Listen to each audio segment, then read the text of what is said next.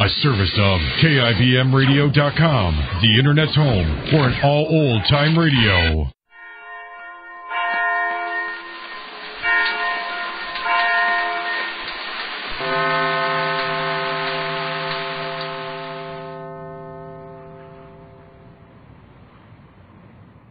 Luster Cream Shampoo for soft, glamorous, caressable hair, and Colgate Dental Cream to clean your breath while you clean your teeth and help stop tooth decay bring you Our Miss Brooks, starring Eve Arden, written by Al Lewis.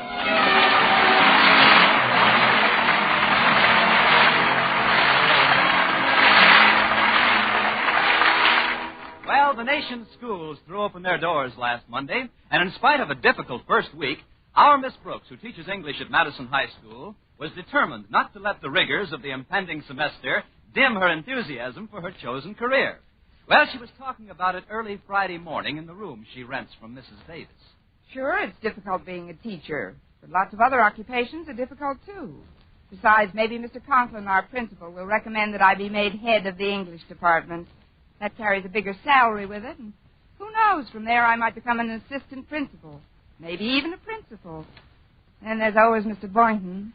He's been pretty shy for a biology teacher, but I'm sure he'll warm up a little this term. I'll bet he'll just insist on spending more and more time with me on weekends as well as school days. Why, this year he might even propose.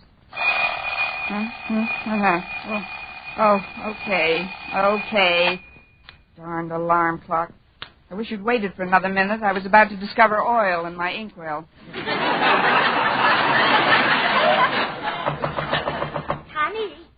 Connie, it's time to get up. Oh, I am up, Mrs. Davis. Come on in. I was afraid you wouldn't hear your alarm, Connie. Now I'll get breakfast started, and, before I forget, Mr. Conklin called while you were still asleep. He said to tell you to stop at his office before you go to your first class. That's what we all need, something to look forward to. Probably about his new cheerleading idea. Cheerleading idea? Yes, he doesn't think there's enough enthusiasm for our football team. Tomorrow's the first game, and he wants the team to feel that we're all behind them. I see. How did the Madison team wind up last year, Connie? They had an undefeated season, Mrs. Davis. They did? That's right. They didn't defeat a single team. That's why Mr. Conklin's got this wild scheme to make a member of the faculty act as cheerleader. A member of the faculty leading cheers? Exactly. He doesn't feel that the student yell leaders are generating enough steam. But whom do you think he'll select for the job, Connie? Well, it's a lot of hard work with no extra pay. I seem like a natural for it. Oh, but Connie, why should Mr. Conklin pick you for a job like that? Because Mr. Conklin is one of my most ardent boosters. He's right behind me every minute. It gives me a great sense of security to know that our beloved principal is one of my staunchest supporters. Really? Yes, it's like standing on a nice, firm gallows. But after what he's already done to me, leading a few cheers will be easy. He's done something else? Yes, he's still on his big anti-fraternization kick. So he moved me from room 148, right next to Mr. Boynton's biology lab, way down to room 102. I hardly get to see him at all now.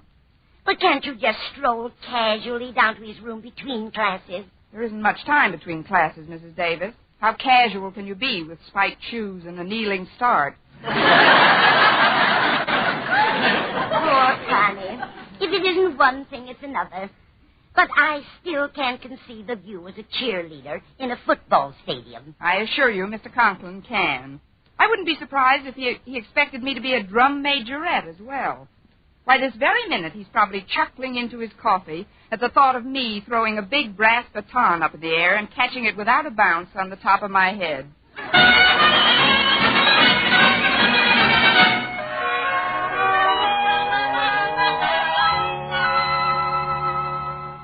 Oh, this coffee is very good, Harriet. Yeah, I can just see her now, catching that big stick right on top of her head. Pardon me, Daddy, but I don't quite follow you. Oh, it's Miss Brooks, Harriet. I'm thinking of making her faculty cheerleader for the football season. Why, that's a wonderful idea, Daddy. The kids are crazy about Miss Brooks. Yes, the kids are crazy.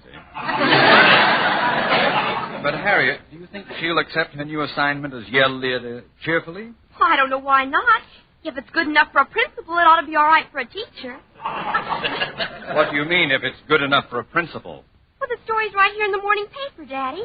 Jason Brill, principal of Clay City High School, elected honorary cheerleader. But it was my idea to get a faculty cheerleader. I told Brill about it last week when we... Let's see that paper. Why, they've got his picture in here. Jason Brill thanking the student body of Clay City High. Well, of all the hammy oafs. Not only does he steal my idea, but he appoints himself to grab all the publicity. But he didn't appoint himself, Daddy. He was elected by the students. Oh, he was elected by the students.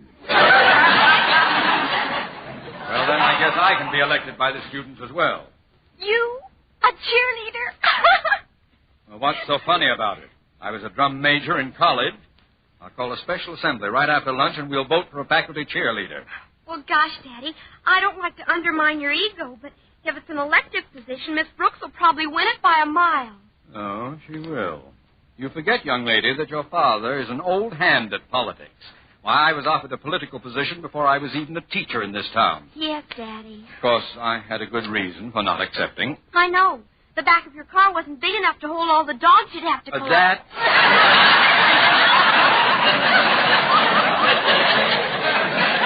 That's not the position. I wish your mother would stop blabbing that story around. Now, clear off the dishes and let's get to school. Okay, Daddy. Maybe I'll get a chance to rub noses with my dream pie before school starts. He's driving Miss Brooks down this morning. Your dream pie? Walter Denton. No. Please, Harriet. Not at the breakfast table.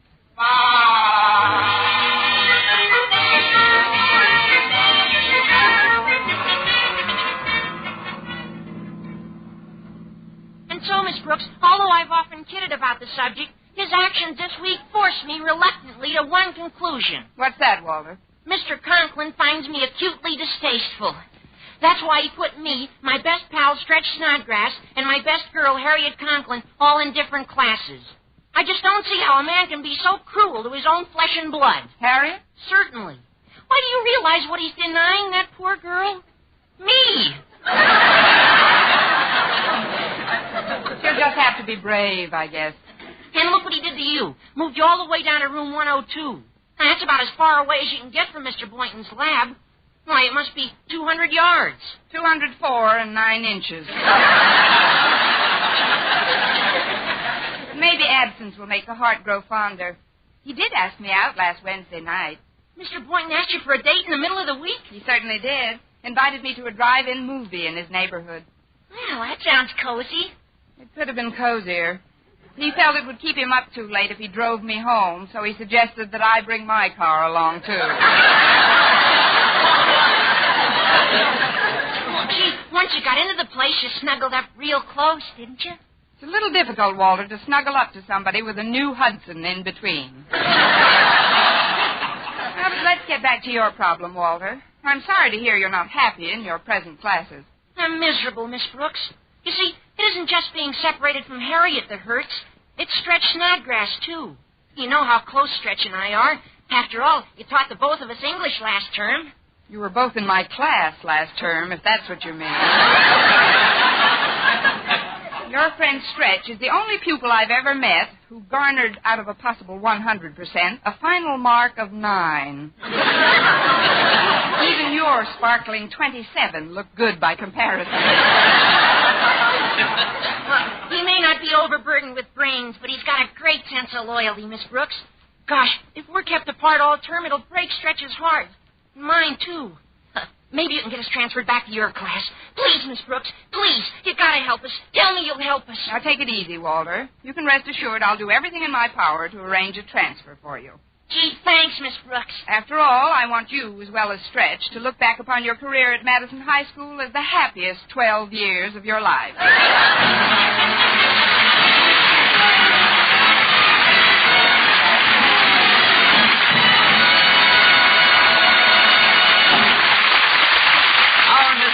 Starring Eve Arden will continue in just a moment, but first, here is Vern Smith. Now, dental science revealed a startling discovery in the fight against tooth decay. Proof that always using Colgate dental cream right after eating helps stop tooth decay before it starts. Continuous research, hundreds of case histories, makes this the most important news in dental history. Eminent dental authorities supervised hundreds of college men and women for over a year. One group always brushed their teeth with Colgate right after eating. The other followed their usual dental care. And here are the amazing results. The group using Colgate dental cream as directed showed a startling reduction in average number of cavities, far less tooth decay. The other group developed new cavities at a much higher rate. No other dentifrice offers proof of these results, and Colgate contains all the necessary ingredients, including an exclusive patented ingredient for effective daily dental care. No risk of irritation to tissues and gums, and no change in flavor, foam, or cleansing action. As always, Colgate cleans your breath, but it cleans your teeth. The Colgate now at your dealers is the same formula used in the test. Always use Colgate dental cream right after eating to help prevent new cavities, help stop tooth decay before it starts.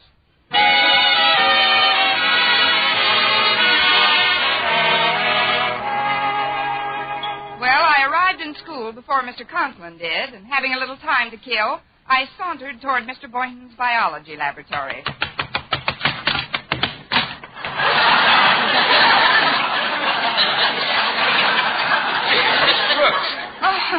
Morning, Mr. Boynton.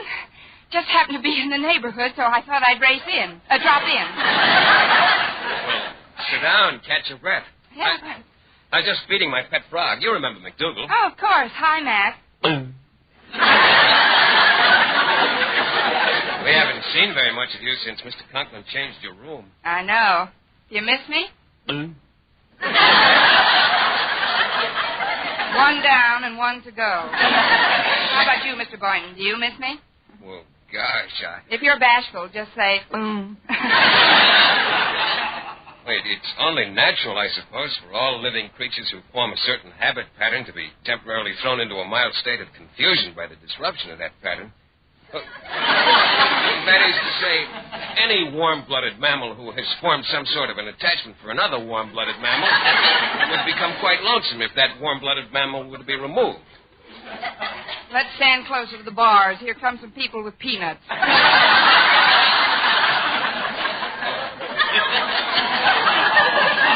What I'm trying to say, I suppose, is that both Mac and myself have missed you a little between class visits. And by the same token, I suppose it's logical to assume you've missed seeing us. You can say that again. Thanks, Mac. I'll put him back in his cage now. Here you go, boy. You've had plenty of exercise for one morning. There we are. See you later, Mac. Well, Miss Brooks, what do you think the coming term's going to be like? If Mr. Conklin keeps on like he started, it should be a dilly. Did you know that he took Stretch Snodgrass, Walter Denton, and his daughter Harriet out of my room and put them each in a different English class? Oh, yes, I know. Harriet's in Miss Enright's class now. She's got your old room right next door. Too bad about the kids. Miss Enright has the room next door? Yes, she drops in quite often to say hello to Mac. To Mac, huh? Yes. Always said she's been interested in frog life. Frog life, huh? Me and Mac are crazy about each other. Believe me, they're mated. Miss Enright's quite fond of you, Miss Brooks. In fact, just the other day she was telling me how sorry she was that you had to work here in summer school while she was getting brown as a berry on a vacation. She paid you quite a nice compliment, too. That I'd like to hear. All right. She said that you were the only person she knew who could look so alive without any vestige of color in her face. Oh, that kid has got to go. I had no idea when I was given room 102 that she was going... Mr. Boynton. Oh, it's Miss Enright. Of course. You know Miss Brooks. Oh, certainly. Hello, dear Miss Brooks. Hi. You seem to have a little more color than usual. What happened? Cut yourself? Just a minute, Miss And your Enright. hair looks simply lovely this morning. Did you make it yourself? Everything but the bun in the back. I had that done in the hamburger stand on the corner. I'd ask you to sit down, Miss Enright, but there aren't any chairs between these lab tables. Oh, Miss Enright doesn't need a chair. Come sit over here by me, dear. I'll light up this Bunsen burner for you. Of course, if you were just leaving anyhow, Oh, no, not just yet, Miss Brooks. Mr. Boynton, I dropped in to give you a little present. Oh? Something you can wear at the football game tomorrow. Here, let me take it out of the box. There. Oh, gosh, an orange-colored turtleneck sweater. Isn't it divine? Looks like a hot water bottle with sleeves. Oh, it's beautiful, and it was very nice of you to knit it for me, Miss Enright. Oh, I didn't knit it, Mr. Boynton. This is part of a match set I bought at Sherry's department store. I have one exactly like it for myself. Oh, if you bought it, Miss Enright, I'm afraid I won't be able to accept it. It's against my principles to take anything I don't pay for. Oh, please, Mr. Boynton, just consider it a premature Christmas present. Well, in that case, thank you, Miss Enright. I'd better hang it up in the cloakroom so it doesn't get creased. Will you excuse me, Miss Brooks? Certainly. I'll stay here and chat with Santa. Just a moment. Well, Miss Brooks, I hear you may be our new faculty cheerleader. And I'd like to tell you I think it's a remarkable achievement. What's so remarkable about it? Well, the fact that you dare to indulge in such strenuous pursuits at your age. I mean, is cheerleading really quite safe for you, darling? Don't worry about me, Miss Enright. If Rudy Valley can still lift a megaphone, I can. But I must say that sweater you gave Mr. Boynton was a very nice method of vacuuming an invitation to the game out of him. Oh, you make it sound like a plot, darling. Don't you know that I never indulge in intrigue? Subterfuge is for those who need it. No, my dear. My hands are clean. There should be, considering all the time you must spend licking your paws.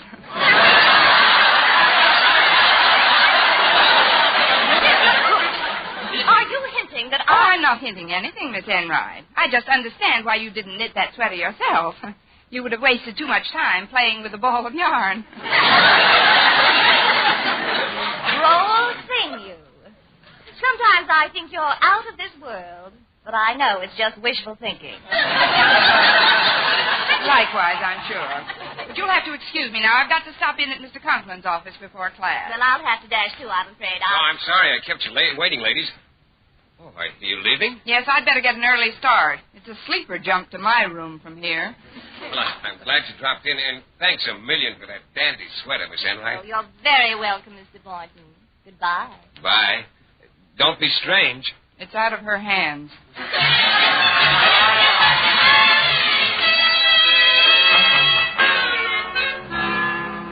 So you see, Mr. Conklin, Harriet, Walter, and Stretch would like to be transferred to the same English class. But why, Miss Brooks? Because they've all been together for several terms now, and the kids miss each other. You see, they're friends, and friendship is a very important thing to young people. Why? Because it is. They derive a certain... Look, Mr. Conklin, have you ever had a friend? A good question, Miss Brooks. And much as it may surprise you, the answer is in the affirmative. When I was a rather small boy, I was quite friendly with my mother. Now then, I'd like to change the subject. But, Mr. Conklin, Miss it's Brooks, a very... I see no reason whatsoever for transferring my daughter Harriet into the same class with a dunce like Walter Denton. But what about Stretch Snodgrass? That's different. Now you're talking about the mind of the century. I mean, supposing you put Walter and Stretch together. What, and create a half-wit? Now, before you return to your class, Miss Brooks, there's another matter I'd like to broach to you. Did you read the paper this morning? No, sir, I didn't. I see. Then do you mind receiving some of the news in capsule form? Why should I mind? That's how I get my salary. I mean...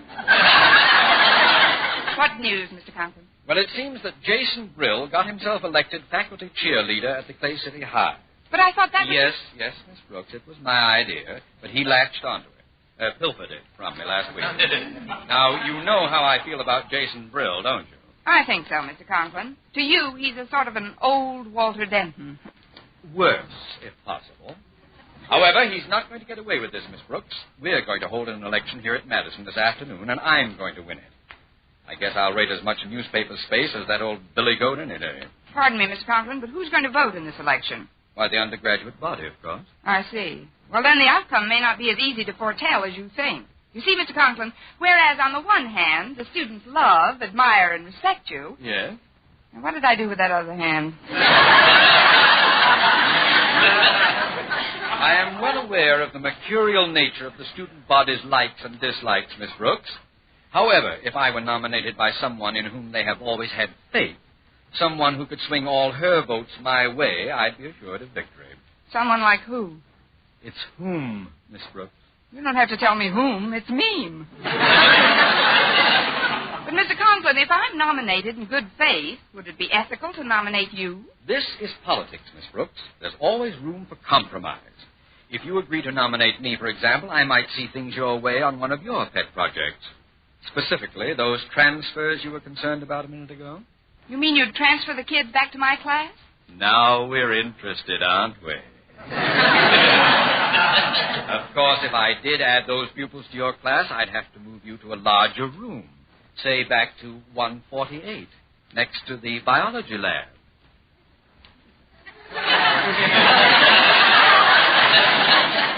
Well, what are you thinking, Miss Brooks? Just that when you became a principal, Madison's gain was Tammany's loss. Then you'll do it. Fine. Now, I think it best that you keep the entire matter a secret until you actually place my name in nomination at the assembly this afternoon. That way, coming just before the voting, the impact will be the greatest. I'll have the nominating speech all ready for you by lunchtime. Let's see now. Have I overlooked anything? Just the getaway car with the motor running.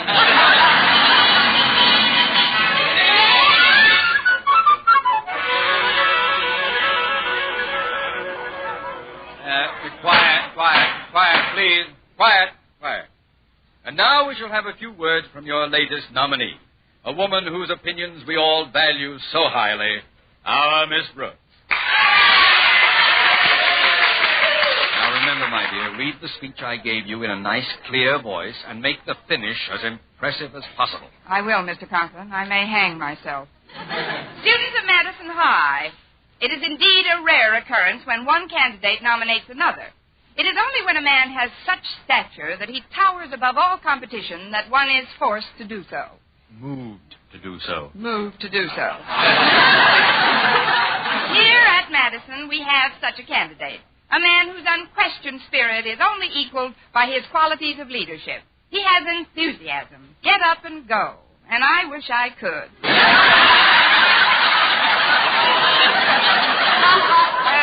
That is, this candidate has long guided the destiny of this glorious institution, of which I am proud to be an inmate.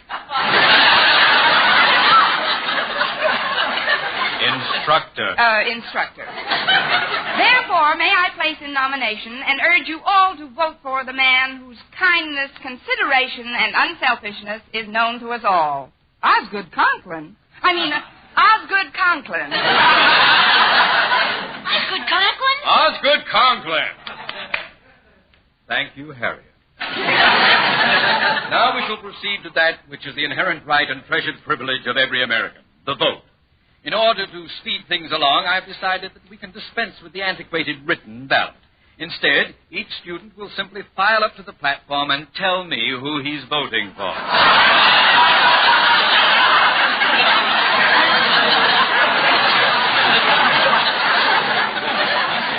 The first row, please. Down, Denton. I'm afraid I second the objection, sir. The sanctity of the secret ballot is something... Please, Mr. Boynton. Mr. Conklin has a motive in wanting to expedite matters. He's merely trying to railroad himself through. Get the voting accomplished quickly. Seems to be something wrong, Miss Brooks. Remember, I won't keep my promise unless you keep yours. Well, I'm trying to, Mr. Conklin. Students, listen to me, please. I move that we elect Mr. Conklin faculty cheerleader by acclamation. Now, what do you say, kids? Is it Osgood Conklin by acclamation? Motion carried. Congratulations, Mr. Conklin. Thank you, Miss Brooks. Students, you may rest assured that this overwhelming vote of confidence is not misplaced. It may interest you to know that your new faculty cheerleader once threw a brass baton 50 feet into the air and caught it with one hand. Unfortunately, we have no such baton on the premises, or I'd be glad... Here's one right over here by the bandstand. Quiet, Denton. Hand that up here, Walter. Here you are, Mr. Conklin. A real drum major's baton. Yes. Go ahead, Daddy. Throw it up in the air the way you used to. Looks like you're on, Mr. Conklin. Oh, yeah. Let's see here. We twirl her around like this. Oh, I remember now. Then up she goes. Oh, that's a pretty good toss, if I say so myself. But I've lost sight of it. Where did the confounded thing disappear? Daddy, speak to me. All together now, gang. A skyrocket, 2 locomotives, and a Band-Aid for Mr. Conklin.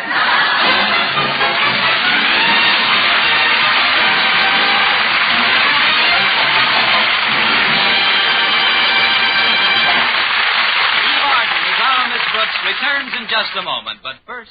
Dream girl, beautiful luster cream girl. Tonight, yes, tonight, show him how much lovelier your hair can look after a Luster Cream shampoo. Luster Cream, world's finest shampoo.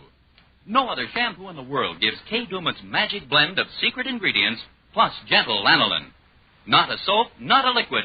Luster Cream shampoo leaves hair 3 ways lovelier. Fragrantly clean, free of loose dandruff, glistening with sheen, soft, manageable. Even in hardest water, Luster Cream lathers instantly. No special rinse needed after a Luster Cream shampoo. So gentle, Luster Cream is wonderful even for children's hair. Tonight, yes, tonight, try Luster Cream shampoo. Dream girl, beautiful luster cream girl. You owe your crowning glory to a luster cream shampoo. And now, once again, here is our Miss Brooks. Well, I left the auditorium after a spirited rally, during which we all sang songs and cheered while Mr. Conklin rubbed his head. At the end of the school day, I ran into Mr. Boynton as he was coming out of our principal's office. And from what he told me, I knew Mr. Conklin had kept his end of the bargain. Yes, indeed. There certainly has been a lot of switching around, Miss Brooks. Miss Enright's been moved into room 101. That's probably so I could have my old room back. You know, 148 next to your biology lab. My old biology lab. Old biology lab? You mean you've got a new one? Yep. In the switching around, I've been moved to 102 next to Miss Enright. Oh, no. Well, let's not waste any more time in school, Miss Brooks. After all, today's Friday. We have a date to go to the zoo. Let's skip it, Mr. Boynton. With my luck, they're sure to put us in separate cages. Next week, tune into another Our Miss Brooks show brought to you by Luster Cream Shampoo for soft, glamorous, caressable hair and Colgate Dental Cream to clean your breath while you clean your teeth and help stop tooth decay. Our Miss Brooks, starring Eve Arden, is produced by Larry Burns, directed by Al Lewis, with music by Wilbur Hatch.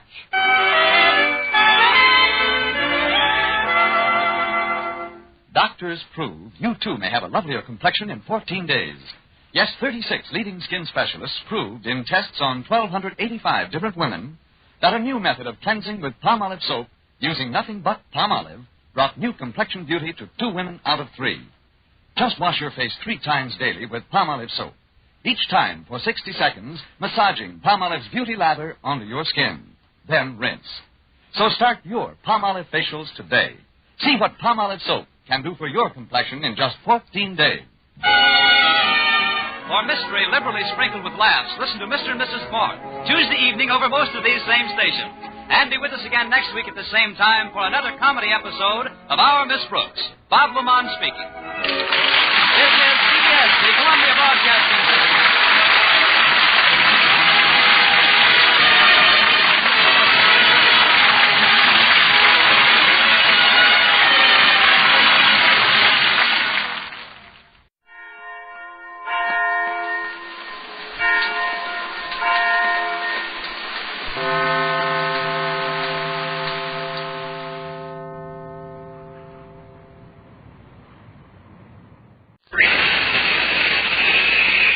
It's moisturized, the new, all-new Rolly 903 cigarette. Listen. That jet of fresh, pure moisture stands for the new, different, moisturized Rolly 903. New blend, new taste, new freshness. It's the new, all-new, moisturized Rolly 903.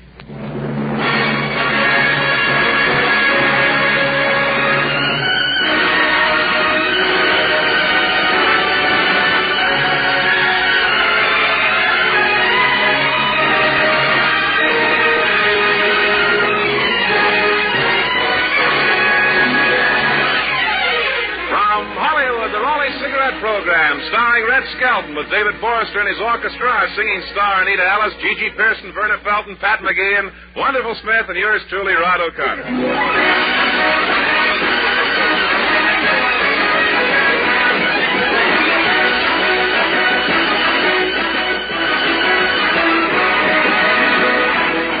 It's a pleasure to bring you Metro-Goldwyn-Mayer's popular show-off and the popular comedian and star of the Raleigh Cigarette program, Red Skelton.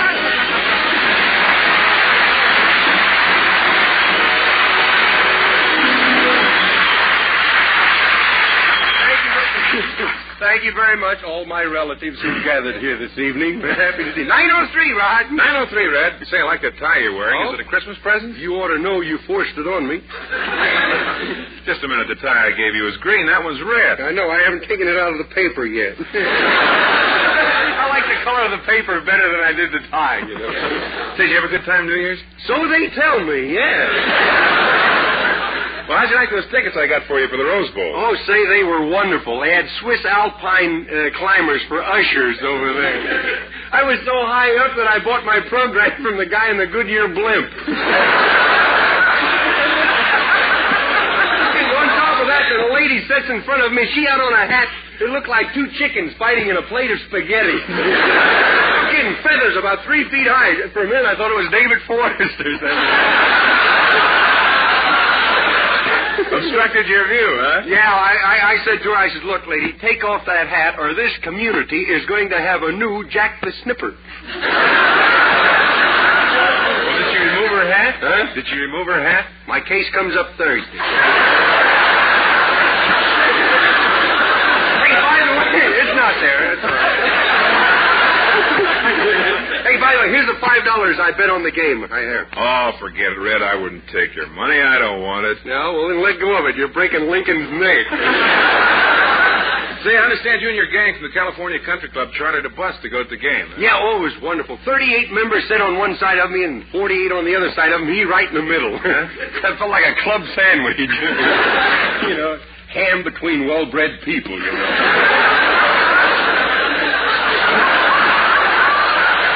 Well, say, Red, one of the club members told me that you did a show all the way over and all the way back on the bus. Is that right? Yeah, I tried to keep everybody from getting bored, see, so I told jokes and did all my comedy routines from vaudeville.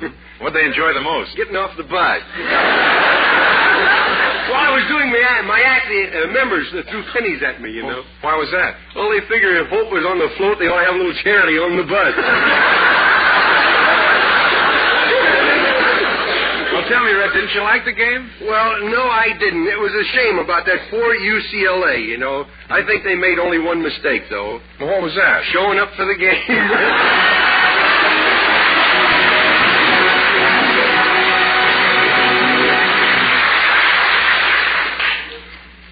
Listen. That jet of fresh, pure moisture stands for the new, all-new Raleigh 903 cigarette. It's moisturized to stay fresh longer. It's moisturized to taste better. It's moisturized to smoke milder.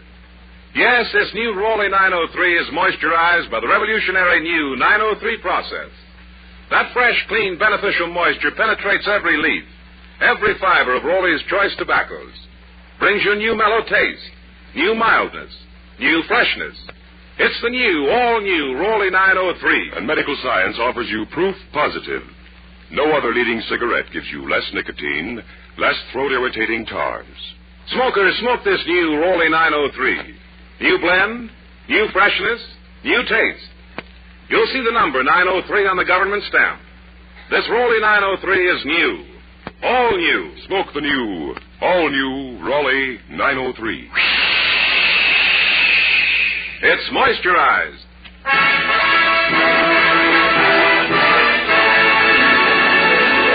And now our lovely Anita. Oh, by the way, congratulations, Anita, on winning the Al Jarvis 5th Annual National Make-Believe Ballroom Popularity Poll last night. And now Anita will sing I See Your Face Before Me. Okay, go ahead, honey.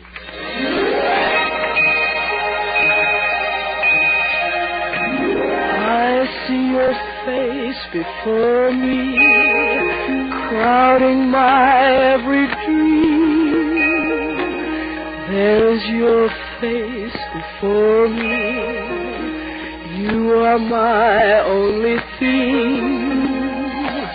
It doesn't matter where you are.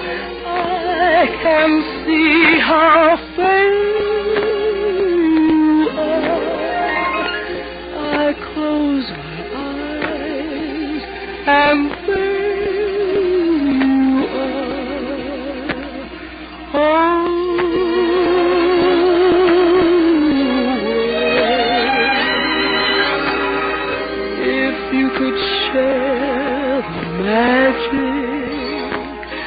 If you could see me too,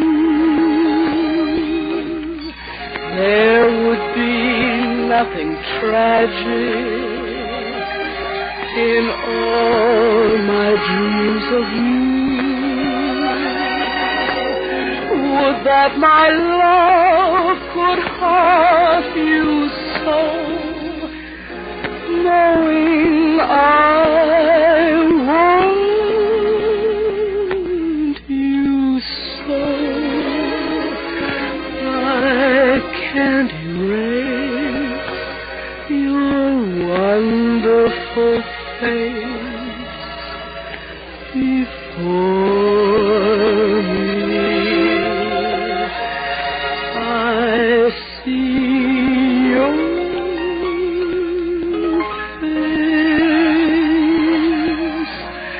your fabulous face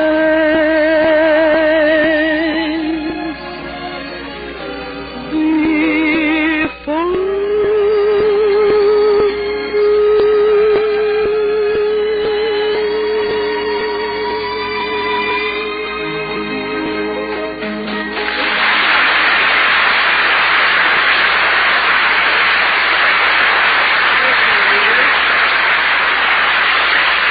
The stories and poems from the Skelton Scrapbook of Satire are about education and school.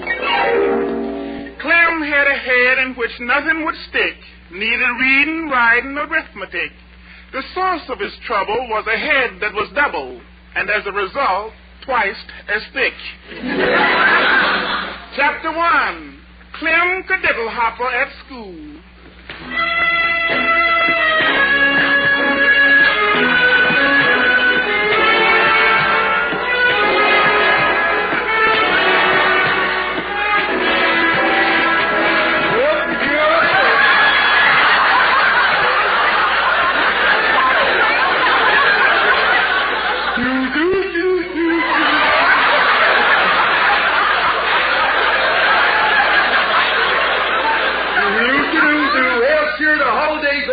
Is over. Back to school, back to school. Let's see, $1, 10 o'clock.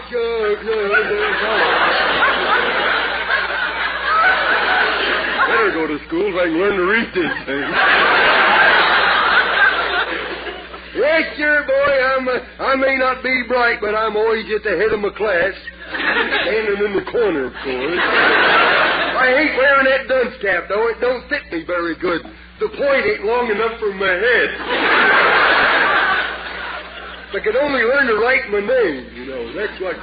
Clem is all right. I can spell that, but... Cadiddle Hopper, I wear out 6 to 8 pencils.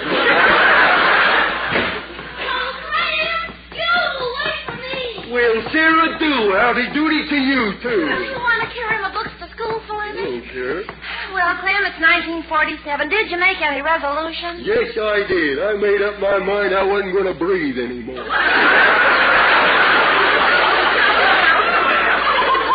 About breathing? No, I gave that up last year. Breathing, You should have resolved to try and be smarter. And I'll bet you if you wanted to, you could cultivate your mind. She ought to know better than that, huh? Cultivate it? Who could I get to have it plowed under? Well, if you don't get promoted pretty soon, I ain't going to be your girl. I don't want a beau who can't get out of the 3rd grade. Oh, you don't, huh? No. Well, a man that's smart enough to get out of the 3rd grade is too smart to be your girl.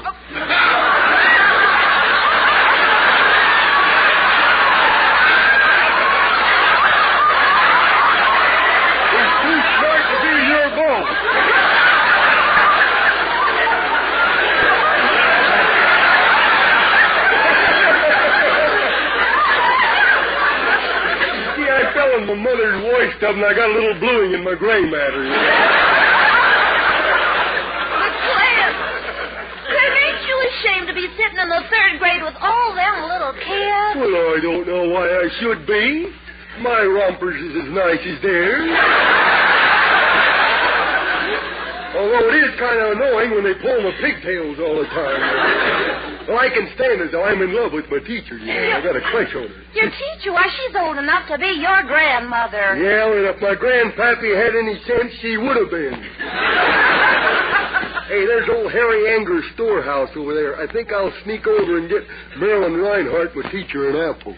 Well, an apple won't make that old grouch like you. Old grouch? Yeah. Well, I'll get her a crab apple. It's too fast for her. She didn't get it. Oh, boy, I'm hotter tonight than a $2 smudge pot. Hey, you better not go into Harry Anger's storehouse. He'll take a shot at you. Well, I don't care. I'm wearing my bulletproof vest. Oh, Clem, are you all right? Yes, but I sure wish this vest had a shirt tail on it. I do declare, Clem, you're the #1 moron. Well, thank you. And I hope Mortimer Snurd heard that. He's been getting a little too cocky lately, you know. That's because he's smarter than you. Mortimer Snurd smarter than...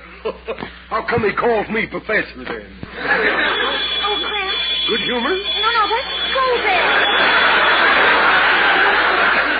Come on, let's hurry. We're going to be late. Come on, let's run. Okay. Clem, you're going in the wrong direction. Oh, darn. I got on the wrong side of bed this morning and screwed my feet on backwards.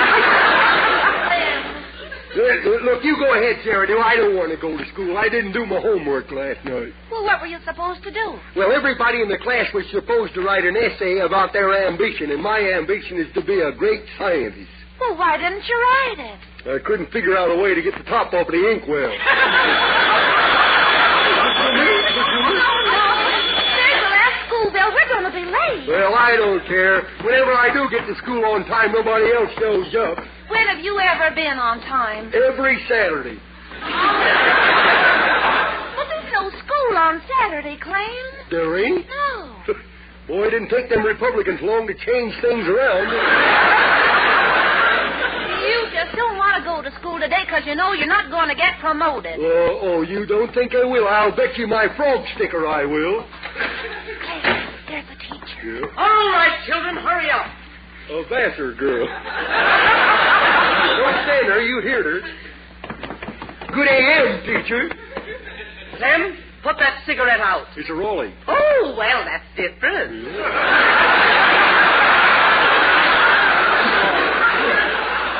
Clem, you're just the boy I'm looking for. Yeah? Would you clean the blackboard? Here's a bucket and a rag. Thanks a lot. Didn't have much choice, did I? I often wondered what happened to them wax sergeants. Now I know. Well, they just cleaned this thing off. Oh, it's quite a job, though. Oh, fiddlesticks. I give up. What's wrong, Clem? Oh, that blackboard. I just can't get it clean. The more I wash it, the blacker it gets. Oh, sit down. How did you ever get out of the kindergarten? Well, one of the kids I started with wound up teaching, and they let me out, you know. Boys and girls. Good humor. Boys and girls, I know you're anxious to get your mid-semester promotion cards so you can move on to your new classes. Mm-hmm.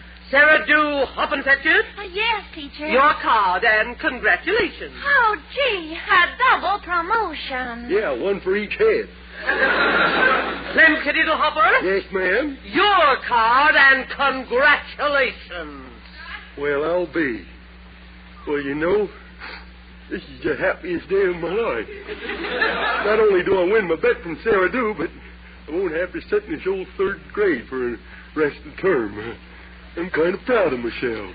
Oh, Clem, I'm so happy. Yep. After 4 years, you got out of the third grade. Yep, they're putting me back in a session.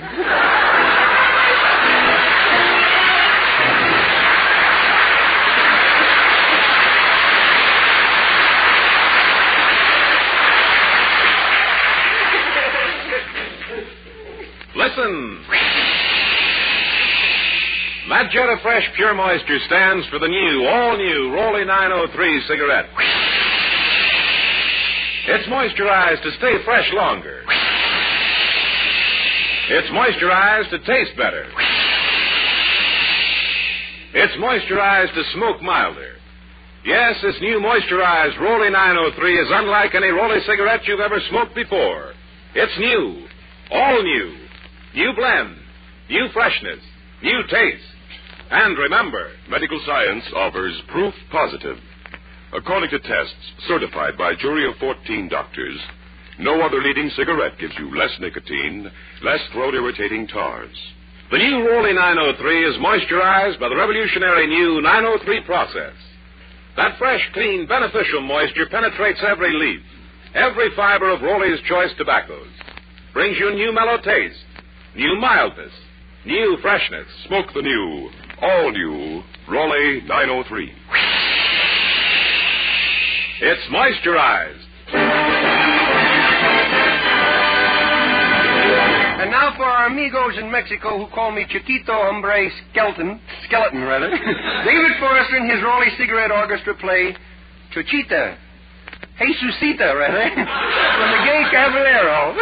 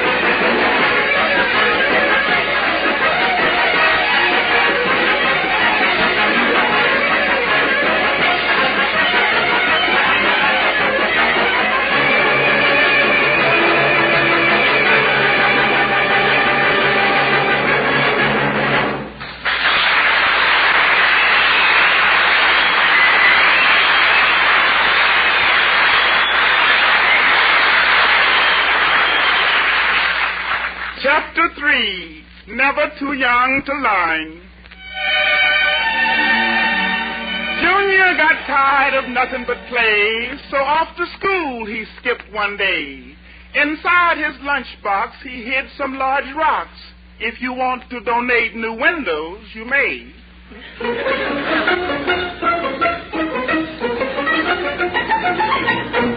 Yoo-hoo, Namor! The atomic yearling is home. Oh, darling, is that my sweet little angel? Heaven's little bundle of joy. Excuse me, ma'am, I'm in the wrong house. So you are. Come here, Junior. It's time for your... Good heavens.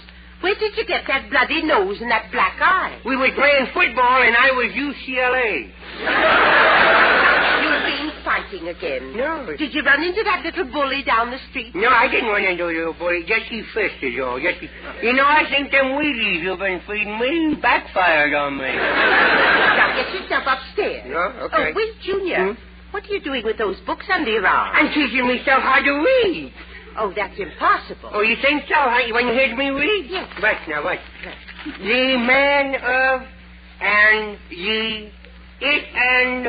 Of course, there's some words in between there. I hadn't figured out what to mean. Well, it's nice of you to try to learn. Yeah, and such nice books to read from, too. Let me see those books. Yeah. How to mix drinks. Yearly racing form. Junior! How many times have I told you to stay out of your grandfather's library? Well, then, kiddo, how about let me go to school? Huh? You wouldn't know what to do in school. Yes, I would. First thing you do is you take the teacher a nice, big, juicy apple. Then what? And then you let her have it right in the mud. Can I go to school? Honey, you can go to school when you're a little older. Well, now, I'm going to go to school now. You come back here. Let go of me. You're breaking me arm. No. Let go. You're pulling it out of his socket. You're pulling it out of his socket. Oh, he wants to go to school.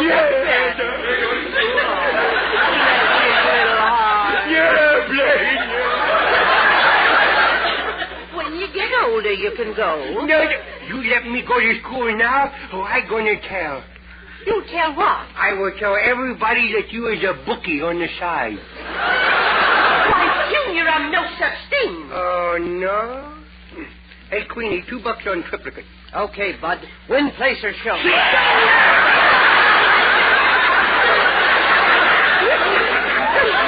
I'm warning you. You'd better behave. Maybe if you went to kindergarten... you mean with a lot of little boys and girls, yes. Where they sing and play? Yes. Ring around the rosy? Yes. And string beads and draw pictures on your blackboard? Yes. Wouldn't waste me spitballs on them. Maybe if I talked to the principal, Clarence Stout, he'd overlook your age and let you visit the kindergarten today. The candy garden? No. Who said candy garden now, Barbara? Not. Do you want to go to school with me?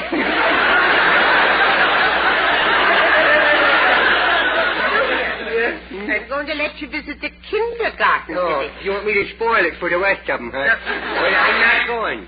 But just a minute ago, you said you wanted to go to school. Yes, cool, yes, but not kindergarten. Kindergarten's for the little babies, you know. I'm more interested in the girls about 7 or 8. Junior, do you think you're ready for real school? Well, the real question is they ready for me? You've no school supplies. Sure I have. You got me slingshot, me tacks, me spitballs, and me shillelagh. What about your books? I'll throw them when I run out of the other ammunition. I give up. Come on, I'll take you to school. Oh, good. You're going to school. I'm going to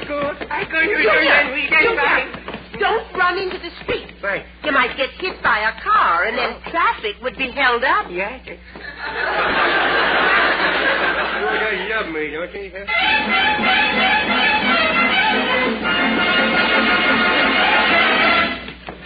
Here, Grandma, here. Let me open the schoolhouse door for you. Oh, boy, can you big in these halls, John? Junior, be quiet. The students are studying. Well, they might as well get used to me now, you know. Hey, Grandma, look, there's a broken statue. Look at that. Boy, what a fight that must have been. Look, nothing up with the head. Look. Oh, that's George Washington. It's a bust. It sure is, boy. And remember, it was busted before I got here. Hey, look at the kids in there studying. Oh, a whole room of them. Look at them, all asleep. Look at them. Hey, there's one kid over there. Look, he's reading a book. U.S. History. On the outside, it says. On the inside, it says Flash Gordon. I don't think it's going to take me very long to catch on around here, you know. Here's the principal's office. Oh? Go through that door, Junior. Oh. Junior! Well, you said go through the door. Wait till I open it. Now she tells me. What happened? Oh, Verna and Junior. Hello. This guy's in a rut, you know. Hey, quiz kid, are you an absent-minded professor? Why, no, Junior. You know? No. What makes you say that? Well, you writing with a cigarette and you smoking a fountain pen. You know, I wondered why, when I blew a smoke ring, I had to blot it. Here. Well, what can I do for you, Junior? Well, I want to go to school. Who hires the kids around here? Oh. I want to get hired. You want to go to school? Yes, I'd like to, if I could. Verna. Yes. We teachers don't get much money. Of course, we are hoping for a raise, but not that kind of money. Well, I wouldn't be too much trouble. Now, look, Skinny, me head is burning for learning. Sign me up, will you? Why? Was that your line? Oh, did I read your line? No. Do you really think that you're smart enough to go to school? Sure, I'm smart. You Ask do. me a question. Well, Make it a good one. Well, all right. Now, let me think of a good one. Yes, what is 2 times 2? That is a good one, isn't it? Now, ask me another one. You haven't answered that. Oh, yes, one. let's see. Now, 2 times 2. 2 times 2. Yes. Well, I don't claim to be a genius, you know. You see, you don't even know what 2 times 2 is. Yes, I does. 2 times 2 is 903. Junior, do you expect me to accept that answer? If you smart, yes.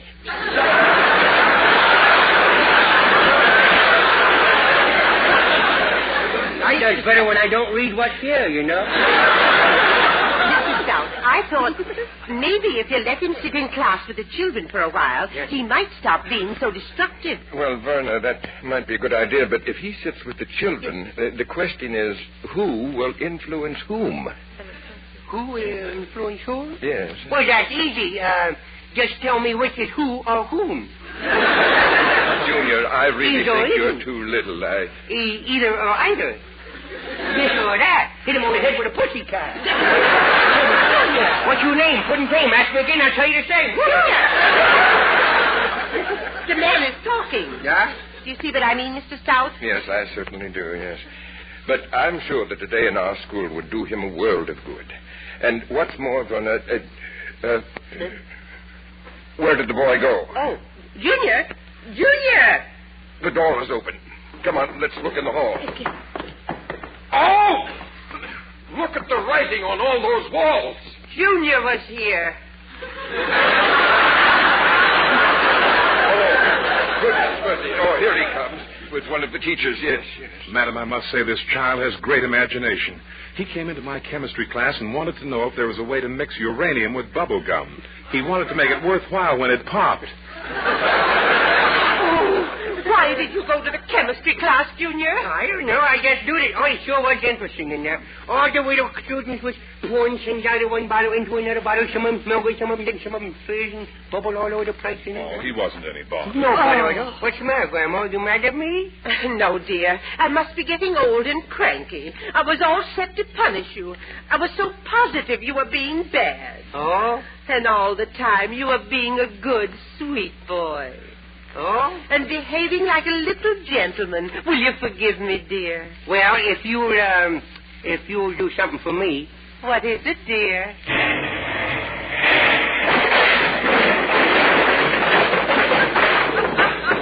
Overlook that.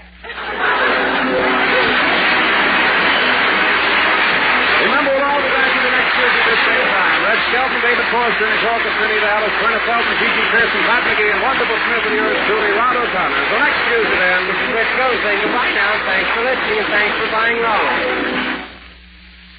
Sir Walter Raleigh, the pipe tobacco that rates superior on all counts. Check them. A rich, ripe, full-bodied burley blend. Sir Walter Raleigh pipe tobacco. Mellowed with rum for extra smoothness.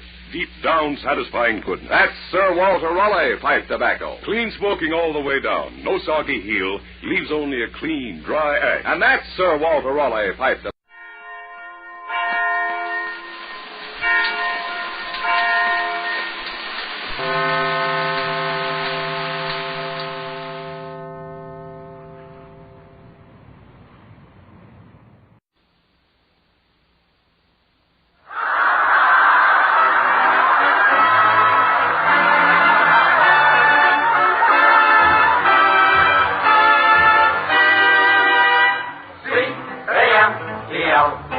The Abbott Costello program brought to you by Campbell's, the cigarette that's first in the service.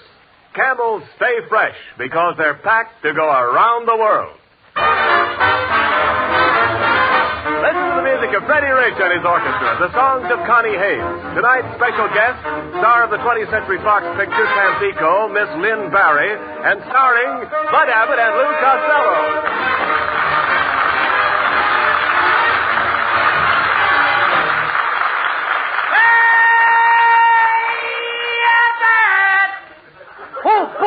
Boy. What's the matter? Hey, Abbott, come on.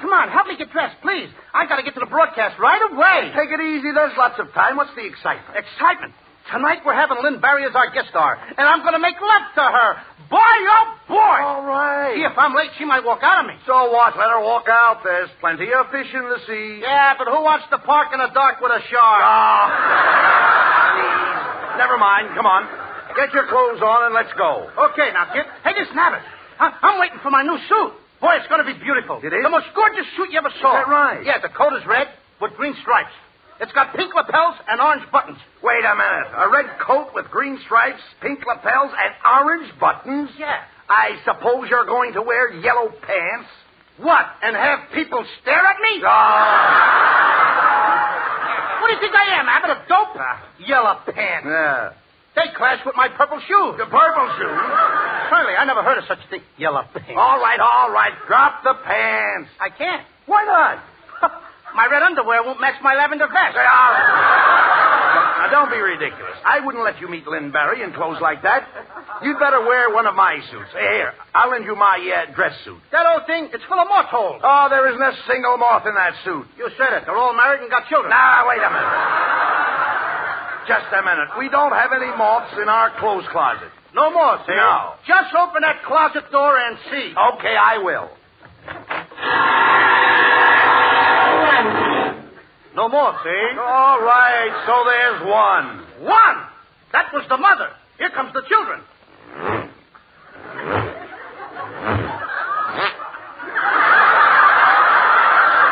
That last one was just hatched. That's a brand new baby moth. All right, forget about the moths. Here, look.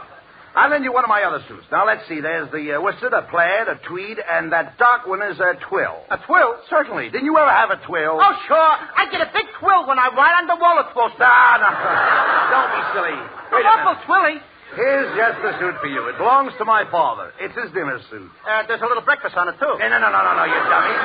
This is his soup and fish. It looks like egg to me. Listen, Costello. When you lived at home, didn't your family dress for dinner? Why, certainly we dressed. Oh. What do you think we did? Come to the table in our underwear? Look, what's the matter with you? Didn't you ever wear dinner clothes? Yeah, I always wear pajamas. Pajamas are not dinner clothes. They are if you eat in bed. Oh, that isn't what I mean. You see, as long as I can remember, the men in our family have always worn their tails to dinner. That's a very pretty picture. Yes, it is. Where I come from, a man with tails is called a gentleman. Where I come from, we call a monkey. Oh.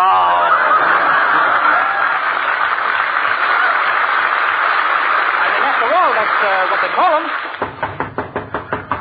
Come in.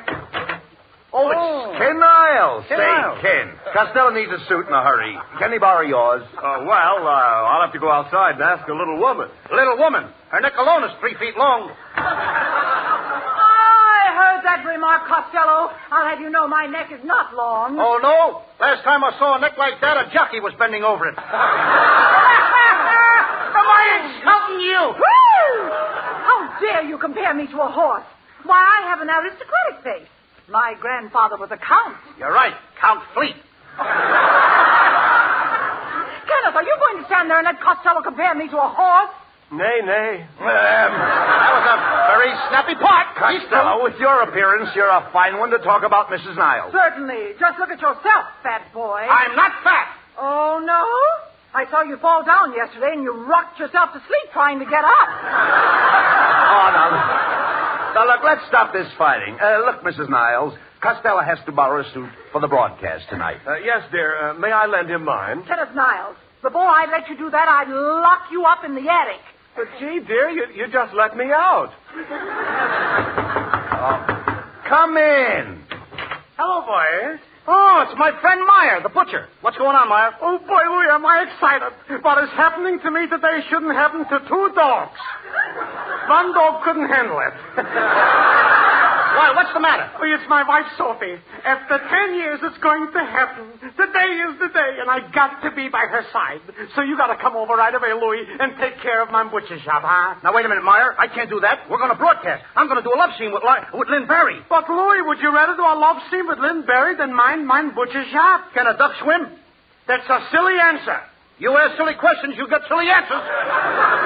Costello, come on. We have to get to the studio. Wait a minute. Think of my wife.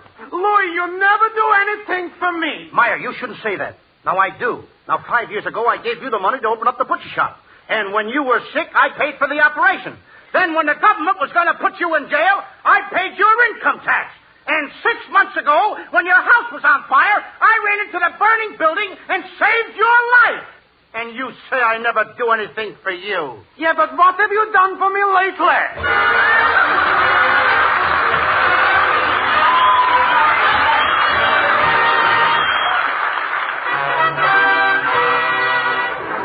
Freddie Rich plays a Cole Porter favorite, I've Got You Under My Skin.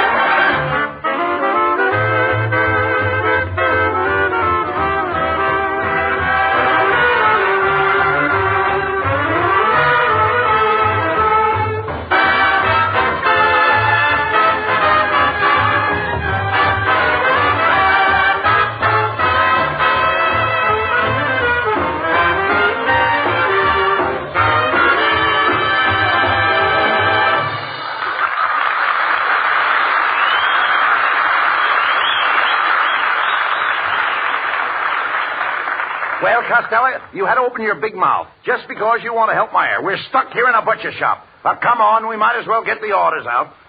You dress the chickens. Me dress the chickens? Why should I? They're old enough to dress themselves. No, I'll dress the chickens. You bring me the other fowl. What fowl? Duck. Why should I duck? I'm not ashamed to help Meyer. No, I mean duck. Duck in the icebox. Why should I duck in the icebox? You duck in the icebox, you big sissy. Now, here, take it easy. I'm glad to help my friend Meyer and his wonderful little woman. All right. I know what they're going through. Why, only last week a little stranger came to live at our house. Really? Yes, my sister married a midget. Oh, come on. Costello, you're impossible. Hello, Meyer's Butcher Shop. Hello? This is Meyer on the wire. Oh, Meyer, how's the wife? Anything happened yet? No, Louis, it's a very slow process.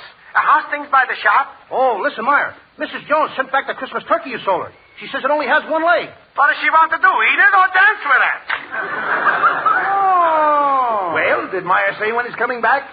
Do you realize that Lynn Bari's probably at the studio now waiting for us? Now, Abbott, this is more important. Let her wait. I got plenty of women waiting for me. 50, 60, 70. 50, 60, 70? Yes, and I wish I could find some a little younger. Oh, come on. Now, Abbott, women and beautiful women always chase me. I don't know why. You think I don't know. At any minute, a gorgeous girl is apt to walk in that door. Oh, there you are, Costello. Oh. So you want to borrow my tennis suit, eh? So you were going to make love to Lynn Bari, eh? And now I find you in a butcher shop, eh? You're going to run out of coupons. Costello, for your information, Mrs. Niles is one of Meyer's best customers. Yeah. Now take her order. Huh? I said take her order. Take her order where? Did you come in with an order? Never mind that. Where do you want me to take it? Just take it. Listen Somebody is lost. Mr. Costello. Yes, dear. I want 20 cents worth of dog meat. Shall I wrap it up, or do you want to eat it here? No, that... Oh, that's the last straw. Now, you see? Now look what you've done. Oh, I've never been so insulted in all my life. After all these years of trading with my eyes, I have to come in here and be humiliated. Insulted. Hey, Costello, don't stand there. Apologize. Okay. Come on. Mrs. Niles, if I said anything to offend you, I'm glad of it. Costello, I said apologize. Okay. Mrs. Niles, I'm sorry I suggested that you eat the dog meat here. Is that better? That's much better. Wait until you get home. Costello. Oh, that's all. Cancel my order. Well, you lost Mrs. Niles' order, Costello. You'll have to change your slip. I can't, Abbott. What do you mean you can't change your slip? I'm not wearing any. Oh, pardon me. Where do I find Lou Costello? That ain't me. That's me. Pardon me. Where do I find Lou Costello? Here I am, over by the pickle barrel. Well, raise your hand so I'll know which one is you. Hey, Abbott, who is this fresh dame? Costello. Don't you recognize her? Lynn Bari.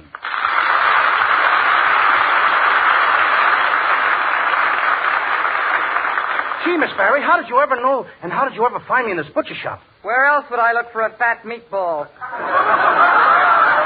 See here, Costello. I'm supposed to do a play on your program tonight. Where do you expect to put it on? In this butcher shop? And why not? Lots of plays were done about butcher shops.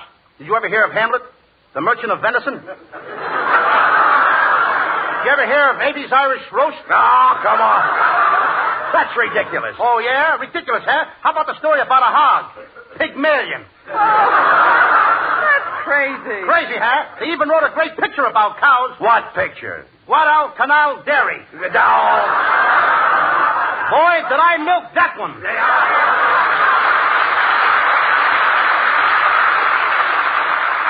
Come to think of it, how about your last picture? Hit the eyes. There was no meat in that one. I don't know. I saw two hands in it. Now, wait a minute, Lynn. Don't pay any attention to Costello. He isn't very B-R-I-G-H-T. Yes, he does appear to be rather S-T-U-P-I-D. I heard that. What do you think I am, a D-O-P-P? Listen, Mr. Abbott, what about this play? Well, Lynn, it's an original play, and Costello will be your leading man. Costello? He could never play that part. Why not? My leading man must be able to brush me into his arms, sweep me off my feet, and carry me away. You don't want a leading man. You want a street cleaner. Costello, that's no way to talk to our guest. Can't you be nice? Yes. Miss Bari, if you'll do this play with me in the butcher shop, I'll take you out after the broadcast. We'll go for a drive. But, Lou, there's no more pleasure driving. Yeah, but there's still pleasure parking. Who wants to park at a coupe with a droop?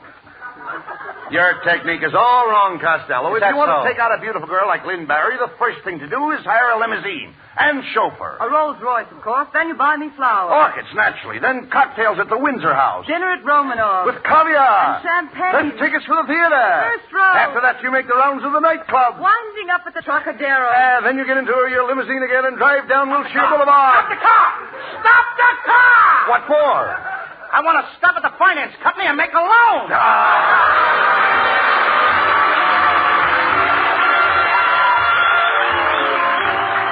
Johnny Haynes sings a lovely ballad, My Ideal.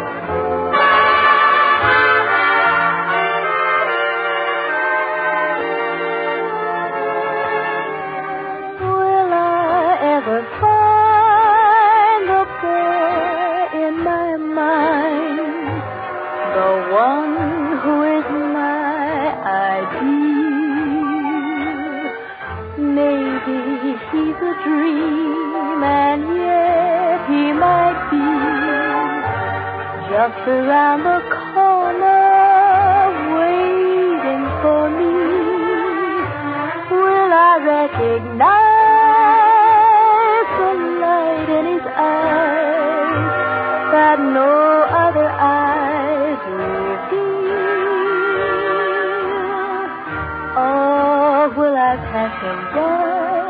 and never even know that he is my ideal. Maybe he's a dream, and yet he might be just around the corner, waiting for me.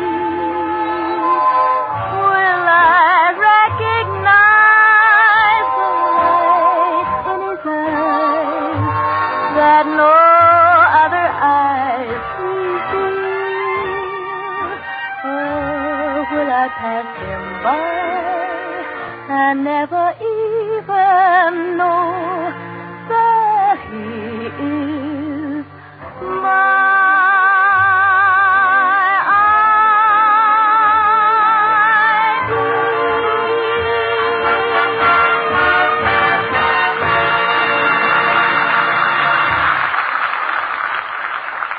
Now, Camel cigarettes do have more flavor, and if you've ever tried one, I think you'll say, yes, I know.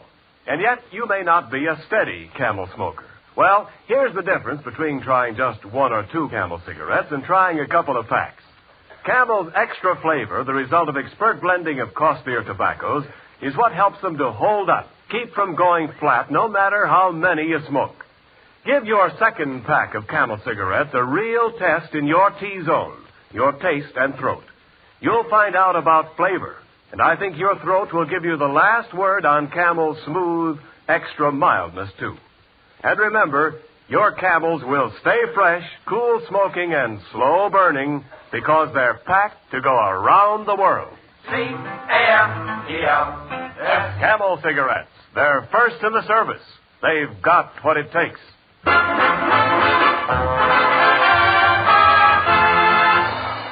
Well, Costello, we're all ready to do your play. What's it all about? Oh, it's a great story, Abbott. It's about Buffalo Bill and the Wild West. Can you play a Western gal, Miss Bari? Can I play a Western gal? Why, where I comes from, they all call me Tex. Where you all come from, Tex? Oklahoma. Just a second, Costello. Since when are you a Western character? Are you kidding, partner? Why, they used to call me Six Gun Costello. But I had to change it to Two Gun. Why? Because with 6 guns, every time I took a step, my pants fell down. Yuck, yuck, yuck, yuck, yuck. That's another character for you. Well, Six Gun, I'll agree to play the part. Sounds fun, squaw to me. What's that? I said it sounds fun, squaw. Oh, fawn squaw. I used to hunt bar down there every year. Yeah. All right, look, I don't believe all this, Costello. Oh, yeah. No. You don't know anything about the West. Oh, no, I was raised on a dud ranch. You mean a dude ranch? I said dud. No women. Must have been near No Gals, Arizona. Har, har. Orange squaw. Lou, this is ridiculous. Must be a couple of Southern No, never cowboys. mind. Go ahead, Ken. Set the scene. Go ahead. Oh. And now... Somebody better set the And scene. now, our play of the evening, a saga of the adventurous West, the life of Buffalo Bill, brought to you direct from Meyer's Butcher Shop, and starring the Abbott and Costello Pickled Pig's Feet Players. And as an extra special attraction, Meyer has goose liver at 10 cents a pound. As the scene opens, Buffalo Bill Costello and Buckskin Abbott are on the trail. Suddenly, a shot rings out. Hello. Hello? This is Meyer on the wire. Hello there, Meyer. This is Buffalo. What have I got in my store? Talking buffalo? No, Meyer. This is Buffalo. I'm talking from Indian Heights. Please get him on Butcher Shop in Boyle Heights. Now, Meyer, will you stop bothering me? I gotta go out and kill some Indians. What's the matter? We're running out of meat? Oh, never mind that. What's new with Sophie? It's still a very slow process. Look, I can't talk to you now, Meyer. Call me back. This is the craziest play I ever heard. When do I come in? In just a second, Lynn. Costello and I are still on the trail approaching the camp of your father. Read your line, Costello. Oh, yeah. Buckskin Bud, it's getting dark, and we're going to run into a heap of trouble. Yes, Buffalo. If we don't reach the stockade by sundown, the Indians will massacre us in the dark. They'll scalp us alive. Well, what are you going to do? We got to get word through to Gene Autry. Gene Autry? Buffalo, look. Here comes an Indian chief. He's going to speak to us. How? Hula, gala, pala, mula. How? Mila, pula, ganda, munda, malabala. Costello. I didn't know you spoke Indian. I don't. Something went wrong with my typewriter.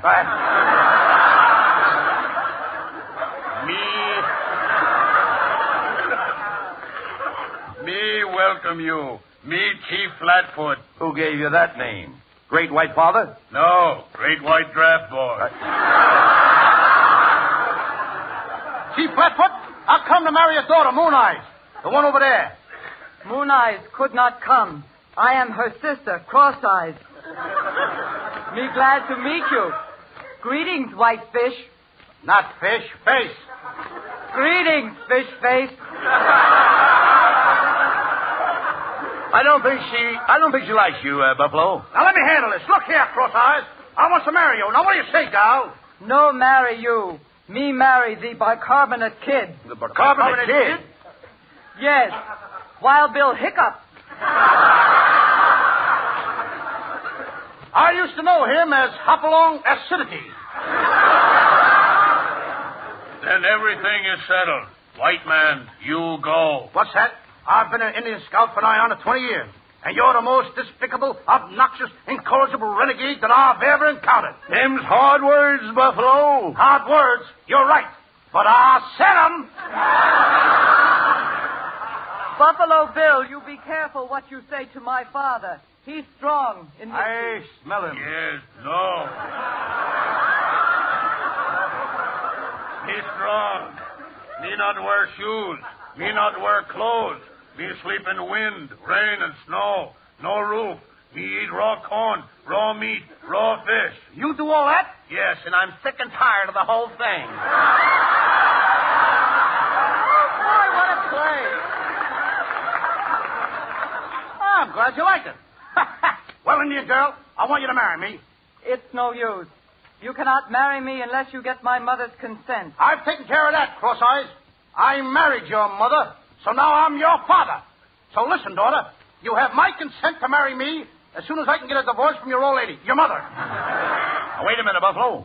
The Indians are going to attack us. Me afraid, Buffalo. Don't worry, Cross Eyes. Get behind me. If you hear a shot, get in front of me. Look out. Here they come. Run for your lives.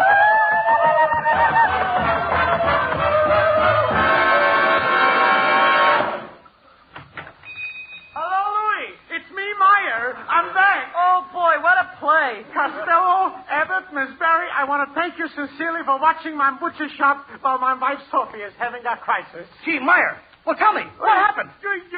Such a day. Girls with white uniforms are rushing in and out. I'm walking up and down. I'm biting my nails. I couldn't eat nothing. But everything turned out wonderful. Sophie is resting up. Boy, I'm so excited. Gosh, what a lucky fellow. Congratulations, Meyer. Yeah. What was it, a boy or a girl? The most beautiful permanent wave you ever saw.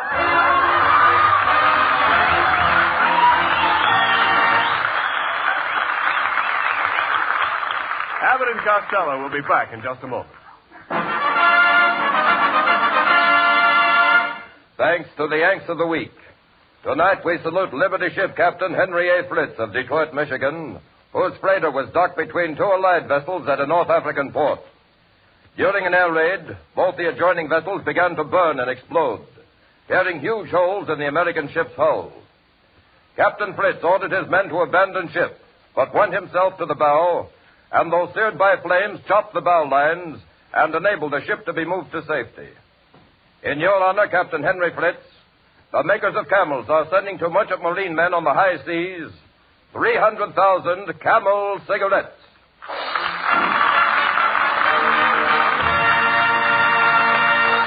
Each of the four Camel shows honors a Yank of the Week, sends 300,000 Camel cigarettes overseas, a total of more than 1 million camels set free each week.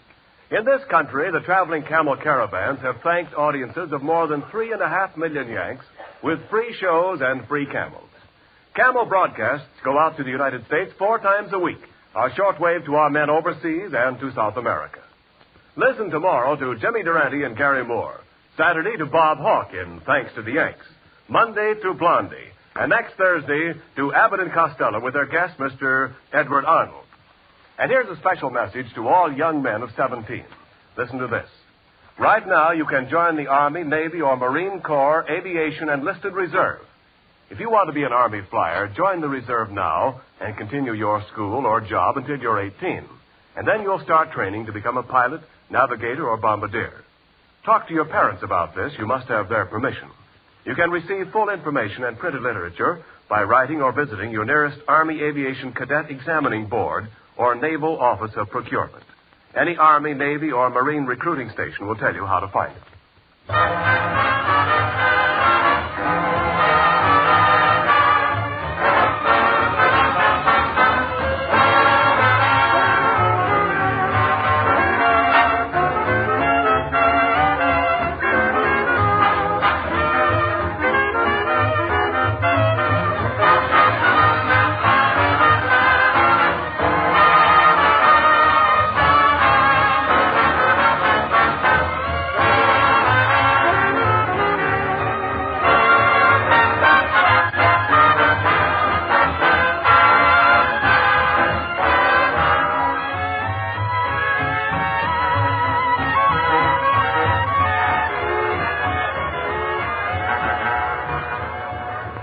Here's Abbott and Costello with the final word. Thanks, Ken. Well, Lynn Bari, thanks for being our guest tonight. Just a minute, Bud. Look, Costello, I want to know how that play ended before Meyer came in. Oh, it was a terrific finish. I'm standing on a hill, all alone. 10,000 blood-curdling Indians are coming at me. How many? 1,000 screaming redskins. How many? 50 ferocious savages. How many? So I killed the old squaw. Fire and squaw! Let me out of here. Let us all out of here! Good night, folks. Good night, neighbors. Good night to everybody in Paterson, New Jersey. Woo-hoo!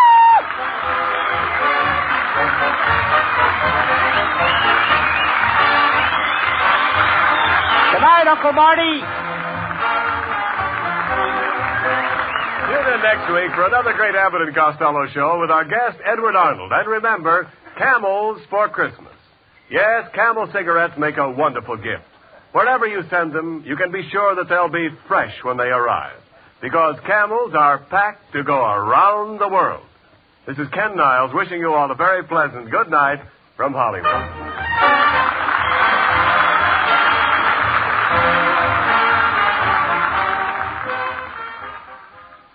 More pipes smoke Prince Albert than any other tobacco in the whole world. Remember that if you're looking for just the thing to give that pipe smoker for Christmas. Prince Albert comes in special Christmas-wrapped pound or half-pound containers. Get a Christmas-wrapped pound or half-pound container of Prince Albert for every pipe smoker on your list.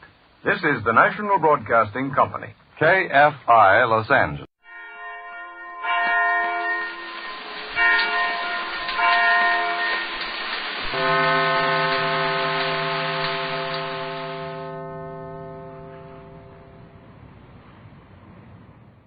Ladies and gentlemen, the secret Anyone word tonight... falling asleep during the show will be thrown out.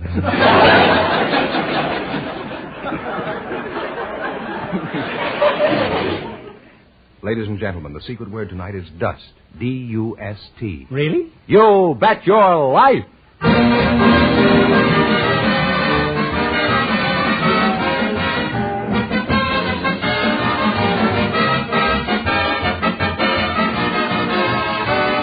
Elgin American, creator of America's most beautiful compacts, smartest cigarette cases, magic action lighters, finest dresser sets, presents Groucho Marx in the Elgin American show, You Bet Your Life.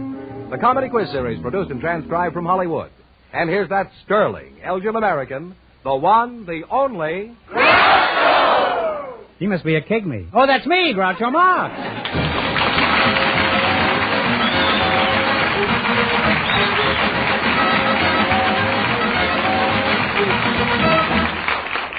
Thank you. Well, here I am again with $1,500 for one of our couples here tonight. George, who's first? We invited some bacteriologists to the show tonight, and just before we went on the air, our studio audience selected Mr. Frank Matuccio, and his partner is Mrs. Idella Manicera, who operates a bird hospital. Folks, meet Groucho Marx. Welcome, folks, for Elgin American Compacts. And if one of you says the secret word, he wins a 16-millimeter Apollo Sound movie projector that sells for $129.50. It's a common word, something you see every day. Mr. Matsushio? Yes. You're the bacteriologist. I am. Where are you from? I'll call you Frank, eh? Santa Monica. Santa Monica, huh? And married? Yes. How long have you been married, Frank? Oh, about 11 to 12 years. What is a bacteriologist? Oh, a bacteriologist is one who studies bacteria. Well, what's bacteria? The rear door of a cafeteria? Bacteria is a unicellular structure which exhibits some of the fundamental process of plant protoplasm. That's very true, you know. You mind if I ask you another question? Not at all. What is bacteria? The rear door of a cafeteria? Mrs. Manacera. Is that, yes. That's an odd name. Is that the correct pronunciation? Yes, it is. Mm-hmm. Is that, what is it, Spanish? Italian. Italian. Well, what does it mean in English? Does it have any English significance? I was so busy getting the man that I didn't think to analyze the name.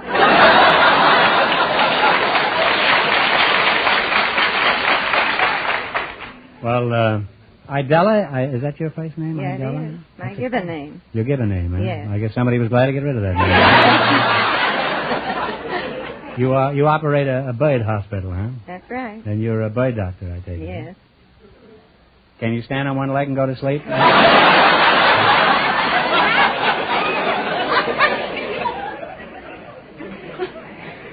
Well, you're a doctor, sort of. Maybe you can answer a question that's been bothering me for a long time.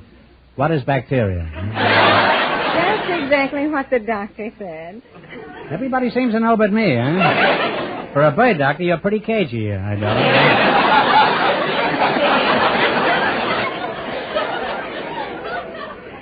Well, tell me, Louis Pasteur, that's you. How did you meet your wife? Under a microscope? Or, No. I met my wife at an Eastern hospital. She happened to be the personnel clerk there, and she took down my... Steady then. Yeah.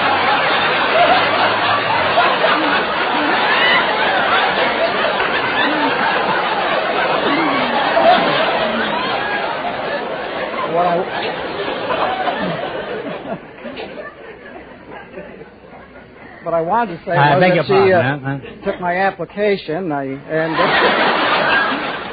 it a hot application? No, it was a pretty good application. Do you have any youngsters, Doc? No youngsters. Does anything exciting ever happen around your laboratory? Oh, not too much. I happened to listen to a baseball game one day, one of the World Series, over a stethoscope.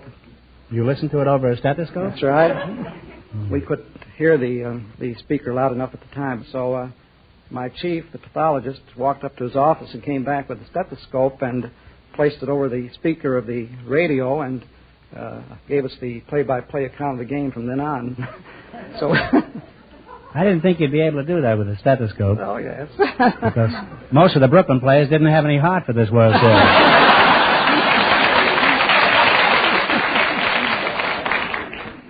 Well, tonight I'm learning quite a lot about birds and bacteria, and now I want you to have the perfect Christmas gift from our sponsor. For Mrs. Idella Manicera, Elgin American's Beautiful Pearls, an ideal Christmas gift for any woman. They're the finest pearls made by man. I'm sure you'll enjoy them. Thank you. They'll match everything I have. And what about Ducky here? For Mr. Matsushio, an ideal Christmas gift for a man. Elgin American's popular cigarette case with today's smart leather-like look. Oh, very nice. Now I can stop bumming cigarettes, I guess. Now, Idella, what kind of birds do you doctor? Well, we have all kinds. We have canaries and parakeets and cockatiels and parrots and minor birds. Minor bird? Is that the bird that looks after the miners? That isn't John L. Lewis, huh? Now, do you ever treat any wild birds? Yes, we treat wild birds. They're brought to us constantly. Mm-hmm. What kind? Well, all kinds. Mockingbirds and blackbirds and larks. Everything. What do you do for a lark?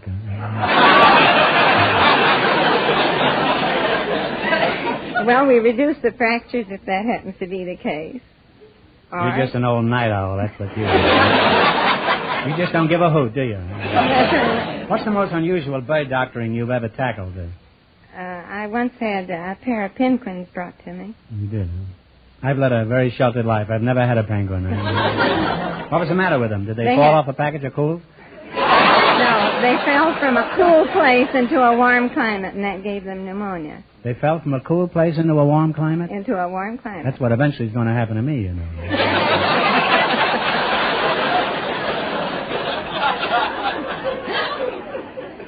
Now tell me, Florence Nightingale, when you were a young girl, a real young girl, I mean, you're still a girl, but did you always dream of someday being a bird doctor? No, What did you want to be? I wanted to be a physician. But when I was a girl, that wasn't being done. My parents threw up their hands in horror. Mm-hmm. So, had they swallowed them?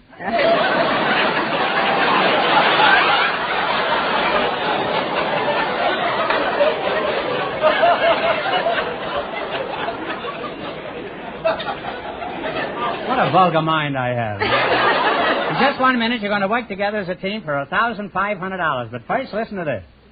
Who said Santa Claus was one man with whiskers?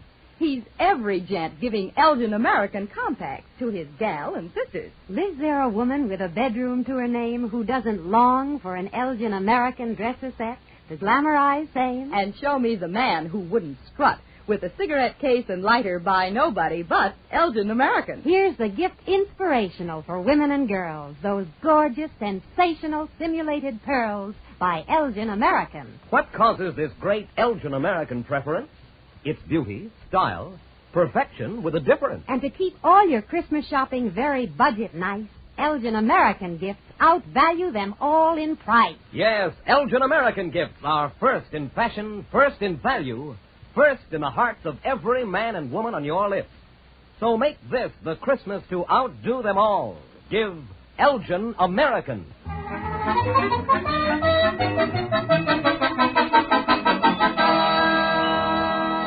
Now then, let's see if you're going to be our winning couple and get the chance at the $1,500 question. Fenneman, tell them the rules. Each of our three couples has $20. They bet as much of that 20 as they want on each of 4 questions. The couple that earns the most money gets a chance at the $1,500 question at the end of the show. Our other 2 couples are in a waiting room off stage, so they don't know what's going on out here. Here we go. Let's see how high I can build you $20. You selected nicknames for college teams, right? That's right. What college team? How many? You have $20. How much do you want to bet? Well, 10. 10. What college team is known as the Indians? Stanford. Stanford is right. And they're off down the field with $30. You're going for $1,500 tonight. How much of your $30 will you try? Well, 20. 20? What college team is known as the Mustangs? Southern Methodist. Southern Methodist is on the nose. And now they have $50. Here's your third question. How much of the 50 are you going to try? 40. What college is known as the Vandals? Vandals. Tennessee? No. Vanderbilt? Oh, I'm sorry. It's where the big potatoes come from. It's Idaho. Oh, Idaho. That's right. They now have $10.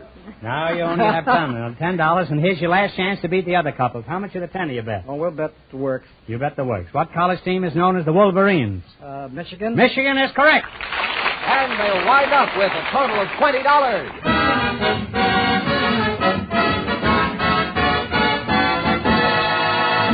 Thanks and good luck from Elgin American Compacts. Don't wander off now. You can still get the big question, you know. Groucho, the secret word is still dust. Perhaps the next couple will say it. Just before we went on the air, our studio audience selected a mechanic and a woman driver. And here they are, Mrs. Hilda Mary Buss and Mr. Jack McDonald. Meet Groucho Marx. Welcome, folks, to the Elgin American program. And if one of you says the secret word, he wins a 16-millimeter Apollo Sound movie projector instantly. It's a common word, something you see every day. Mr. Jack McDonald, huh? Yes, sir. You're a mechanic, eh? Are you married, Jack? Yes, sir. Any little wenches? Any little wenches at home? I have Wrenches 2. at home? 2, sir. How'd you meet your wife? Oh, I was invited to a party one evening, and I was told I was to have a date with a girl by the name of Verna. When I got there, I found there was 2 Vernas, so I took my choice. And, I hope you quit that, though, huh? Yes, sir. Where do you work, Jack? Work for Mark C. Bloom, 6210 Sunset Boulevard. Open 24 hours a day. Good service. What kind of a mechanic are you? Garage mechanic. You work on garages? On cars. Do you work on them or under them? Under them. Well, why do you work under the cars, huh? That's where the work is. Don't look now, but my clutch is slipping, huh? Now, Mrs. Buss, Hilda Buss, huh? That's right. Mm-hmm. Where are you from, Hilda? I'm originally from River Falls, Wisconsin. What is your husband's occupation? Well, he's assistant vice president for the Equitable Life Insurance Company. Mm-hmm. That's good business, the insurance business. Right? Oh, I think so, and he does too. Mm-hmm. Don't you? Yes. I'm crazy about it. How'd you meet your husband, man? Well, I was selling men's real silk shorts door to door.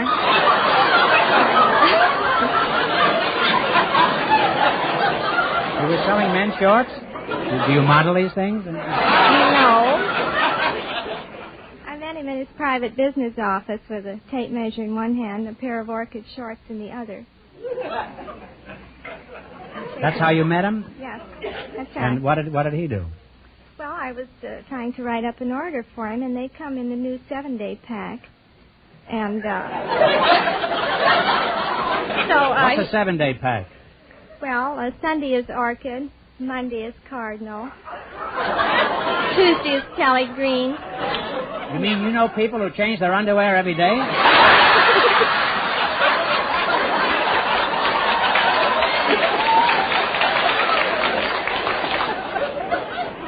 Well, so? Wednesday is champagne. Oh, Thursday is canary. If Thursday is canary.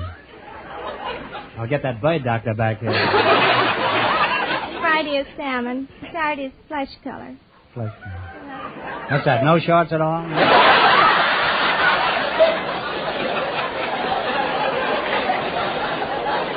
I suppose Sunday you spend all day washing, the other Saturday. Well, this is a whole new world you've opened to me, Hilda. Now tell me, leaky gasket, what's the most common type of repair job that you're called on to fix? People come in with a trouble, they say. They got a knock and a rattle, but it's all in their head.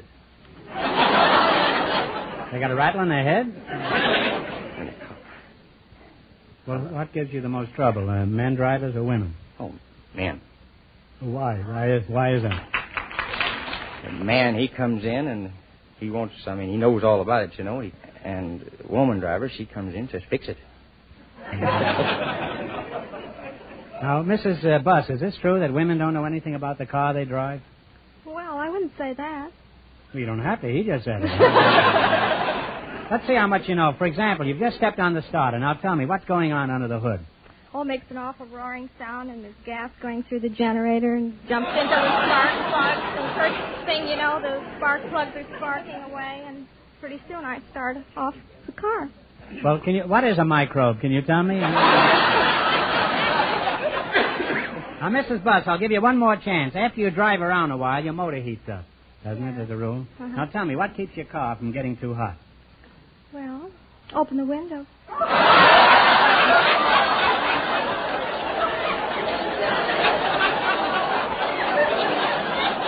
I rest my transmission, huh? Now, we're very happy to have you both here. You've been a wonderful couple, and George has the perfect Christmas gift from our sponsor. For Mrs. Buss, Elgin American's beautiful dresser set in jeweler's bronze with a look of gold. Notice that engraved floral design, Mrs. Buss. Isn't that lovely? Oh, it's beautiful. Thank you. For our mechanic, Elgin American's exclusive heart-shaped compact that's definitely different. It's jeweler's bronze that looks like gold. His wife will truly appreciate it. Beautiful. All right, now let's play You Bet Your Life for $1,500. You run your $20 into more than our other couples, and you get a chance at the big question. I can't tell you how much the first couple won, but George is off stage to remind our listeners. The bacteriologist and the bird doctor won $20. Here we go. Let's see how high you can build your $20. You selected pictures on paper money as your category. Is that right? Yes, sir. Here's your first question. You have $20. How much are you going to try? 15. 15. Whose picture is on the $5 bill? Lincoln. Abraham Lincoln, the old boy himself. They're on their way with $35. Remember, you're going for $1,500 tonight. How much of the 35 are you going to try? 20. 30. No, 30. You're going to try 30. 30. Whose picture is on the $2 bill? Jefferson. Thomas Jefferson is right, huh? They're on their way. They have $65. All right, you've got $65, and here's your third question. How much of the 65 are you going to try? 60. $60. Whose picture is on the $50 bill? Grant. General Grant is right. They're really climbing now. They have $125. All right, you're reaching the peak. You've got $125, and how much are you going to bet of the $125? $125. $125. Whose picture's on the $500 bill? Harrison.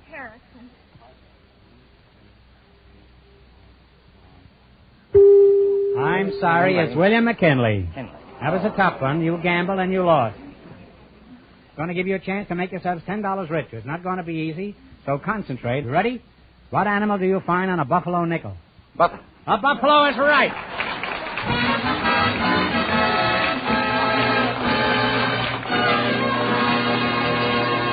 Thanks and good luck from Elgin American Compacts. Now, in just 1 minute, our last couple will play the Elgin American game, and then we know who gets the $1,500 question. Right now, here's something all Christmas shoppers should pay attention to. Don't tell me your Christmas shopping is done. How on earth do you know what to buy? Me, I hunt and I shop till I'm ready to drop. Get so confused I could die. Saves your time, disposition, and money, too, where they sell Elgin American Compacts. They're perfect. They're smart.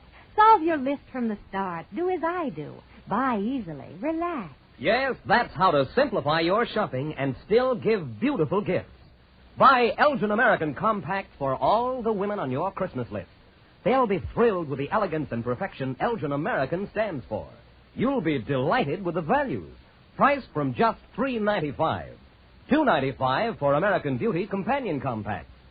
Whatever you pay, even for sterling silver or 14-karat gold, you'll give the best gift at the best price with the best compacts made. By Elgin American.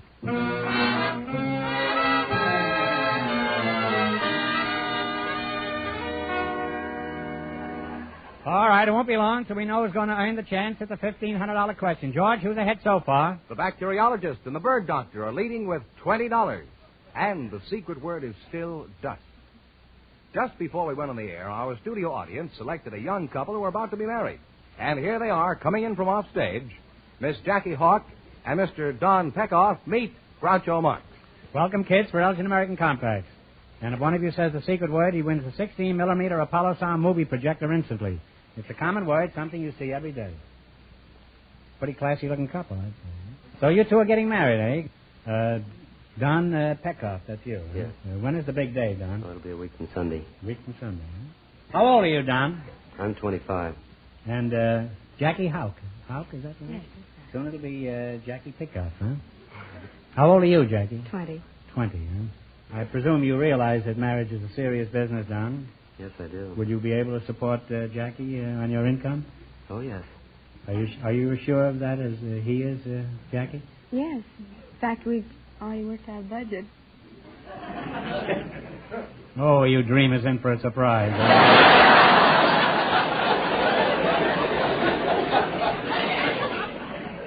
Where do you work, Don? I work at Orbach's. Is that a second-hand store? No? No, it isn't. I'm sorry. I wish it was. I want to buy a second-hand for my watch.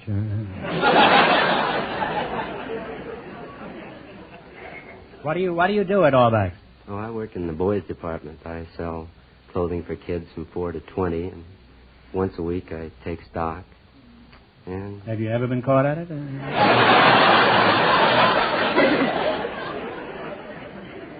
And Jackie, where do you work? I also work at Orbach. You work at Orbach. How did you meet this fellow, in the bargain basement? How'd you meet him, Jackie?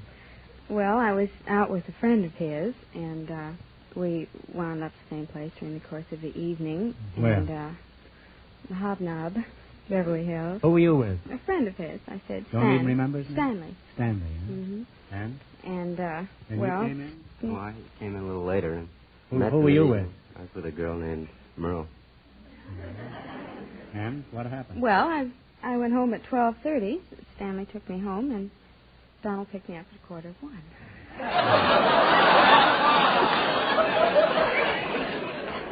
Why, you little sneak, you. Now, look, I'm a little past that period, but how did he transmit this message to you that he was going to see you after you had stashed away this other guy, huh? Well, we had a chance to talk between songs. I see. Between Stanley coats. wasn't looking, and he That's right. quick slipped him the info, huh? He went out to get more coats. Shows you, man should never leave the room.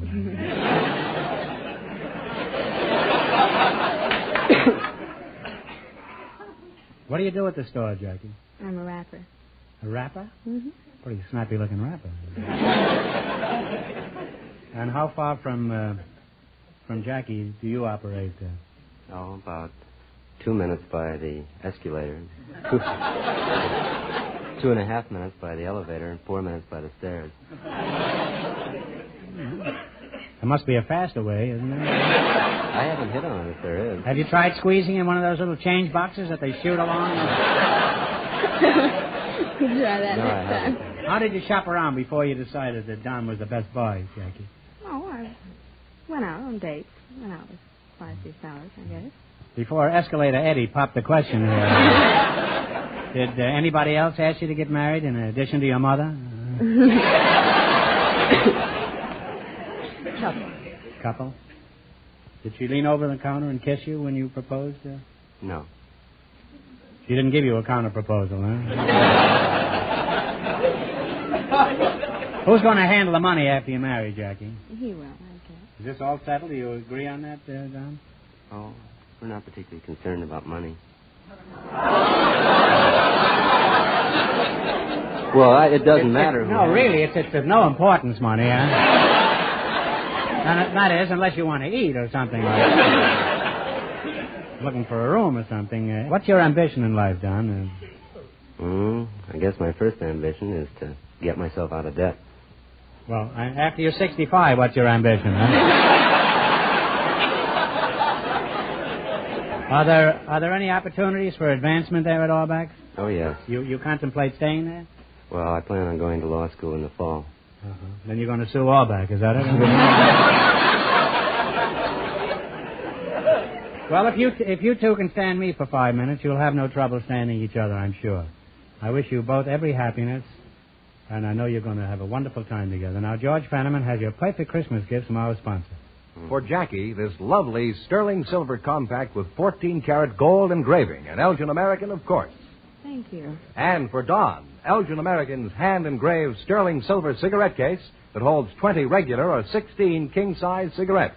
Something you'll always be proud of, Don. That is really nice.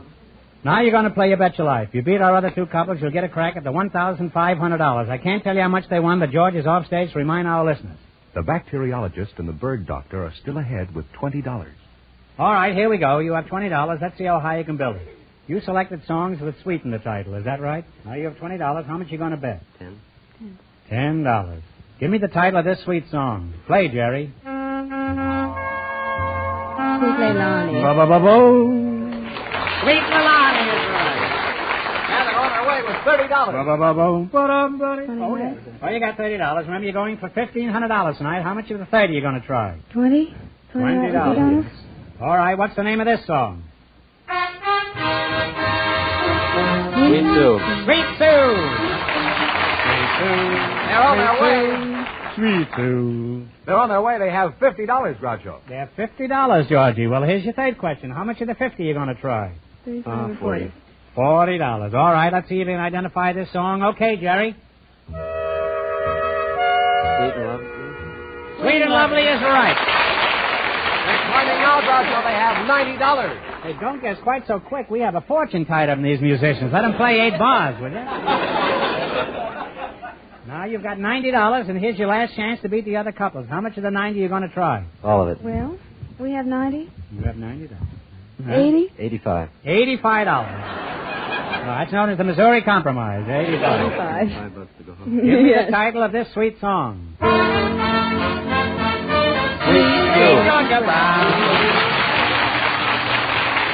And they wind up with $175, and that means that they get a chance at the $1,500 question.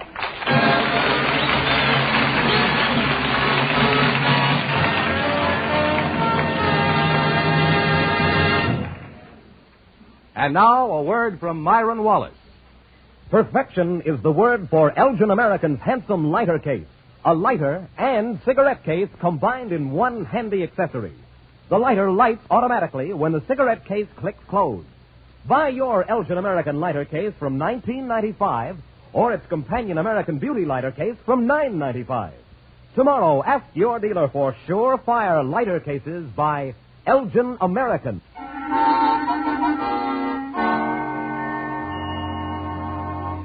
And here's the winning couple, Groucho, the engaged couple. Well, back again to try for $1,500, eh? Good luck. I'll give you 15 seconds to decide on a single answer between you, so talk it over thoroughly and no help from the audience, please. Recently, a 7-foot statue of the Mormon leader who founded Salt Lake City was erected in the Capitol in Washington. What is the name of this great Mormon leader?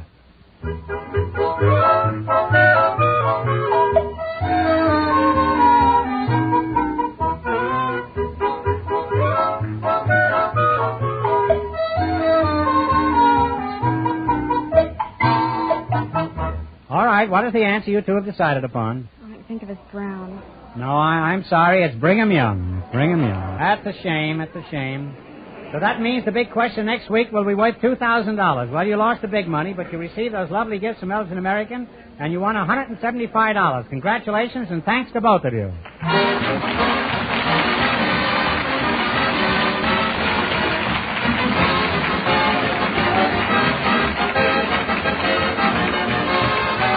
The Elgin American Show, You Bet Your Life, is a John Goodell production, transcribed from Hollywood, directed by Bob Dwan and Bernie Smith.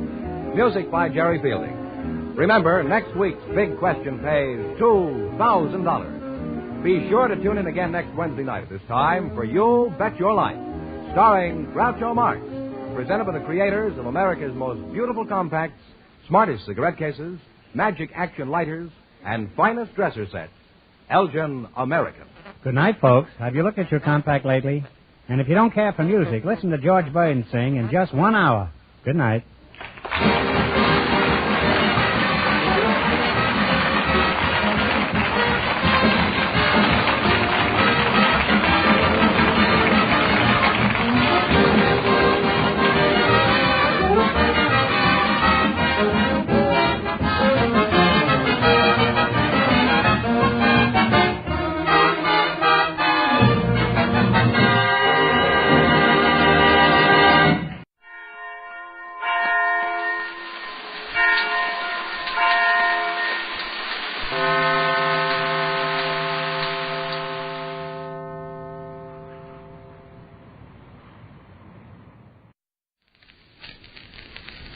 Well, sir, it's early evening as our scene opens now, and here in the living room of the small house halfway up in the next block, we find Mr. and Mrs. Victor Gook and their son, Mr. Rush Gook. Vic lounges in his easy chair, gazing reflectively at his shoes. Sade occupies a corner of the Davenport, sewing. And young Rush, at the library table, reads aloud from a volume of fast-moving fiction. Third Lieutenant Stanley contemplated the oscillating head of the deadly cobra without fear. "That pesky reptile better not bite me," he remarked to Lady Margaret. The beautiful woman took a firmer grip on the mother-of-pearl handle on her dainty parasol. "I am frightened," she whispered. "What's there to be frightened about?" queried her lover reassuringly. "Come here and give me a couple kisses." He makes me tired, the Third Lieutenant Stanley. Read it to yourself. What you dreaming about, mister? Hank Gunstops. Must be a beautiful dream. Hank was in the office to see me this afternoon. Was he? Had a proposition up his sleeve. Oh. I'd like to discuss it with you if you're interested. Well, you appreciate how interested I am in Hank Gunstops. I'm afraid your opinion of Hank is unreasonably prejudicial. I'll say. What do you want this trip? Money? On the contrary. Say, here's some excitement. The serpent slithered across the floor, suddenly reared, and lunged with lightning-like speed at the well-turned ankle of Lady Margaret. Third Lieutenant Stanley, however, was alert and ready. His automatic revolver barked twice, and the cobra collapsed in a heap. "Now how about a couple kisses?" he exulted. The beautiful woman's alabaster cheek took on a rich, warm glow. She glanced down at her fashionable French spats. "You've earned a couple kisses, sweetheart," she murmured. Third Lieutenant Stanley leaped into the air, clicked his heels together, and screamed. "Are you quite through?" I thought there was going to be a lot more excitement than just this. Well, if your mother and myself wish to talk, just kindly subdue any further impulses you may have to read out loud. No, Hank didn't want money saved. It's a wonder. His business with me was to adjust certain financial transactions we've negotiated in the past. Well, that's money, ain't it? What is? Financial transactions. After a manner of speaking, yes. To come directly to the point, Hank wishes to pay me back certain sums he's borrowed in recent months. Did he pay you? Not in cash, no. And that's what his proposition hinges on. Hank wants to work out his indebtedness. Work it out? Yes. Where? Here. How? Odd jobs around the house. Ah. Now, before you take a definite stand on the matter, Sade, let me explain Hank's proposal. You think for 1 minute I'd tolerate him on the premises? Let me tell you what he told me. Afterward, you can put the kibosh on the idea if you choose. I'll put the kibosh on the idea right off the bat. What's the discussion, people? Go get me a drink of water. Okay. You care for one guy? No, thanks. The thing is, kiddo, whatever Hank's faults may be, he's scrupulously honest. Oh. They say he steals coal down in the Chicago-Norton Railroad yards. Nothing but rotten slander, so far as I'm concerned. Hank Gunstops' integrity is beyond reproach. Let it run a while so it gets cold, Willie. Okay. Miss Wheeler says he steals coal down at the Chicago-Norton Railroad yards. Miss Wheeler is a gossip and a magpie. She's probably the party that steals coal down at the Chicago and Norton Railroad yards. Oh, come now. I certainly wouldn't put it past her. No, Sade, like I say, so far as I'm concerned, Hank's integrity is beyond reproach. Don't forget, he holds a position of trust and honor in my lodge, the Sacred Stars of the Milky Way. Thought you threw him out last month. He has since been reinstated. Well, I don't want him loafing around here. That's final. Okay, that's final. However, just as a matter of interest, won't you let me describe Hank's visit to the office this afternoon? Oh, I don't care. I think you'll agree with me. He's given the thing considerable thought. I have from time to time in recent months advanced Hank small loans. $1 here, $1 there, quarter, 75 cents, and so on and so forth. On each of these occasions, Hank has entered the amount in a notebook. I myself didn't bother to keep track. Well, that was foolish. Well, maybe it was. I keep track of my quarters and 75 cents. Most commendable of you. Quarters and 75 cents don't grow on trees, you know. I wasn't laboring under the delusion they did.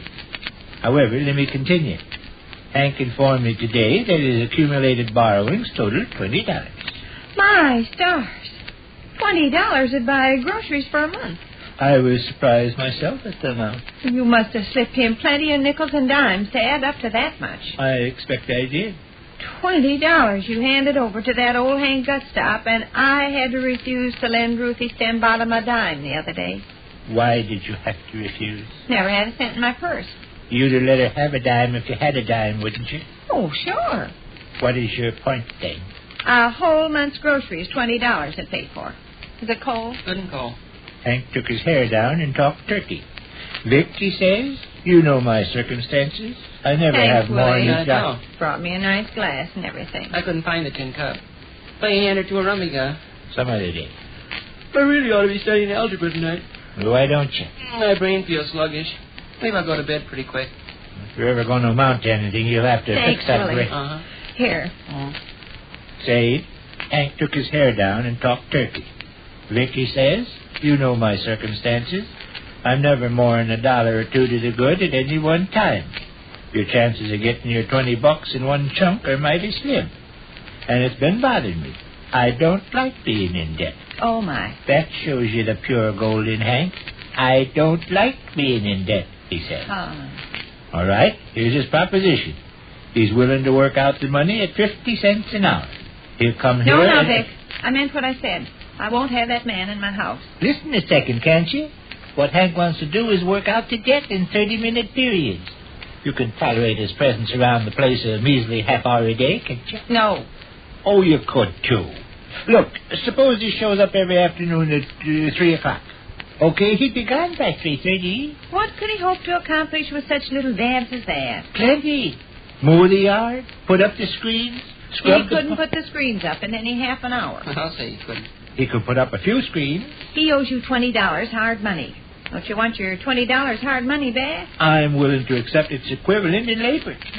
Say, at the rate of 50 cents an hour, Hank, in order to work out $20, would have to put in 80 30-minute periods. 80? Well, sure. See, each half-hour period he puts in nets him a quarter. And there's 80 quarters and $20. You mean he'd be here 80 afternoons? Well, not 80 consecutive afternoons. Saturdays and Sundays he'd want to rest, I think. He'd be here every weekday afternoon for a year. Not quite a year. Well, let's see. He'd be here... No, sir. Now, Vic. No, sir. Well, I'm only... I don't like Hank Gustop, and he knows I don't like him, and you know I don't like him. Before I'd let that man loaf around my house 80 afternoons, I'd go But he'd be jumping. working. The grass would be kept mowed. Your porches would be kept scrubbed. Any little odd job you wanted done. Or any errand you wanted run. Old Hank and No. Bradley. The whole thing is absolutely out of the question. 80 afternoons, indeed. Okay. You're the doctor. I'll stay. Generally, kiddo, you're a pretty shrewd girl. Got a sharp eye for a bargain. Hank Gustop's no bargain. Wouldn't you like to see the equivalent of $20 returned to the family coffers? Not that way. Looks like I'll have to write the debt off the books as a total loss. No, you won't either. You make him pay. He can't pay. He's never had $20 in all in one lump since he was born. Well, he can pay in dribbles, just like he borrowed. A dime here and a quarter there. It's Hank himself that I'm thinking of. His debt hangs over him like a heavy burden. He feels like his honor would be washed clean, and his armor once more unsullied if we'd allow him to Well, we work. won't. Okay. No, sir. Okay. You know what I bet, don't you? What do you bet, Sadie? I bet that old Hank knew good and well I wouldn't stand for any such crazy arrangement, and that's why he took it up with you. Wouldn't be surprised if what you hit the nail right on the head, Ma. Your opinion, Elio, wasn't solicited. No, sir. I'll bet anything that's exactly the way he figured. He appreciates I don't like him. He understands I wouldn't have him hanging around my house for 80 afternoons. I guess we can consider this discussion at an end. Yeah. Huh? By George, there's more excitement after all. Listen. Third Lieutenant Stanley shrieked. He grasped the nearest counterfeiting cannibal by the throat and rapidly choked him into insensibility. Lady Margaret looked on with a pensive smile. She adjusted her fashionable French spats and smoothed her satin gown. Give me 3 kisses before I choke the next counterfeiting cannibal, bellowed the handsome young officer. They were given with a will. Which concludes another brief interlude at the small house halfway up in the next block. And there we leave Crisco's Vic and Sade until the next time. Duffy's Tavern.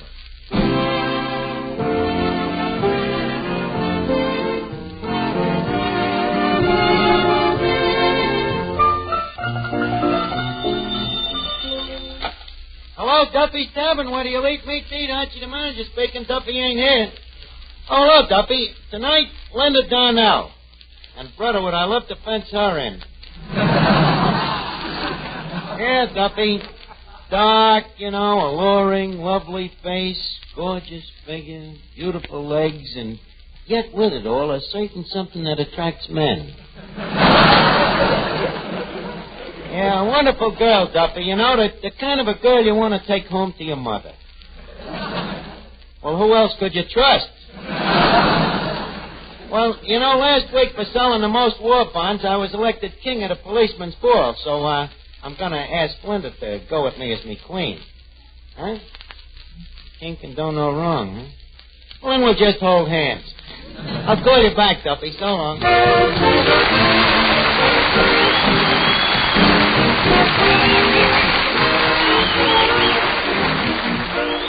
Ladies and gentlemen, welcome to Duffy's Tavern. Come in and meet Finnegan, Eddie the waiter, Miss Duffy, our singer Bob Graham, Reed Pete Reeves and his orchestra, our special guest tonight, Linda Darnell, and Archie himself, Ed Gardner. Good evening, Miss Duffy. What's cooking, good looking? Oh, Finnegan, you're such a kidder. Well, a guy can't help it when he's got a natural wit. Say, by the way, did you hear about the fight in Schimmelbacher's bakery? A fight? What happened? 2 rolls got fresh. I'm not surprised. Anything could start a fight in that crazy Schimmelbacher's. I guess I'm too subtle for it. That's what it is. Hey, Miss Duffy, where's Archie tonight? Oh, he's in the back room primping himself up. He's going to ask Linda Darnell to go to the policeman's ball. Linda Darnell. Oh, boy. Linda Darnell. You too. Honestly, Finnegan, sometimes you act just like a man. You men. You get so excited just because a person is in the movies. That's not true, Miss Duffy. Last week, did I get excited about Boris Karloff? But he's a member of the opposite sex. In that case, why didn't he get excited over me? But, Finnegan, what I'm trying to tell you is I beg your pardon, but would you people mind moving your conversation to another table as a customer trying to sleep under this one? Hi, Eddie. Did you hear about the fight in Schimmelbacher's bakery? Did them two rolls get fresh again? Daddy, please, you're supposed to ask me what happened in Schimmelbacher. Okay, what happened? Did them two rolls get fresh again? Pardon me, is this a private hen party or can anybody lay an egg? Hello, Arch. Hey. What are you sniffing at, Finnegan? Gee, you smell pretty. Yeah, well, I just tinctured myself up with a little cologne. You know, with a dame like Linda Darnell coming down here, I naturally want to give myself a good aroma. Mr. Archie, aroma ain't built in a day.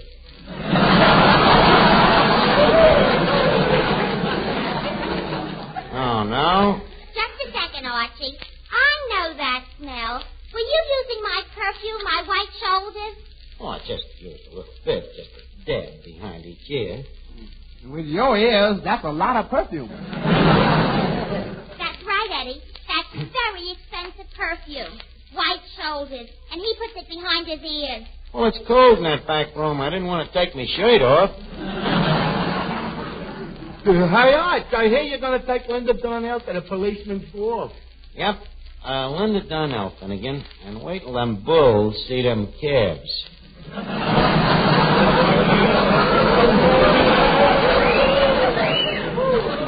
Boy, you certainly are lucky. You know, I love brunettes. You do, huh? Yeah. You can trust them more than blondes. No, a blonde could be bleached. Well, a brunette could be dyed. So what? We all got to go sometime. Now, that's one thing about Linda, Finnegan. She is completely au naturel. You know, her own hair, her own complexion. Her own complexion. Ha. What's the idea of this super silly laugh? I happened to see a picture of that natural beauty endorsing pancake makeup. Where? Right here, in my behind the scenes in Hollywood magazine. Here on the back cover. Let's see. Linda Darnell, gorgeous screen beauty, wears nothing but pancake makeup. Very interesting. Thank goodness I don't have to wear pancake makeup. Actually, one don't have to wear pancake when one is already battered.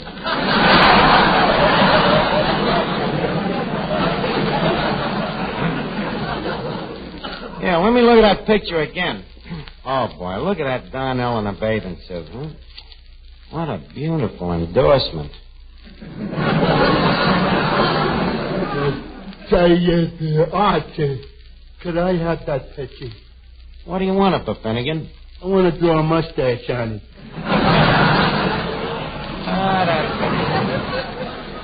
That's Finnegan, always the artist. Well, good evening, boys, good evening. Well, Officer Clancy, the shank of the evening to you. Come here, Clancy. Yeah, take a look at this picture. Who is that? This is the dame that I'm taking to the policeman's ball. Well, pack me a nice and call me shaky. What's her name? There it is right there. Can't you read? If I could, I'd be a sergeant. Well, it's Linda Darnell. Quite a dish, huh, Clancy? Oh, beautiful. Archie, she reminds me of the pretty little Colleen that stood beside me on my wedding day. She, too, was dark and lovely. And you married her, huh, Clancy? How could I? I just finished marrying my wife. Oh, that's a tough break, Clancy. Excuse me. Hello? Oh, how are you? Huh? Well, just a second, I'll ask him. Clancy, a friend of mine here wants to know what time will the policeman's ball be over? Oh, it usually lasts about 3 a.m. Thanks. Hello? You got until about 3 a.m. Okay. Who was that? Crud-faced Clifford, the safecracker. Oh, yeah, it's a very good friend of mine. Yeah, I sent him up the river 3 or 4 times. That's a nice friendship. Archie, how sure are you now that you can get this Linda Darnell to come to the ball? Just as sure as I am that you're a thick-headed cop, Clancy. Well, that's good enough for me. Give me that phone. Okay. Hello, Sergeant? This is Clancy. Clancy. Clancy, the patrolman. I'm up here at Duffy's Tavern. Now, just a second, Sergeant, you're wrong. They know me better than to offer me a drink. And you know me better than to think I'd buy one. Listen here. I was going to tell you that I was talking to Archie about the ball, and I got great news for you. Who do you think that Archie is bringing? None other than that famous movie actress... what was her name again, Archie? Linda Darnell. Oh, yes. Linda Darnell herself. Oh, too bad we didn't have it on the posters. But you can still give it to the newspapers. Well, yes, that'll be fine, Sergeant. Goodbye now. Just a second, Clancy. You think you should let them put it in the newspapers? Well, why not? She'll be there, won't she? Oh, yeah, but, accidents can happen. Yes, they certainly can. And they can happen to anybody. She better be there. I'll see you later, Archie. Okay, Flatfoot. Oh, boy, Eddie. When I walk in as king of the cops ball with Linda Darnell, am I going to be a hot shot? If you walk in without Linda Darnell, you're going to be a pot shot. Don't be silly, Eddie. She ain't going to turn me down. Okay, you know best, but somehow or other I still hear a little voice inside of me shouting, "Short live the king." Eddie, don't be such a stiff-dick, will you? You know very well, if there's one thing I'm good at, it's handling dames. Yes, if there's one thing you're good at. Eddie, if you're going to take the words out of my mouth, please take all of them. Hello, Archie. Well, Bob Graham. How are you, Bob? Well, Bob, I'm glad to see you. Congratulations. Bob, shall we tell him now? Okay, Mr. Bailey. Hey, repeat, give me a chord. Guests of Duffy's Tavern, we are pleased to announce that in a poll conducted by the Daily Trojan of the University of Southern California, the editors of over 300 college newspapers have chosen Bob Graham as the outstanding singing discovery of 1944.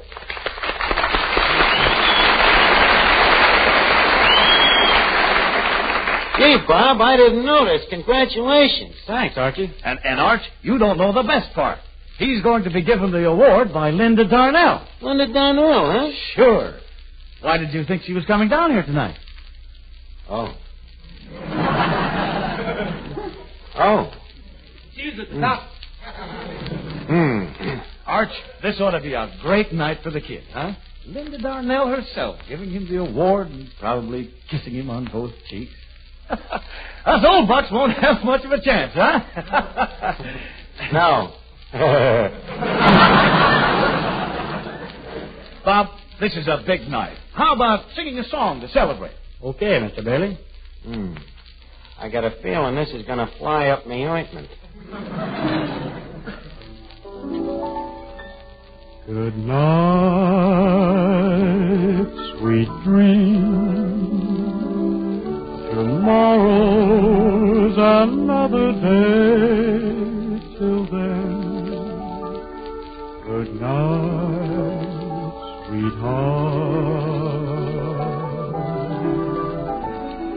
Good night, sleep tight.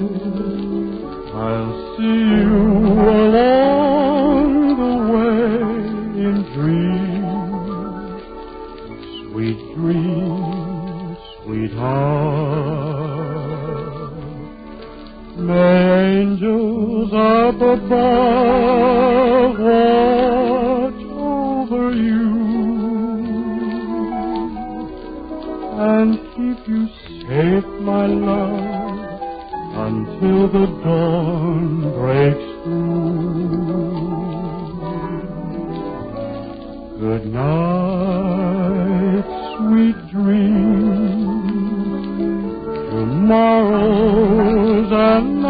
day. Good night. Sweet dreams, sweetheart. Good night, sweet dreams. Tomorrow's another day. Good night, sweet dreams. Good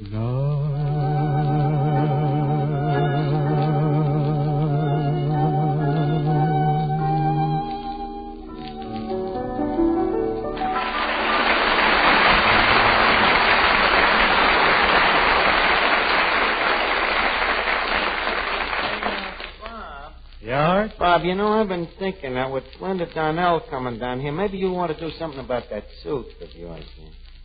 What's the matter with it? Needs pressing, don't it? Look at them shoulders. Come here, maybe I can straighten them out. Oh, my goodness, your sleeve has came off. But don't worry, kid. Go down to Sam the tailor, and he'll make it look like a new suit. Tell him I sent you, huh? Okay, give me the sleeve. Fine thing. He seems upset. I wonder why. Eddie, we are really in a predicament. I hope Bob will be back from the tailor in time for Linda to give him the award. Whatever will we do? Eddie, I'm afraid that somebody will have to impersonate Bob Graham. I see what you mean. But Bob Graham, don't Miss Darnell know that he's just a college boy? So what? I may have a mature face, but it so happens that I have a student body. Besides, that'll be insurance that she will come to the policeman's ball, you see. Wait a minute, here she comes. Rah, rah, rah, Miss Darnell.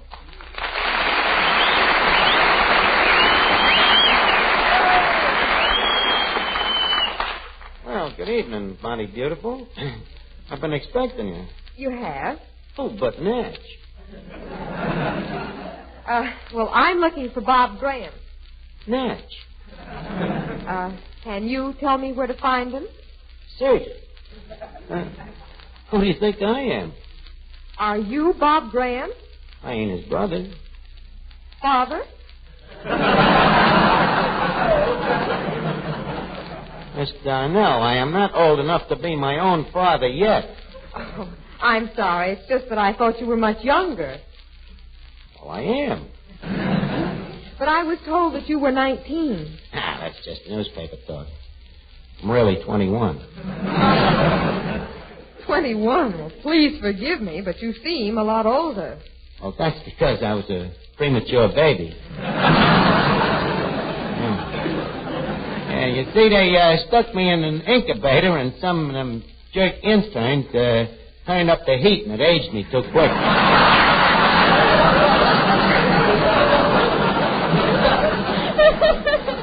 Oh, Mr. Graham. Mr. Graham. Hey, that's you. Oh, yes, what is it, waiter? Would the lady like something to eat? Good suggestion, waiter. What would you like, Miss Darnell? Some soup, maybe? Well, how is the soup? Yeah, it must be good. It's been held over for 3 weeks.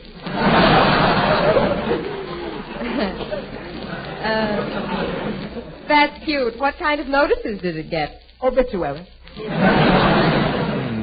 Linda, maybe you better try something from the grill.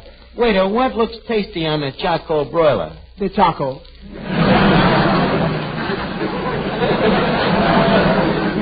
Just a second. What kind of talk is this for a waiter? Why, if I was managing this place... Now, wait a minute. Wait. Now, you don't know nothing about managing this place because you're as Bob Graham, the singer, right? Right.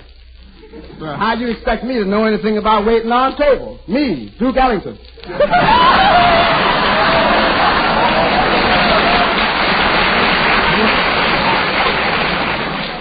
Eddie, will you get out of here? Okay, old Eli, get out of here. Now, Linda, let's get back to us. Would you like to join me to a prom? My goodness, don't you college boys do anything but go to parties? Well, you know, you've got to have a little fun between curriculums. Well, then you do study. Oh, but Death. What courses are you taking? Oh, the regular stuff, you know, chemistry, history, psychology, polygamy. English, plain geometry, fancy geometry. Diathermy. Do you also study prevarication? Yeah, I'm great at that. It comes easy to me. But, now, what about this prom? Will you go with me? When is it? It's, I'm sorry, I'm awfully busy that night. Linda, why are you acting so hard to get? Why are you acting so hard to take? Look, whoever you are, where's Bob Graham? I want to give him his award. Wait a minute, you don't believe that I'm Bob Graham? Not even a reasonable facsimile? Why, this is tantamount. It's like calling a rose by a spade. All right.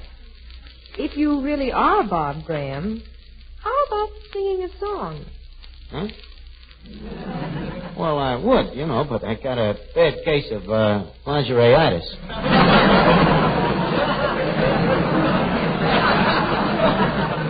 You know, you get it running around the house in your underwear.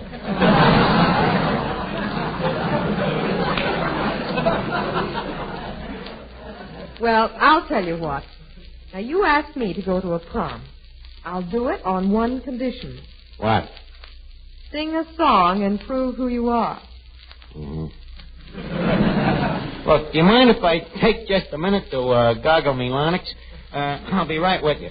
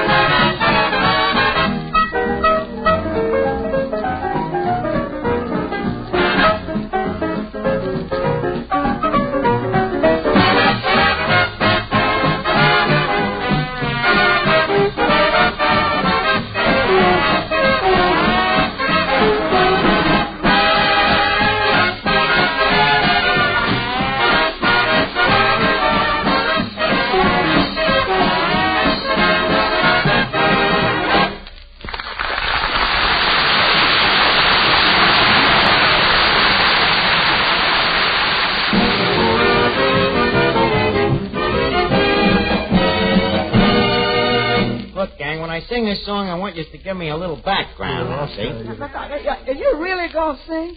Well, I'm in a spot, Eddie. She won't go to the cop ball with me unless I can prove I'm Bob Graham. So to prove it, I gotta sing. The hard way, huh? Wait a minute, Eddie. It won't be so bad, you know. Maybe I ain't no Graham. No Graham? You is even crummier than the cracker of the same name. Never mind the wiseacres, will you?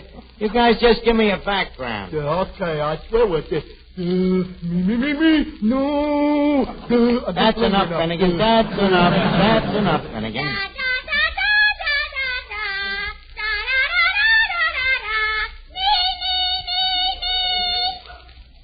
You know, I ain't gonna sound so bad at that. Miss Darnell, what song would you like to hear? Well, what song do you know? Well, I have a little number that I wrote myself called Leave Us Face It. What did you write, the lyrics? I wrote both the words and the lyrics. Well, who did the tune? That I don't know. But it's beautiful. Will you hear it? I will do it accompanied by the Duffy mixed-up choir. Jack Bailey, Eddie Green, Finnegan, and Miss Duffy. 2.5 wits and a miss. Let's go, huh? Leave us no longer pretend that you are merely a friend, or it is wrote in a stars above.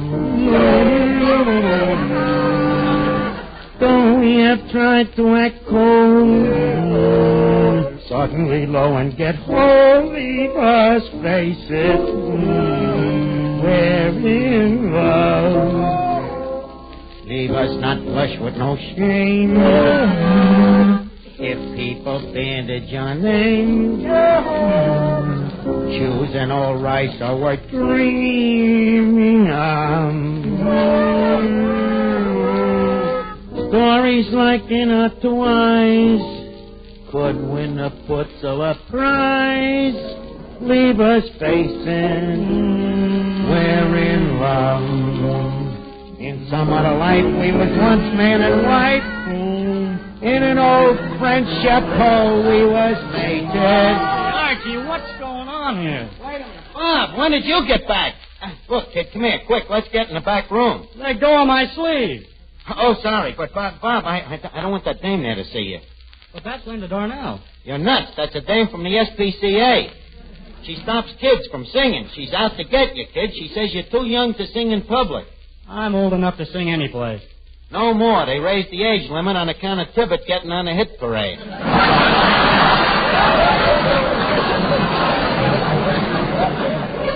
Now, look, kid, you better duck. Quick, too. Just a second. Are you Bob Graham? Yes, I am. Well, thank goodness. I'm Linda Darnell. Bob, I have an award for you.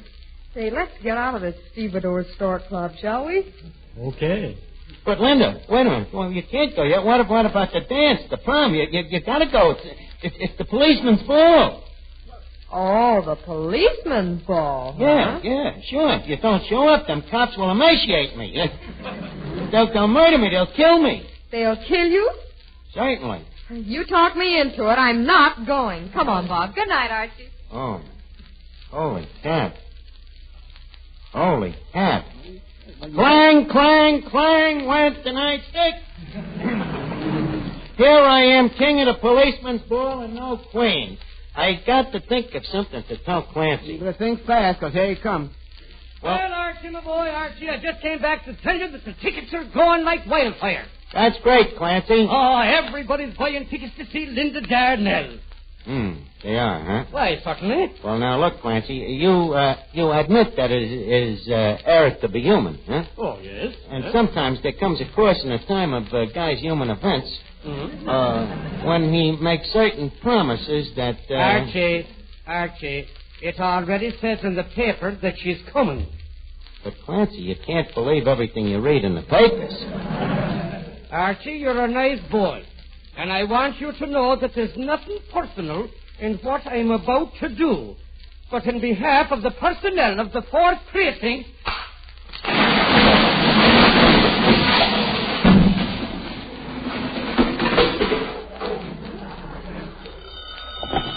Hello? Mr. Duffy? Flash! The police department has just overthrown the king.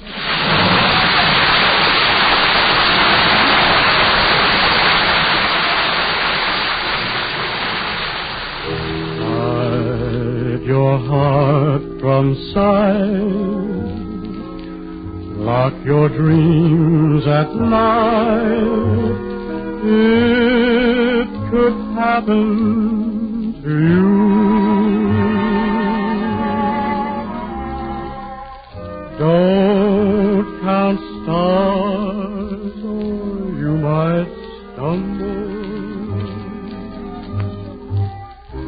Someone drops a sigh, and down you tumble. Keep an eye on spring. Run when church bells ring. it could happen to you. All I did was wonder how your arms would be, and it happened to me.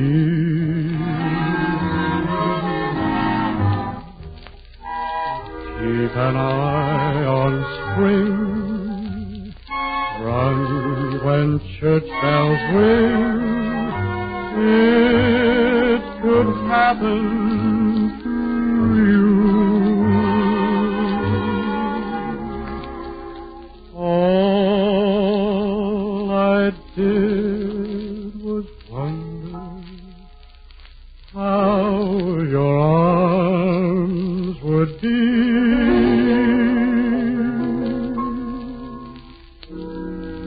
And it happened to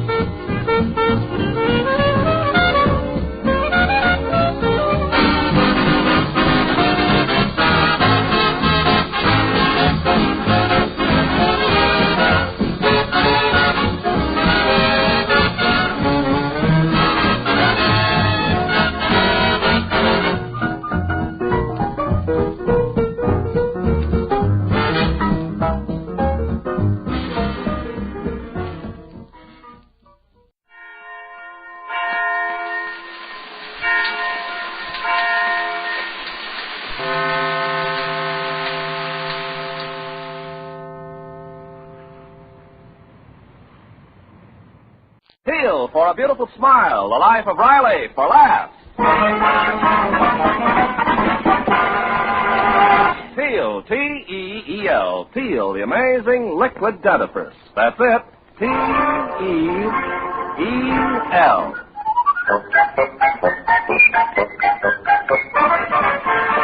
Teal, the amazing liquid dentifrice brings you the life of Riley with William Bendix as Riley.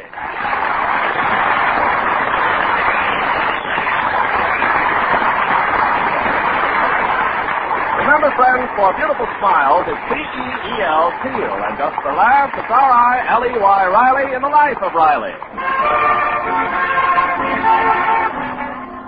Most people believe that the pen is mightier than the sword, but Chester A. Riley believes the knife and fork are much more important.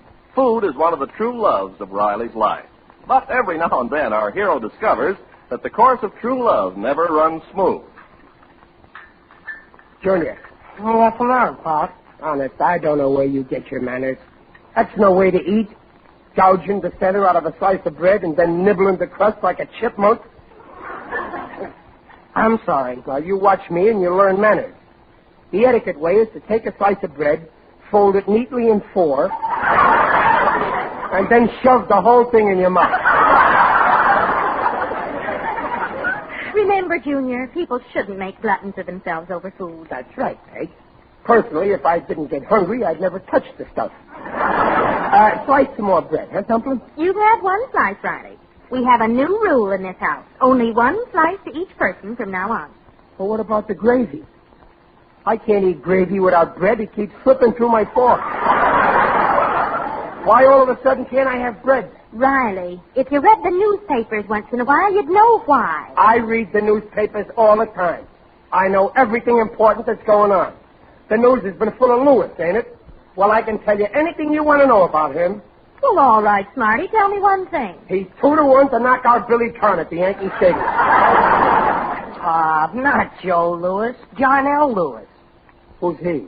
Oh, you're impossible. If you read anything beside the sport page, you'd know there's a bread shortage through the whole country. Why don't you just admit you forgot to go shopping today? I did not forget. I'll bet you my friend Gillis's wife didn't forget to shop for her poor, tired husband. Junior, run next door and borrow us a bread. Riley, you're only sending the boy on a fool's errand. Fool's errand, huh? Okay, then I'll go myself.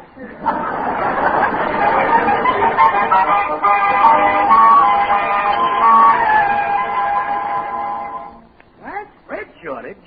My darling wife, you don't expect James Madison Gillis to believe that. Why don't you just admit you forgot to go shopping today? I'm going over and borrow your bread from my friend Riley. Brother Gillis, where you go? Brother Gillis. Brother Riley. I was just on my way over to your hacienda. Well, that's funny. I was just going over to your joint. Well, fancy that. Why, I got up in the middle of lunch to see you. Old pal. It's uncanny. I've done the same thing, Gillis. Imagine, brother Lodge brothers who'd rather see each other than eat. Yeah, this we ought to tell down at the lodge. It belongs in the minutes of the BPLA. Yeah. What an example for the Brooklyn Patriots of Los Angeles. Yes, sir, when it comes to brotherly love, we're crawling. Like, if any time you wanted a small favor, you only got to come to me, right? Right. And any time you wanted anything, I'd be hurt if you didn't come to me. By the way, brother... proceed, Brother Riley. No, Brother Gillis. You proceed. Very well. Loan me a bread. Is that all, Gillis? Is that all? Why, I'd be only too good. Bread? Yeah. Yeah, just one loaf. Well? Gillis, if I had it, you could have it. You know that, but... Look, Riley, you told me to come to you for anything, and here I am. If a whole loaf is too much, I'll settle for a dozen slices. All right, 2 measly slices. Without butter. Believe me, Brother Gillis, if my right arm was made of bread, I'd slice off half and throw in a couple of fingers. But the fact Riley, is... are you telling me you ain't got 2 slices of bread? Well, yeah, we got bread, but you see, we got new rules. Oh, I guess. So this is your idea of friendship. I'm glad I got on to you, so as I can get off of you. Now, wait, Brother Gillis. Don't give me that brother stuff. To me, you're strictly an in-law. Gillis, that's going too far. Get off of my property, Riley, and stay off. Okay, I'm going, and don't you never speak to me again. Don't worry, I won't. I don't never want to hear your voice. Why, from today on, I won't even listen in on your party line.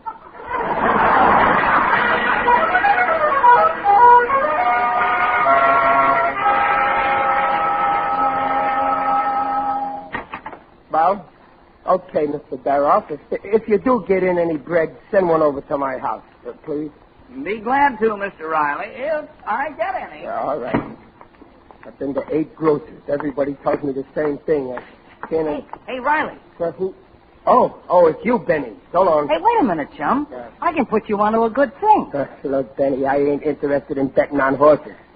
All I want right now is some bread. Well, what do you think I'm talking about, chum? Just follow me into this alley.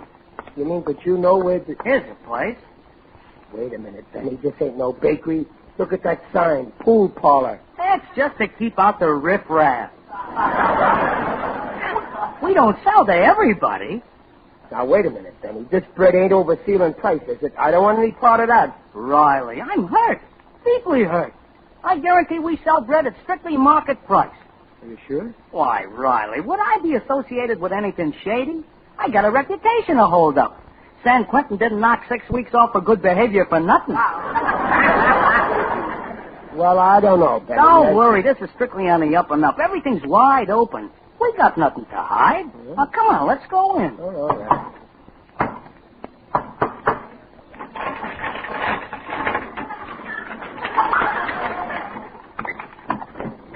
Quick, drop in, boys. My pal Riley wants you to fix him up with a little, you know, B-R-E-D.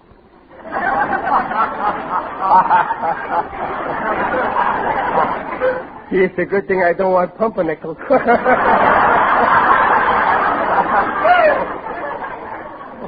How much bread do you want, Bud? Well, I don't want to rob you. How much bread you want, Bud?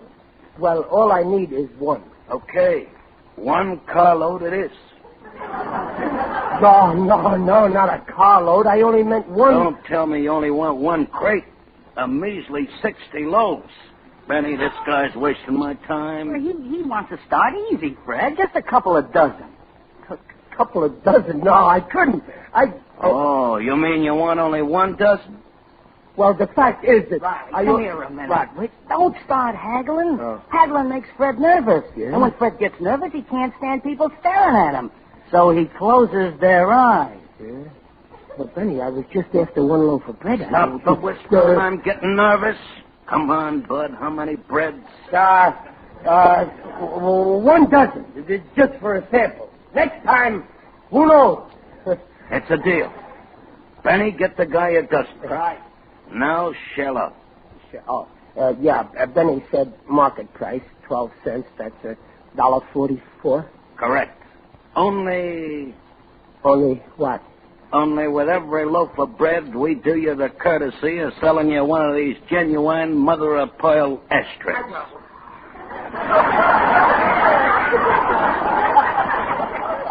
Ashtrays? Oh, say, that's just a clamshell. There's a million of them on the beach at Santa Monica. We refer to them as ashtrays. I say they cost you 4 bits apiece. And if I was you, Bud, I wouldn't pass up this opportunity. Here's the bread, Riley. 12 breads, 12 ashtrays, that's $7.44. Well, I don't know, Benny. Benny, tell him to hurry up. I don't like the way he's staring at me. Okay, here. All I got is a 10 spot. Hey, Fred. You want Fred to keep the change, don't you, Riley? Huh? Oh, yeah, sure, keep it. Well, I gotta be going. Just a minute, Bud. Let me give you some good advice. Never part with them clamshells. They may save your life. My life? Yeah. If you ever get the notion you'd like to talk about me being in the bread business, take a look at them shells. And remember that them clams would be alive today if they kept their mouths shut.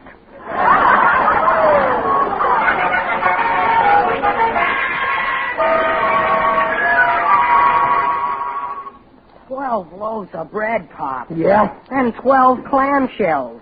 We refer to them as ashtrays. I couldn't help it, son. When you buy these ashtrays, they make you take the bread.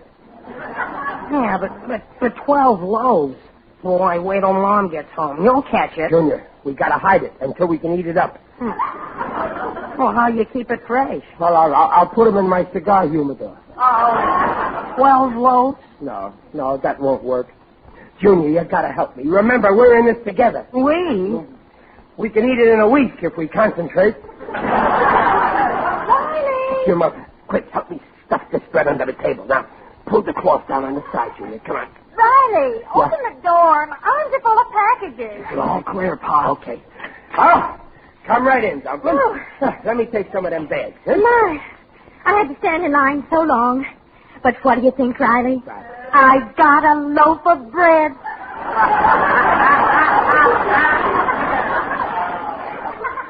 Just what we needed. Well, I'll be seeing you, Pop.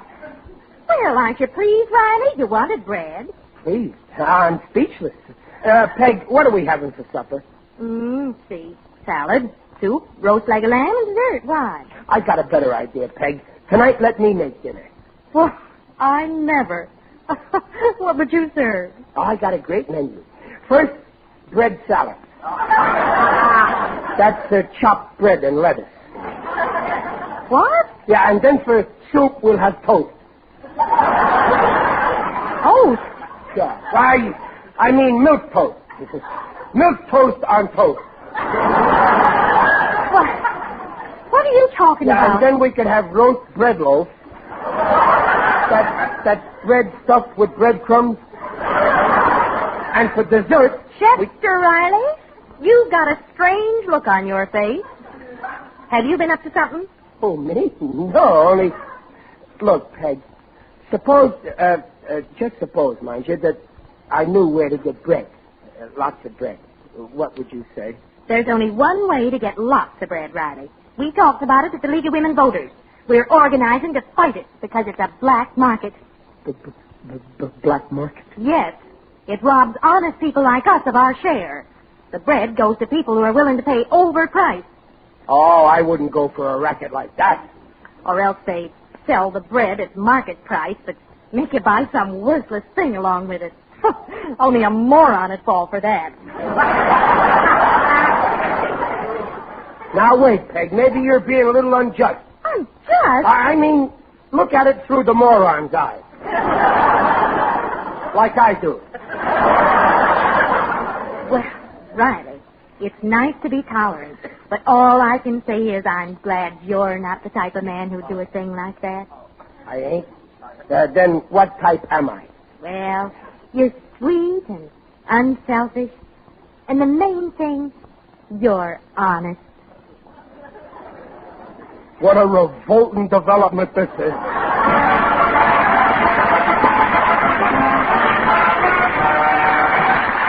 Steele has just brought you the first act of The Life of Riley, and we'll be back with Riley in just a moment. Meanwhile, this is Ken Carpenter. Think, are you brushing gum line cavities into your teeth with toothpaste or powder containing harsh abrasives? Well, why take this chance when modern liquid Teal cleans teeth safely without abrasives? You see, out of every 10 adults, 8 have receding gums. And when gums recede, parts of your teeth are exposed 25 times softer than tooth enamel. Those softer parts are easily damaged by daily use of toothpaste or powder containing harsh abrasives. So chances are 8 in 10 you're risking those ground-in cavities daily, unless the dentifrice you use contains no such abrasives. Now, Teal is the only leading dentifrice that contains no abrasives. Teal cleans teeth with a patented ingredient, protects teeth from ground-in gum line cavities. The Teal way takes 1 extra minute a week to make teeth look their best safely. Follow directions on the package, and remember, large family-sized Teal saves money. Insist on T-E-E-L, Teal, the refreshing liquid dentifrice. And now back to The Life of Riley with William Bendix as Riley. Well, Riley insisted that the bread shortage was exaggerated, and to prove it, went right out and bought a dozen loaves. Then he found out it was black market.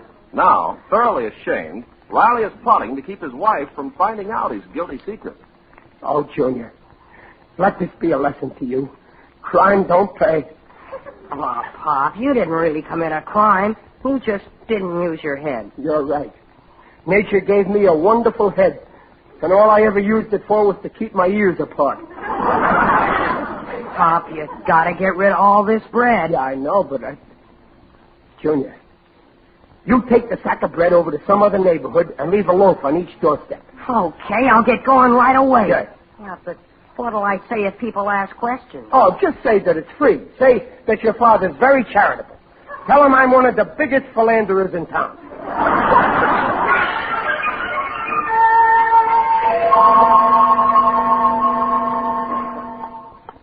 Hey, Junior, wait a minute. Oh, hello, Mr. Gillis. I thought it was you, but I couldn't be sure in the dark.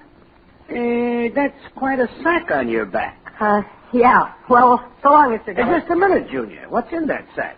It looks like... Please, Mr. Gillis, I gotta go. It's bread. It's bread. Oh, let me go. You've got no right to go snooping in my father's business. Oh, so that's your father's business. I'm late now. So long, Mr. Gillis. Bread. A whole sack full of bread. And Riley wouldn't spare me a crumb. A crumb?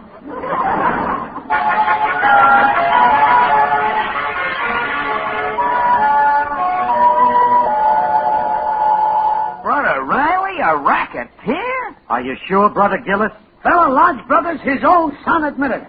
Brother Riley in the black market. I couldn't hardly believe it.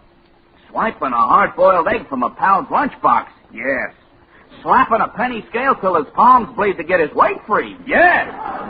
But the black market? I know how you feel, boys.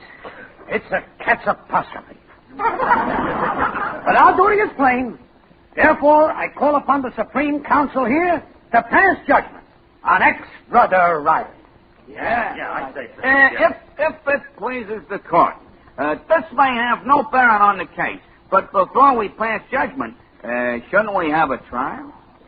Well, it's a little irregular, but okay. Instead of voting Riley guilty without a hearing, let's hear his lying story and then vote him guilty. Why ain't Riley here? He's been informed of the trial. Yeah, but we didn't tell him he's the one who's on trial. Maybe he'd like to defend himself. That would be unconstitutional.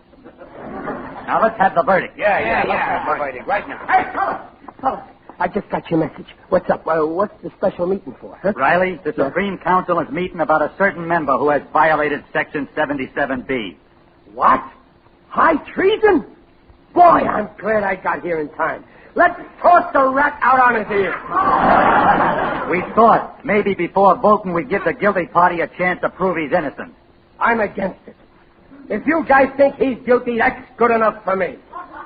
So be it. All right.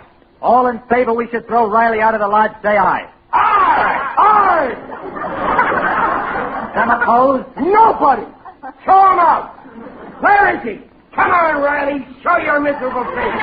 Stand up and sit. Stand up.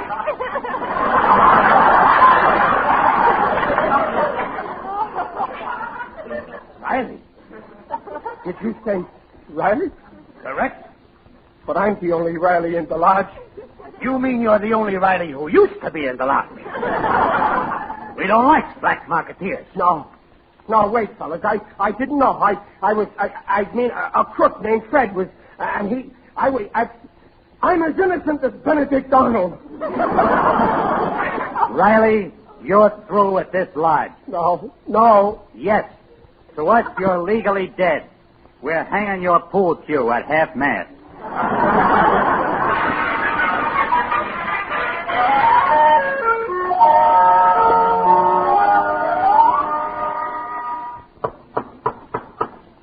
Riley. Are you there? Who's that? It is I, Digby Odell, the friendly undertaker. Oh, hello, Digger. Greetings, Riley. You're looking fine. Very natural. I don't feel so good, Digger.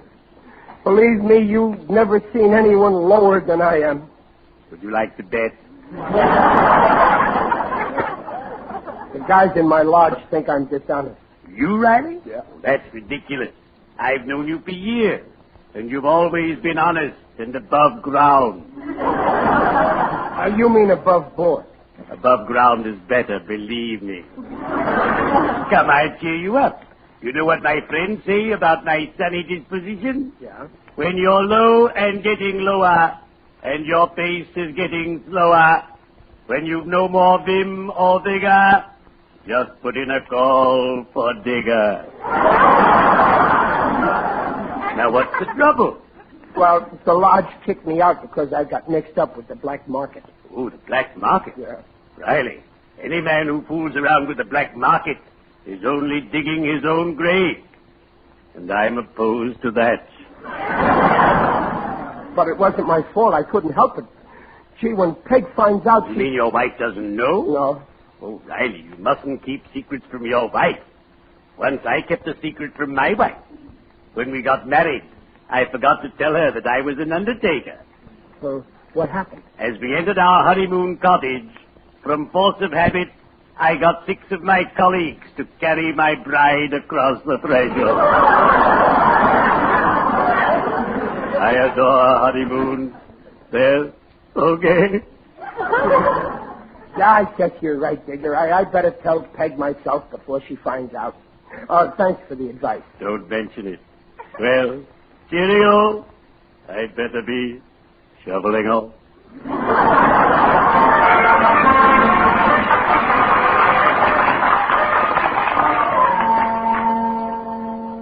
And so, well, Peg, that's the story. So just say that you forgive me, and I'm willing to forget the whole thing. Oh, no, Riley. Too many people are willing to forget the whole thing. They don't like to remember that most of the world is hungry. Hungry? I don't want nobody going hungry. We're asked to cut down to 1 slice of bread per meal, and we holler murder. Why? Well, it was okay during the war, Peggy. The war's still on, Riley. Only now it's a war against starvation. But we've got plenty of food. Instead of bread, we can eat mashed potatoes. But some people have nothing. Nothing? But people in China are eating clay. Clay. People in India are eating weeds. Old people, working people, and children. And you help starve them. Me? Yes. The people who buy on the black market aren't much better than the people who run the black market. Starving kids. Oh, yes? Riley here. Fred. Yeah, Fred. Nice little joint you got here, Riley. You want to stay healthy and enjoy it? Why, Riley, who is this man? That's the fellow who sold me the bread. Come on in, Fred. I'm glad to see you. But It's okay, Peg. Riley, I hear you've been trying to muscle in on my business. Handing out bread all over. Now lay off.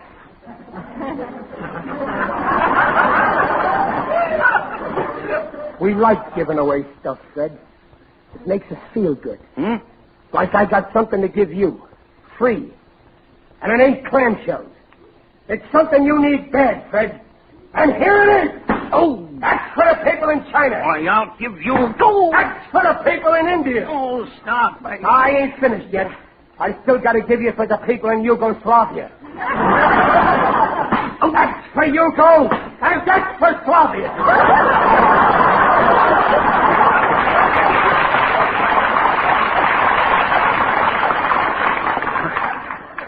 My teeth. You knocked out my teeth. Good. That'll save more bread. You can eat mashed potatoes. Now get out of my house before you break every bone in my miserable body. I'm going. I'm going. Why, Riley, you were wonderful. Yeah. It's lucky for him I didn't know any more geography.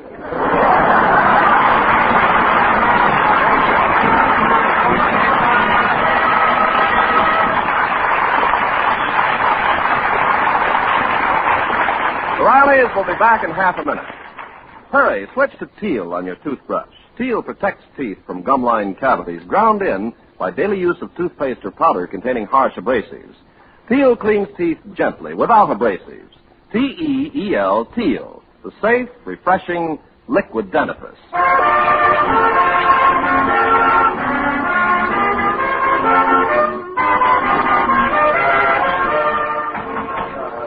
Meeting will now come to order.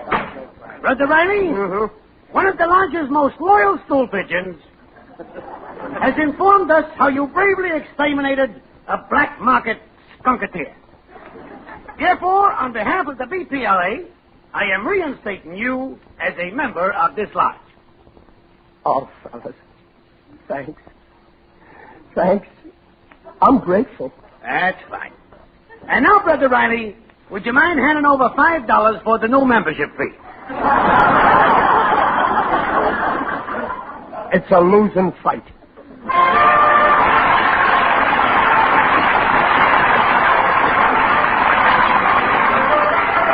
Procter & Gamble, makers of Teal, the amazing liquid dentifrice, invite you to be their guests next week to hear the life of Riley with William Bendix as Riley. William Bendix appears by arrangement with Hal Roach. The Life of Riley is produced for Teal by Irving Brecker and is directed by Don Bernard. Music by Lou Kozloff. The script by Ashmead Scott, Alan Lipscott, and Reuben Schiff. Mrs. Riley is Paula Winslow. Junior is Scotty Beckett. Digger Odell is John Brown. And others in the cast were Herb Vigran, Jerry Hausner, and Lou Merrill. This is Ken Carpenter on behalf of Teal, inviting you to listen again next week. And remember, for laughs, it's R-I-L-E-Y, Riley. And for lovely smiles, it's T-E-E-L, Teal. Teal, the amazing liquid dentifrice, protects teeth beautifully.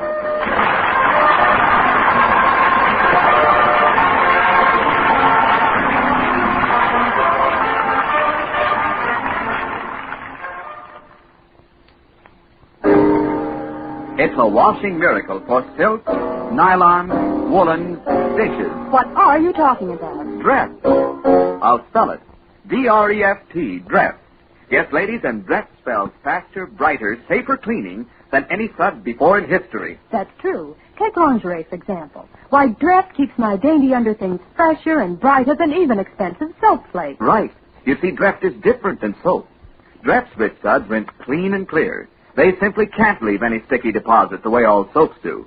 No wonder Dreft keeps lingerie, stockings, new woolens, prettier and brighter far longer than any soap could ever do. With Dreft, there's no soap fading. Yes, and for washing dishes, Dreft is just unbelievable. Why, Dreft makes my dishes shine even without wiping.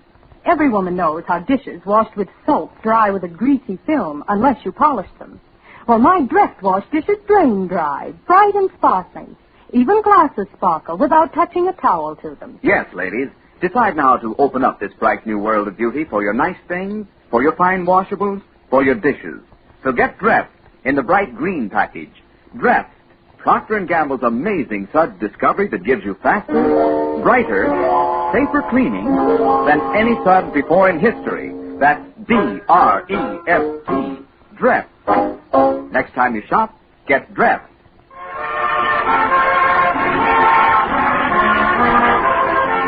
Listen again next week, same time, when Peel for a Beautiful Smile brings you The Life of Riley for laughs.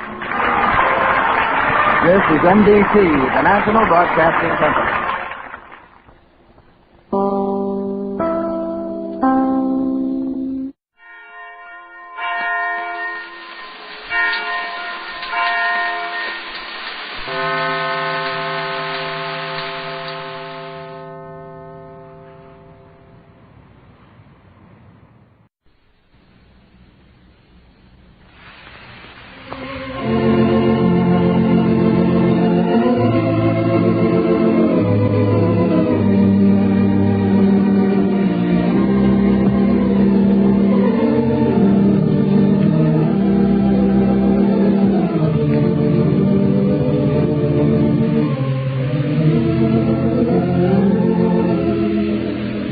Makers of Postum, the favorite mealtime drink in millions of American homes, present your favorite radio friends, Lum and Abner.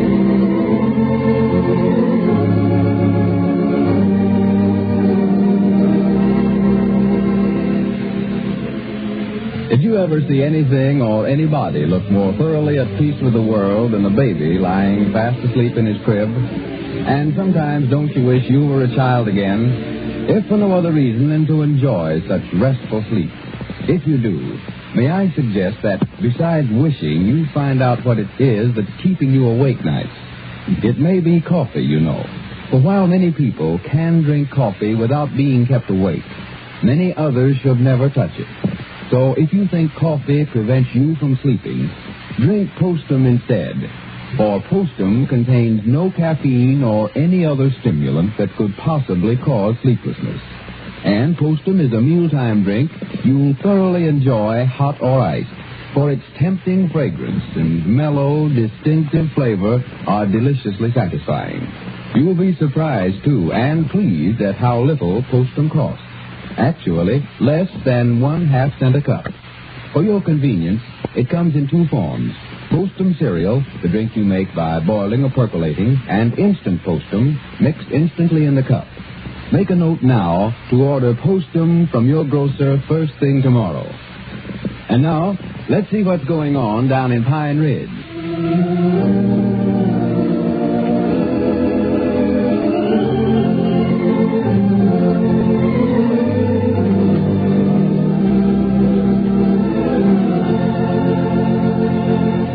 Lum is to leave next Friday on his trip to England to collect the £30 million inheritance.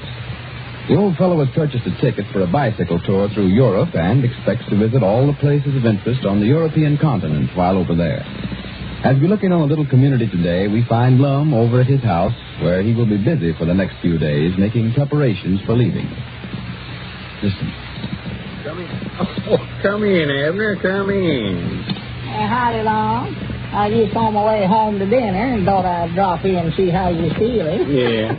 Never seen you all day yesterday. No, I spent the day over at Uncle Henry Lunsford's across the river. Well, what's the matter? Ain't you feeling good? Yeah, I'm feeling all right. Well, why ain't you up and dressed then? Oh, Why, well, to tell you the truth, all my clothes is in the washing. Getting everything all cleaned up for my trip. I leave Friday, you know. Well, you can't run around here all week in a bathrobe, can you? No, my suit will be back this afternoon. Oh. I had Cedric take it over and get his mama to iron it from me. Uh-huh. Got to go into the county seat tomorrow and have my picture took for my passport. Well, for your what? My passport. Got to have a picture of me so they'll know it's me.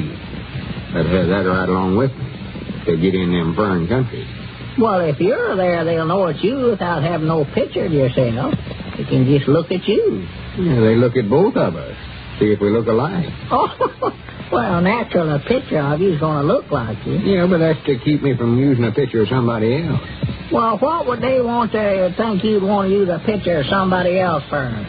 You look all right. I don't care what they say. Well, that ain't the idea, though. It's to keep people from slipping in them countries. You get a permission from the government for them to let you in, and your picture's right there on it, and they compare you and see if you're the right one. Oh. Well, sir, now that's interesting. I just hope your pictures look more like you in that last batch you had made. They never would let you in nowhere. Yeah, that's the reason I'm going to the county seat. Have a regular photographer do it. Yeah, that's a good idea. I just wished I was going with you, know. Well, there'll be room, just me and Cedric, and it's a suit, ain't it? I mean to Europe on your trip. Oh, yeah. Wished you was too, Just give anything. Sort of hate to head out by myself. Feared I'm going to get awful homesick. Yeah, well, that's a long way from home, all right. Well, I still think you could go if you just would. Oh, no. Couldn't think of it. No. Just ain't got the money.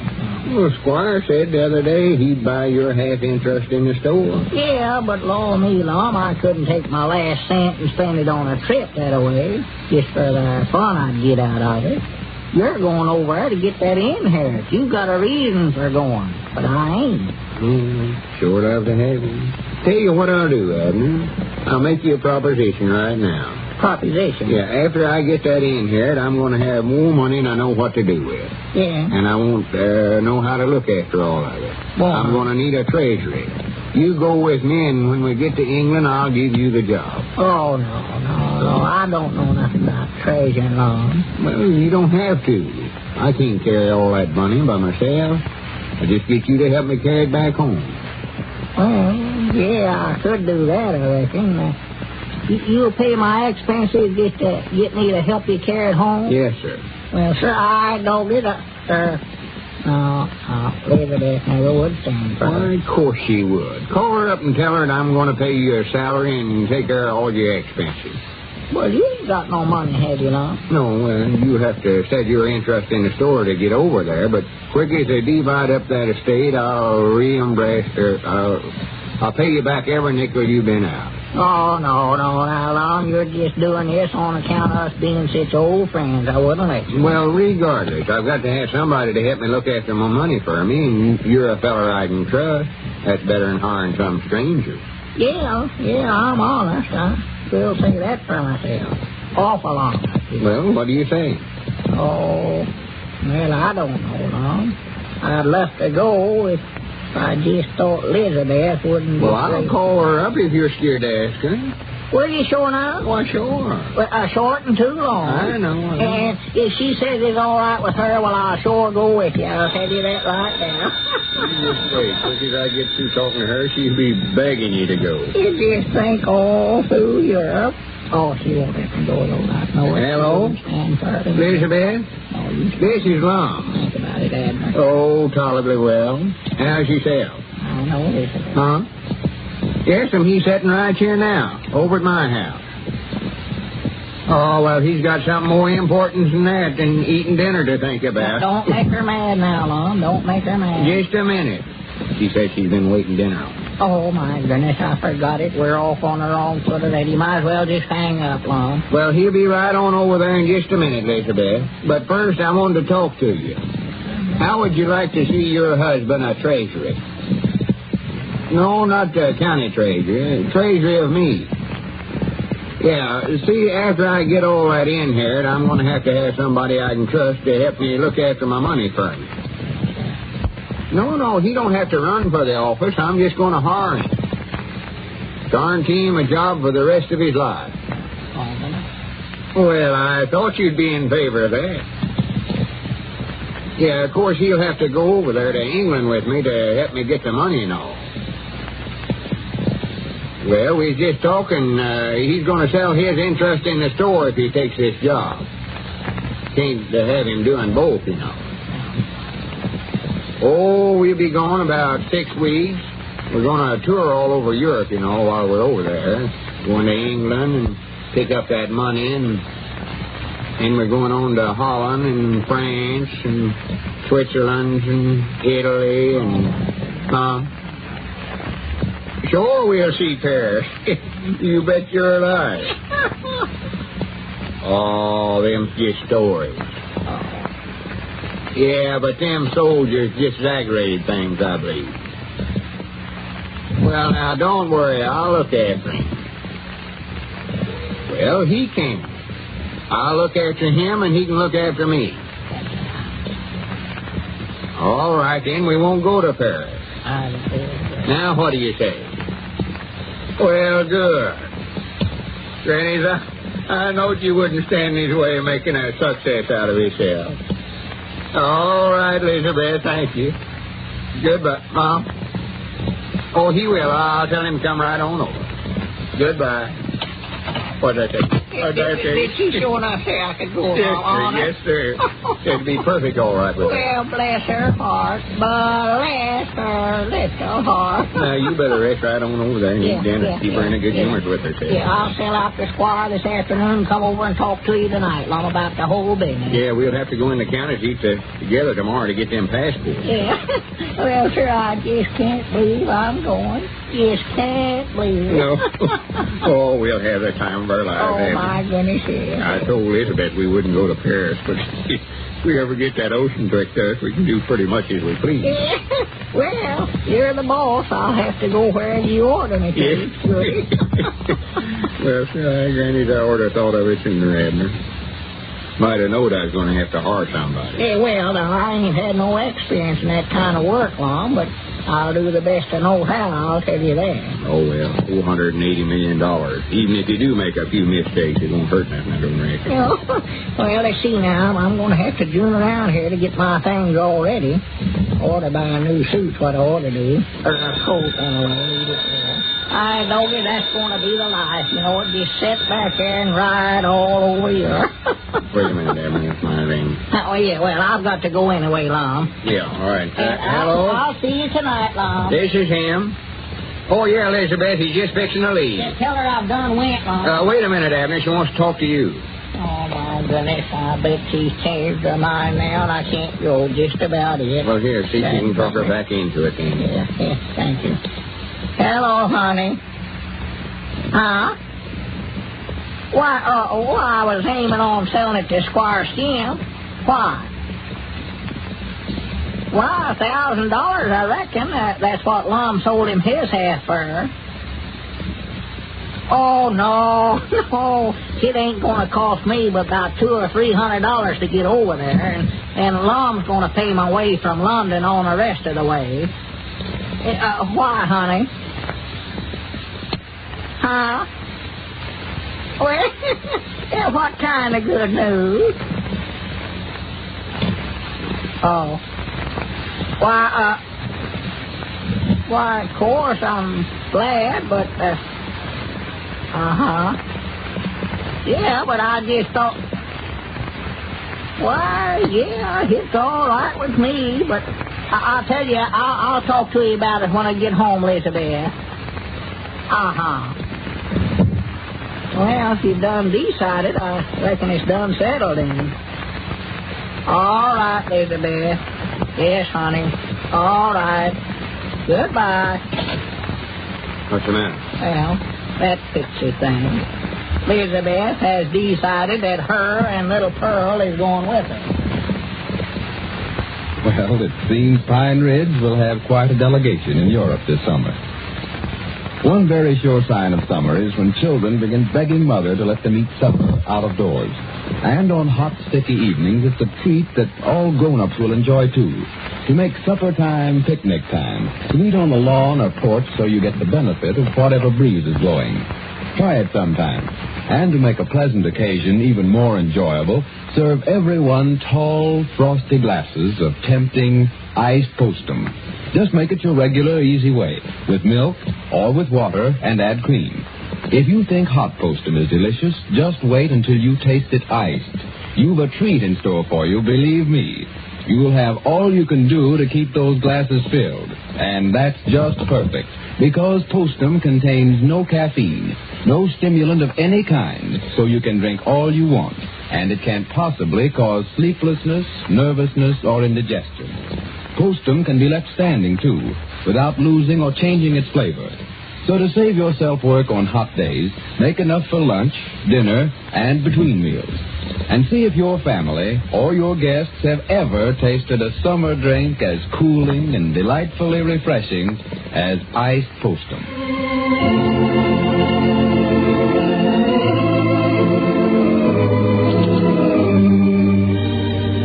Lum and Abner again on Wednesday evening at this same time, presented by Postum. See you then. Lou Crosby speaking. This is the Columbia Broadcasting System.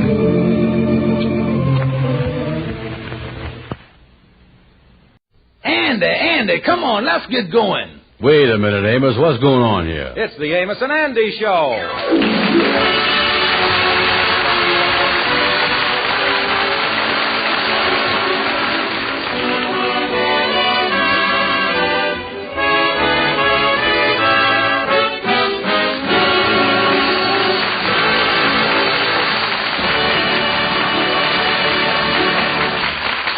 Well, our story opens with Andy in high spirits. He has just met a new girl, a beautiful creature named Mabel Green, and he's passing through all the old familiar symptoms of falling in love. We find him now sitting in his office telling Lightning all about her. Tell me, Miss Andy, how'd you happen to meet this gal, Mabel Green? Well, Lightning, it happened just like it happens in the movies. We was both sitting at the soda fountain down at the drugstore. Oh, you was, huh? Yeah, she was having a ham sandwich and I was having a chocolate soda. When all of a sudden she looked at me, and with big dreamy eyes and a shy little voice, she say to me, she say, "Pass the mustard." I tell you, Lightning, I done passed mustard to lots of gals, but this is the first time my heart went with it. Oh, you went right on talking to her then, huh? Oh, no, I didn't want to act like I was fresh. I waited till I seen her pay her check, and then I got the soda clerk to introduce her. Oh, I tell you, Lightning, me meeting her was the work of fate. Faith in the mustard, yeah. Yeah, well, this Mabel has sure got everything, though. She ain't only beautiful, she's refined. You ought to see her after she finished that sandwich. The way she held that toothpick with her little finger up in the air. Oh, boy, she got class all right. Well, it sure sounds like you're crazy about this Mabel Green, Miss Andy. Yeah, this is the real thing, Lightning, the real thing. Andy, I gotta see you here. I gotta talk fast. What's the matter, Amos? Somebody after you? Lightning, get outside. I want to lock this door, and if anybody come around, say that ain't nobody in here. Hi, Andy, help me push this desk up against the door. Oh, wait a minute, Amos. This is silly, putting the desk up against the door. Who is it that's after you? He ain't after me. He's after you, and he's going to knock your block off. Well, hurry up with that desk. What you doing? Yeah, that does it there. Lightning, if anybody tries to get in here, fight like a tiger. Yeah, so like a tiger. Yeah, well, Amos, who is it that's after me? Well, now, here's the story, Andy. I picked up a fare in my taxi cab about an hour ago. He was a big, tough-looking sailor. Oh, me. Now, I drove him to the pool hall, and he handed me a $20 bill. Well, I went into the pool hall with him to get change. And while I was waiting for it, this sailor went up to Joe and started talking. I'm looking for a fellow named Harold Adams. They tell me he hangs around here. Yeah, that's him over there, sailor. He's shooting now. Thanks. I got a little business with him. Pardon me, gents. Tell you what I'm going to do, Sam. I'm going to play the 9-ball in the side pocket. Watch this, man. It's going to be good. Say, fella, your name Harold Adams? That's what the dames call me around town, sailor. Do you know a girl by the name of Mabel Green? Hear that, Sam? He's asking me, does I know Mabel Green? Sure I know Mabel. I'm giving her a lot of my time these days. Any objections? Could be. She's a cute gal, all right, but she's too highfalutin. I'll change that, though, before I'm through. Mister, you through right now. Wait a minute, somebody put me in there. Somebody call an ambulance. That Harold Adams is really hurt. Yeah, and another thing. When this bum Harold Adams comes to, if he ever does, tell him if he ever hangs around Mabel Green again, I'm going to come back and finish the job. I'll tell him, mister. I'll tell him. But I sure don't think it's necessary. That's about as complete a job as I ever seen. Yeah, and there's just one more little job I got to attend to.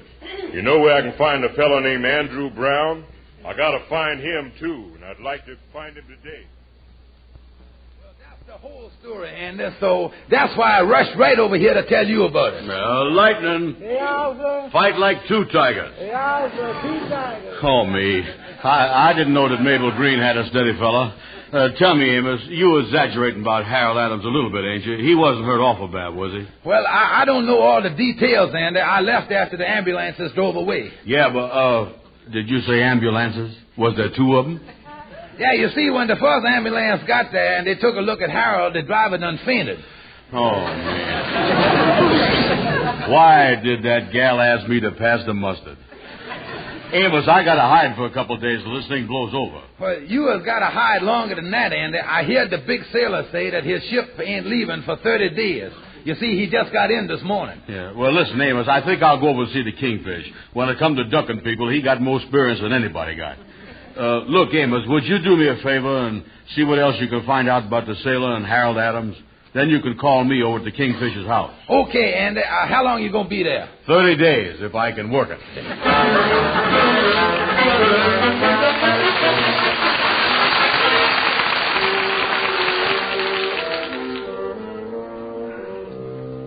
So, Kingfish, that's why Mr. Andy went over to your house looking for you. Yeah, well, if you don't find me at home, you most likely come over to the lodge hall here. You say, Lightning, the main thing that Andy's interested in is hiding from the sailor, huh? That's right. He said he'd give anything if he could get out of this some way. He did, huh? Hiding. Lightning, why don't you come in? Hello, is you the Kingfish? Yeah, sit down, Ann, and take off them whiskers. What is you talking about? And take off the voice, too. And Lightning, get on out of here, will you? Yeah, sir.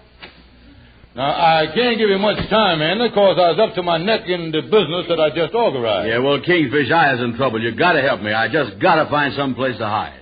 Now, there's a funny coincidence. Just when I got this new business, you come and speak to me about hiding. Well, what business is it, Kingfish? And I was proud to announce that I is the president and general manager of the American Fugitive and Hiding Company. That's what it is.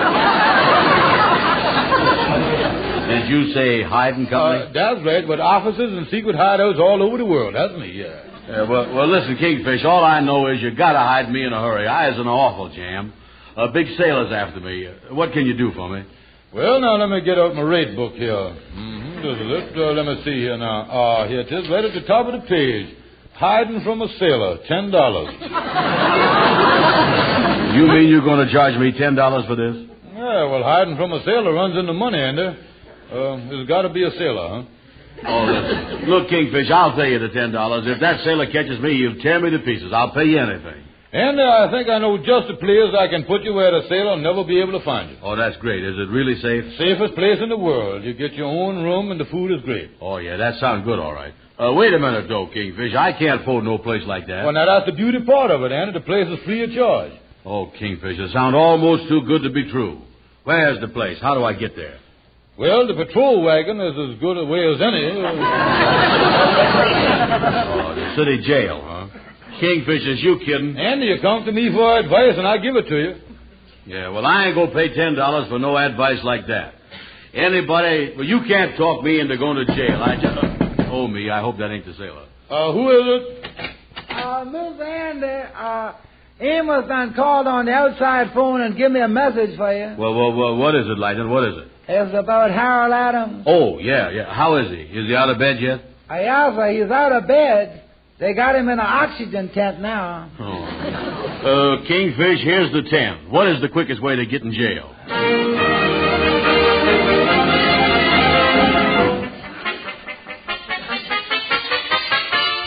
So you see, Gabby, being as I was advising Andy in this thing here, the first advice I done give him was to come over here and check with you on what he can do to get in jail for 30 days. Yeah, so the sailor can't get me, Gabby. I'd like to get something in solitary refinement if I could. Well, that's very unusual, very unusual. All my clients pay me to keep them out of jail, I ain't never tried to get nobody in. Gabby, I know you don't try to get your clients in jail, but just the same, most of them winds up there, don't you? Well, come to think of it, I have had a measure of success in that department. Yeah, well, Gabby, in your professional capacity as my legal advisor, what would you say would be the quickest way to get in jail? Well, I know it's 5 or 6 things right here that might do the trick, but the best one is this thing right here. You go into a lunchroom and eat all you can without paying for it. Yeah, now that sounds good. In the law books, it's called eating your way into jail. Now, what you do is go into a lunchroom, you call over the waiter to order everything on the bill of fare, everything they got. Then you eat it. Eat everything. Shrimp, salad, crab, meat, cucumbers, 2-3 kinds of soup, double-thick steaks. Eat as many as you can. Double-thick steaks, apple pie, cherry pie with ice cream all over it, and then top it off with a great big piece of cheese. Only one trouble is one thing might go wrong. Just one thing. Instead of going to jail, you might go to the hospital.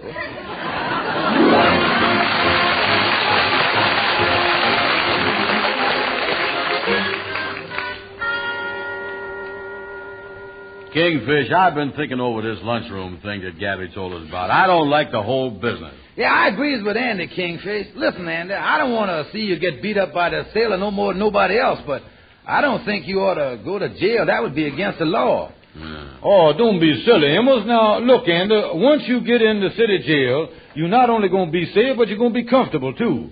Comfortable in the city jail? Why, certainly. Why, among the bums and hoodlums, our jail is known as the showplace of the East Coast.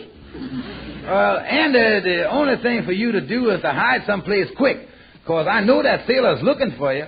In the meantime, I tell you what, I'll go out and scout around and see if he went to your room or your office. Yeah, do that, Amos. And in case you run into that sailor, tell him that you don't know where I is, and that I'm going to be there for a long time. All right, Andy. So long. So long. Now, look here, Andy. Now, don't get cold feet on this lunchroom idea. What you need most is safety, and my professional advice to you is to go to jail and get it. I don't like the whole idea, Kingfish.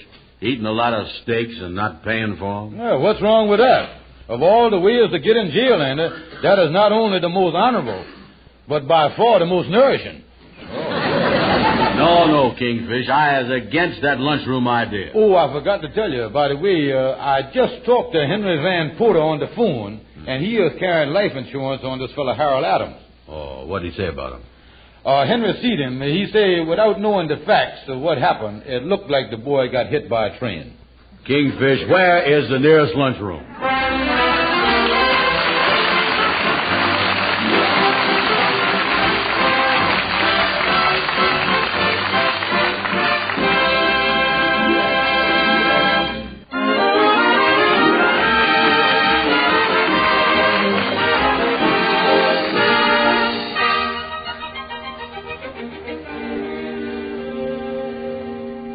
Well, Andy's one purpose is to get arrested and be put in jail for 30 days.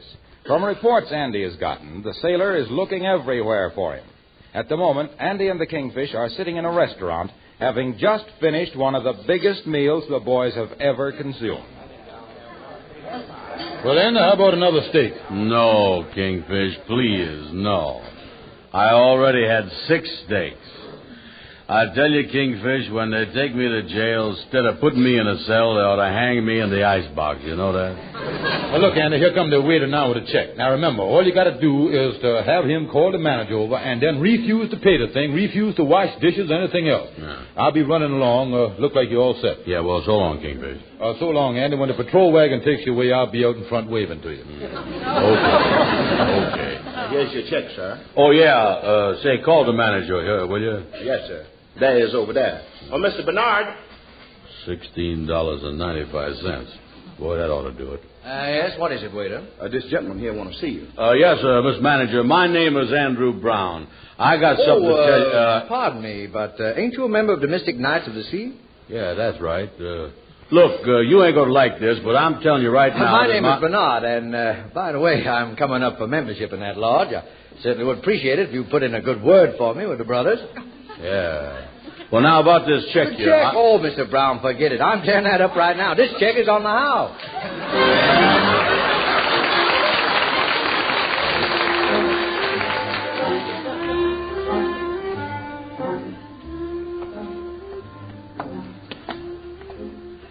Look, Kingfishers, we gotta be walking on the street right out in the open this way. That sailor might be right round here someplace anytime. Well, now, don't worry, Andy. We're just going up to the corner here. Yeah, well, I hope this thing you got in mind now is going to work out better than that lunchroom idea worked. Oh, I guarantee it, Andy. This one is pulling the fire alarm box when there ain't no fire. Oh, yeah. This is going to be a show thing. Huh? It can't miss. The smartest brains in the country gets in jail this way. The only thing is you show I can get 30 days for doing that? Pulling the fire alarm box don't sound too reporting to me. Reporting? Why, Andy, does you realize what happened when somebody turned in a false alarm? Them firemen start into action, start sliding down that brass pole, skinning up the shins, piling on top of each other. Oh, it's a mess around the firehouse. Oh, Andy, when you turn in a false alarm, you doing plenty of damage. I guess that's right, yeah. Yeah, well, now, here it is, Andy, here it is, right there on the lamppost. Now, go to work on it, son, and I'll be a witness when the cop comes and start asking you questions. Yeah. How do I do this now?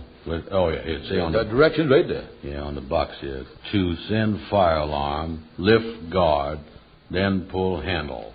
Yeah, now a bell goes off in the box, but don't let it scare you. Yeah, well, here goes. Yeah, there she goes, Andy. You was halfway to the station house right now. Yeah, good luck to me, good luck to me. Yeah, I'll bring you some hot soup and chicken down to jail tomorrow and next day. You'll be hungry by then. Yeah, thank you, Kingfish. Yeah, I might even bring you down a calendar, kind of help pass the time away there. Yeah, that's a good idea, yeah. Look, Andy, look. Here come the policeman running down the street now. Yeah, here he comes. Yeah, well, goodbye, Kingfish. Yeah, so long, Andy.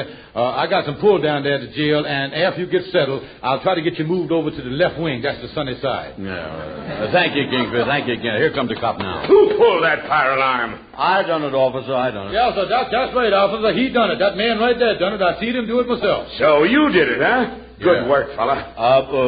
Officer, did you say good work? Yes. Here come the fire engines. Look at that building smoke over there. Well, they might be able to save it, thanks to you. Oh.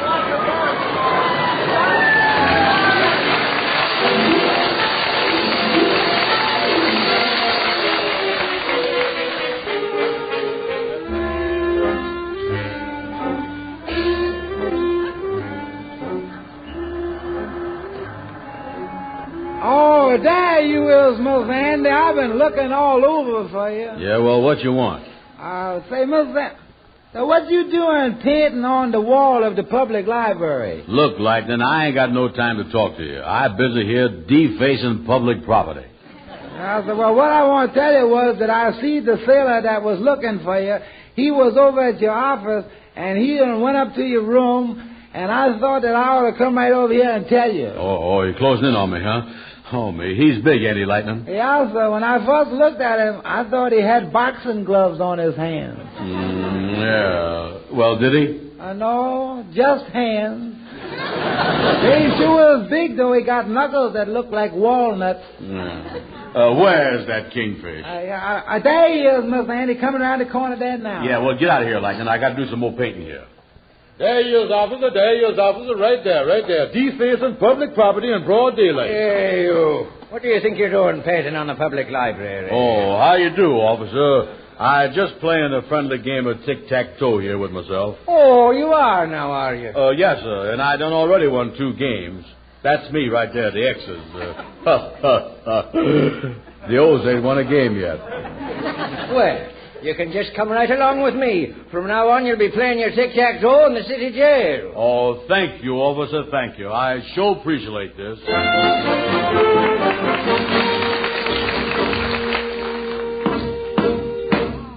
Andrew Brown, you are accused of willfully defacing public property.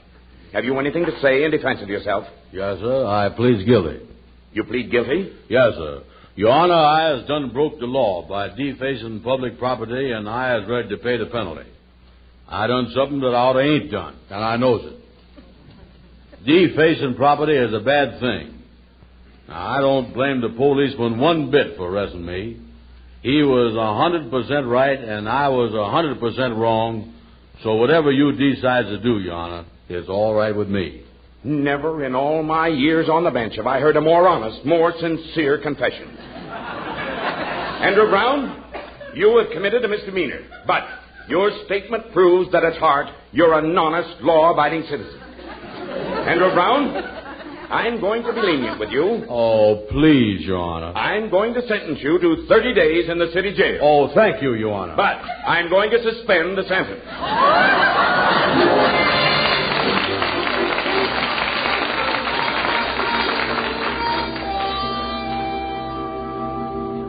Boys, I am just about at the end of my rope. Yeah, well, I told you that getting arrested idea was no good, Andy. Yeah, Andy, it looked like they got you at the jail's pegged as an undesirable character. Yeah, sure is. Look, Andy, I don't know if you was doing the right thing or not. You can't run away from nobody day after day, no matter how hard you try to do it. You know, I've been thinking the thing over, and it seemed to me that the thing you ought to do is to see this sailor and then explain to him that you didn't mean to go out with his gal. Yeah, you're right, Amos. That's exactly right. That's exactly what I'm going to do. Yeah, well, if that's what you want to do, Andy, I'll be happy to get your oxygen tent wholesale. Listen, Kingfish, I is through running and hiding. You hear that? Is I a man or a mouse? I don't know. I'm going to face this sailor once and for all. I'm going to go... Miss Andy, the sailor's coming in the front entrance of the lodge hall, and he's coming back here. Well, it looks like this is it, fellas. Andy, the thing for you to do is to... Kingfish, where's Andy? Under the desk. When an emergency comes up, that boy is really fast. Stay under that desk, son. There he comes. Hello, gents. I'm looking for a certain fellow. I think I'll get on out of here. I don't know who you looking for, mister, but I can tell you this much, he ain't here. Who are you? Who is I? Who, me? Well, I is George Stevens, the Kingfish of the Lodge, the Mr. Knights of the Sea. I'm looking for Andrew Brown. Andrew Brown, huh? You know that name sounds familiar. Yeah, I heard he was your best friend. Yeah, well, then maybe that's why it sounds so familiar to me. Mister, I happen to know this fella, Andrew Brown, and he is a nice fella when you get to know him. He wouldn't do nothing wrong. Where can I find this fellow Brown? I want to see him and see him in a hurry. Well, now, there's a funny thing. He just left here a few minutes ago. He going down to Texas, and he never coming back. He going into the lasso business down there, something like that. That's what he's doing. Yeah, well, listen here. Hey, wait a minute. Who's that under the desk there? I don't see nothing. What you mean you don't see nothing? There's a man there, ain't it? Oh, under the desk. Oh, yeah. Well, that's my secretary. You see, we in a little cramped room here, and he do all his work down there. Hey, you. What's your name? Who, me? Yeah, what's your name? Don't tell him, Andy. Andy, all right. Andy Brown, in other words. Well, you done it, Kingfish. I thought you said he was on his way to Texas. He going the wrong direction, ain't he? Good thing we caught him there, yeah. I've been looking all over for you, Brown. Yes, I know, mister, but I can explain everything, honest I can. There's nothing to explain. Oh, me, I sure wish you would consider everything careful before you do nothing about your girl. Look, Brown, I happen to be Mabel Green's brother. Mabel told me that you was the only fellow that took her out while I was gone that acted like a gentleman. Mister, you mean you didn't come here to beat me up? Beat you up? I come here to thank you. Oh, you don't mind if I sit down, do you? Go ahead and unlax, Andy. You know, Mabel's very fond of you, Brown, and her happiness means a lot to me. Yes, sir. When I was on the high seas, I like to know that she's keeping good company while I was away. Yeah, well, I liked her a lot, and I want to give her all my time, if it's all right with you. I'll say it's all right with me. By the way, I know it costs money to go out, so I want you to take this $20 for you to spend on yourself and Mabel. Buying theater tickets and stuff like that. Oh, I couldn't take that money. I just couldn't. Oh, all right. Well, as long as you put it that way,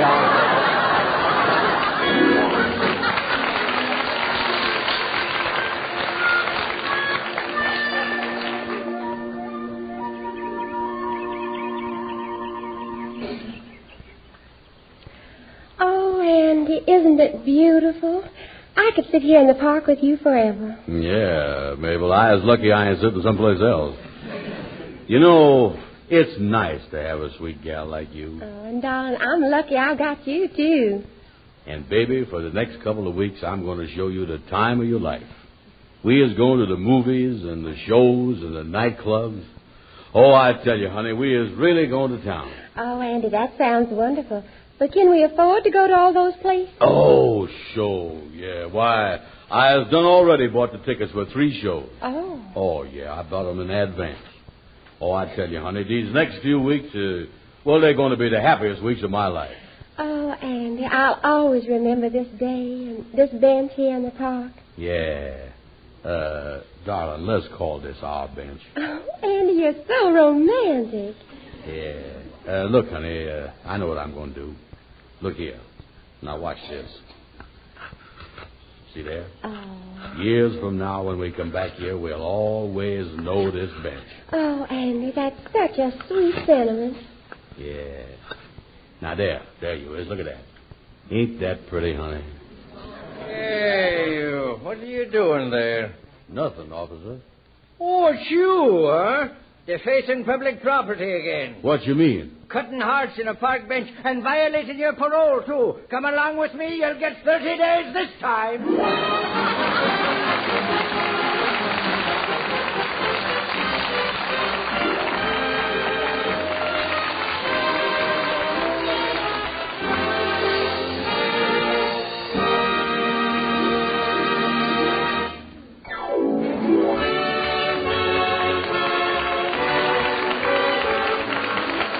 Be sure to listen for the Amos and Andy Show next Friday night at this same time, when Amos and Andy will have as their guest the Academy Award winner, Mr. Paul Lucas. It's certain to be a half hour of great entertainment. Our program is broadcast to our armed forces overseas. This is Harlow Wilcox, and before I say goodnight, just one more thing. Friends, the fact that cooking fats and more meats are ration-free now doesn't mean that you should slow up in saving used fats. The need is as urgent as ever. And now that it's so much easier for you to save them, you should be taking to your meat dealer an even greater amount than you used to save. That used fat is needed in the production of vital war materials and for life-saving medicines for the men in the services. And you'll still get 2 extra ration points and 4 cents for every pound of used fats you turn in. So let's really try. At least double the amount you used to save. Thank you, and good night.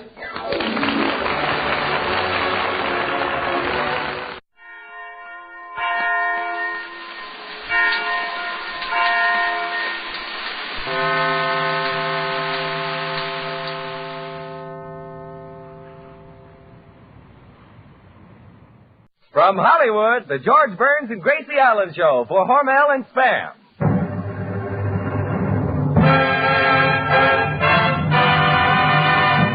Crazy people.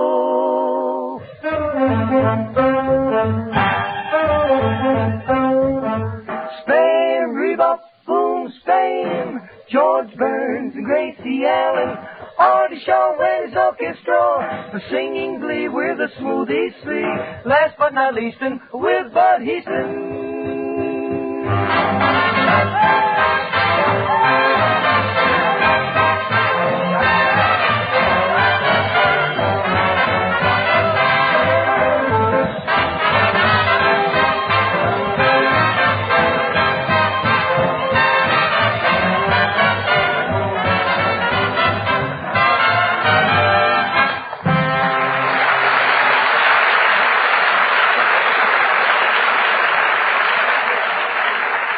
Evening brings another Burns and Allen show to your house, and in just one sentence, I'm going to tell you why Spam is so popular with families everywhere. Ready?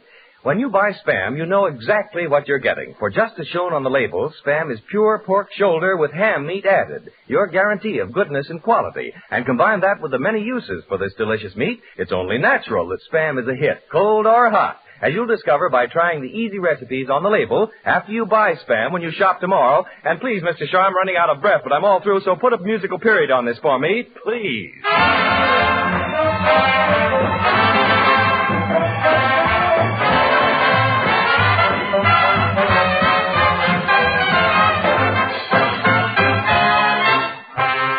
And here they are, those 2 Spam ambassadors of fun, George and Gracie.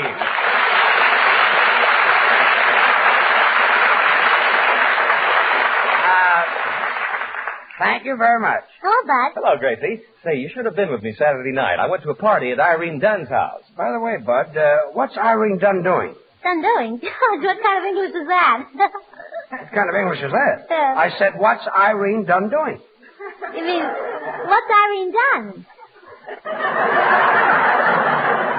Gracie, isn't Irene Dunn a motion picture star? Well, yes. I saw her in My Favorite Wife. Well, that's the picture that Irene Dunn did. Done did? Oh, that's even worse than done doing. Well, George, maybe I can help you. You see, Gracie, Irene Dunn told me that... Dunn told you? Oh, what Irene Dunn told you, all right, Chester? Look, Gracie, when Irene Dunn does a picture, it doesn't mean that Irene Dunn done a picture. It means Irene Dunn did a picture. And the picture that Dunn did is what Dunn's done. Do you feel all right, Daddy? But why did you have to stop us?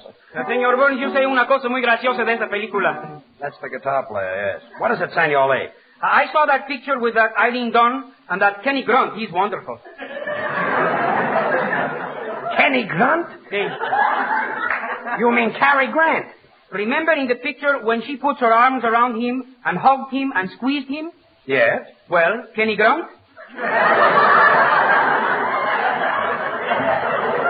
Artie, will you keep that South American pocket carcass quiet?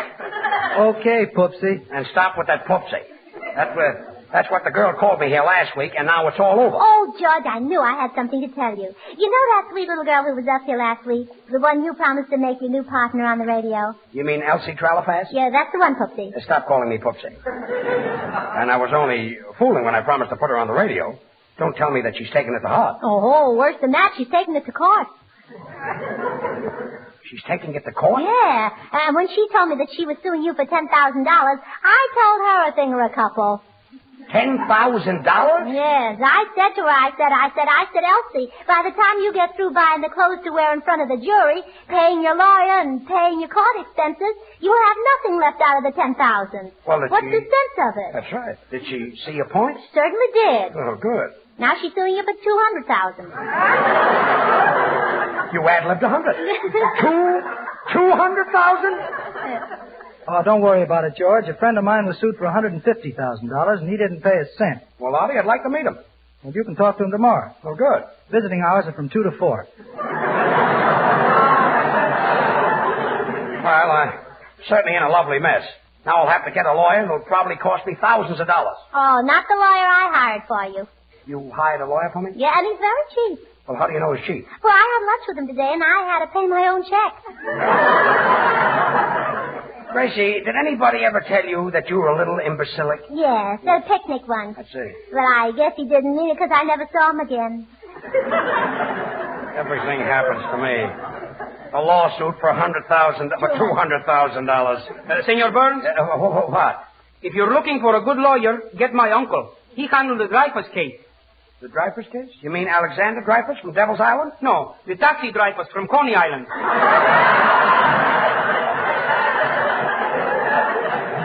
$200,000. I wouldn't pay that Elsie Trellafas a nickel. Good for you, George. That'll help me a whole lot. How will it help you? I'll be able to tell our listeners that both you and Spam are in the can.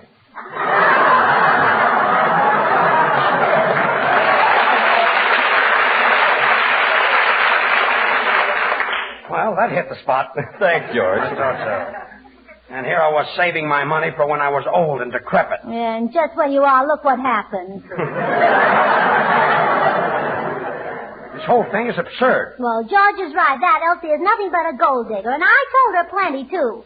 I told her that before she'd get a dime from you, George, you'd draw all your money out of the bank. Oh, that wouldn't frighten a girl like Elsie. Oh, it wouldn't, huh? It scared her so that she tied up your bank account. Tied up my bank account? Oh.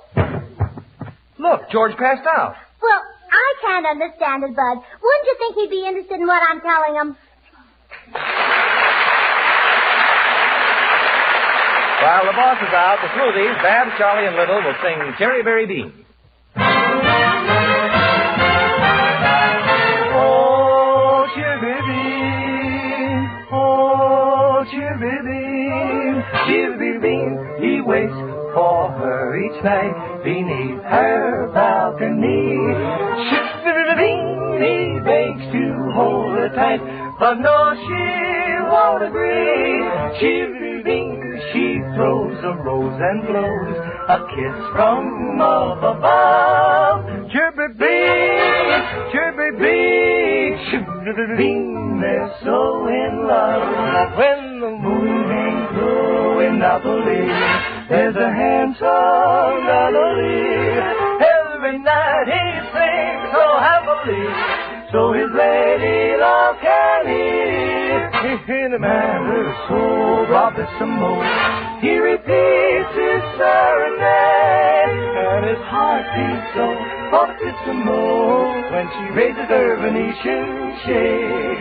Shiver-ding, shiver-ding, shiver-ding, shiver-ding, oh, shiver-ding. He waits her each night beneath her balcony. Shiver-ding, he begs to hold her tight, but no, she won't agree. No, she won't agree. Shiver-ding, she throws rose a kiss from up above.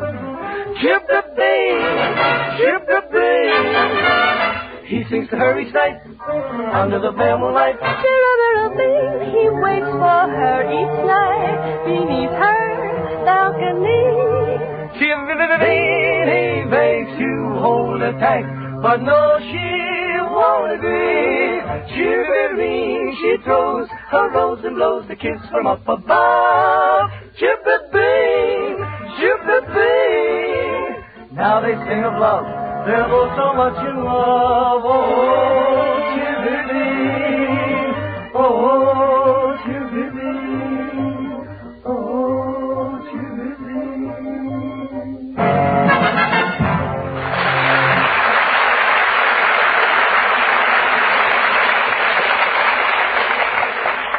Oh, George is still out.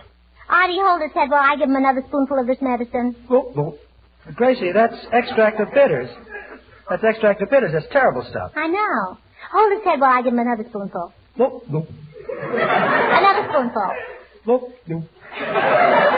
Gracie, you're spilling half of that medicine on his chin. Wipe it off. I can't. It burns my fingers. Well, listen, George, I got some bad news. Oh, gee, still out, huh? Yeah, hold his head, Artie. Well, listen. Elsie's sweetheart is outside, and he's a big bruiser, and I can't hold him, and he says he's going to come in here and mop up the floor with George. Shall I call for help? Oh, no. He and George can mop up this floor without any help. Gee, this is awful. What'll we do? Well, how about you and me going to Cyril's tonight? Oh. Look, is George coming too? No, just you and I.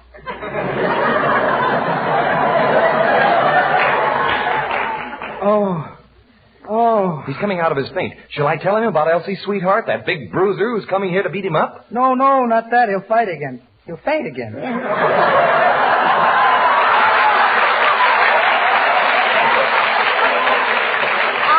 that's all right. There's plenty of medicine left. Oh, where am I? Oh, I know. Boy, this lawsuit has certainly left a bitter taste in my mouth. Gracie, that's Elsie's sweetheart. Hey, Salman, that's probably my lawyer. Let him in. Mr. Burns, before I open the door, do your insurance policies carry double indemnity in case of death by accident? Well, yes. You are a very lucky man, weren't you?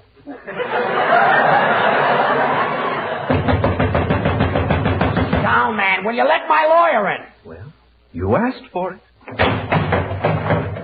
Who's George Burns? Uh-oh, here comes malicious. I'm George Burns. Oh, so you're George Burns. That's right. What about you and Elsie Trellafas? Well, he doesn't know her. He's never heard of her, have you, George? Certainly I know Elsie Trellafas.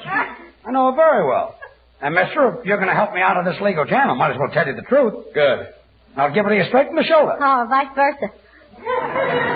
Just how well did you know Elsie Trellafas? Well, I'm not a man who likes to boast, but on the other hand, this is no time to hold anything back. Calling Dr. Kildare. One night about a week ago, I was taking her home in a taxi, and I put my arm around her. Like this? Yeah, but I held her a little tighter. You mean like this? Oh, wait a minute, not that tight. Oh, that was quite a crush. Yeah, it couldn't have killed me. that after I took Elsie home, we were standing in the hallway. Senor Burns? Standing in the hallway with Elsie, you see. Senor Burns? And we were both in the hallway. Hey, Poopsie! What is it, Senor Lee? Can I have your tooth powder after you get your teeth knocked out?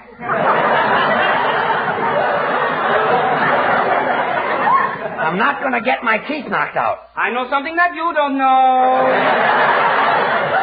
Artie, will you keep that stale character quiet? So we were standing in the hallway, and I put my lips against Elsie's, and she... George, shall I play my number now?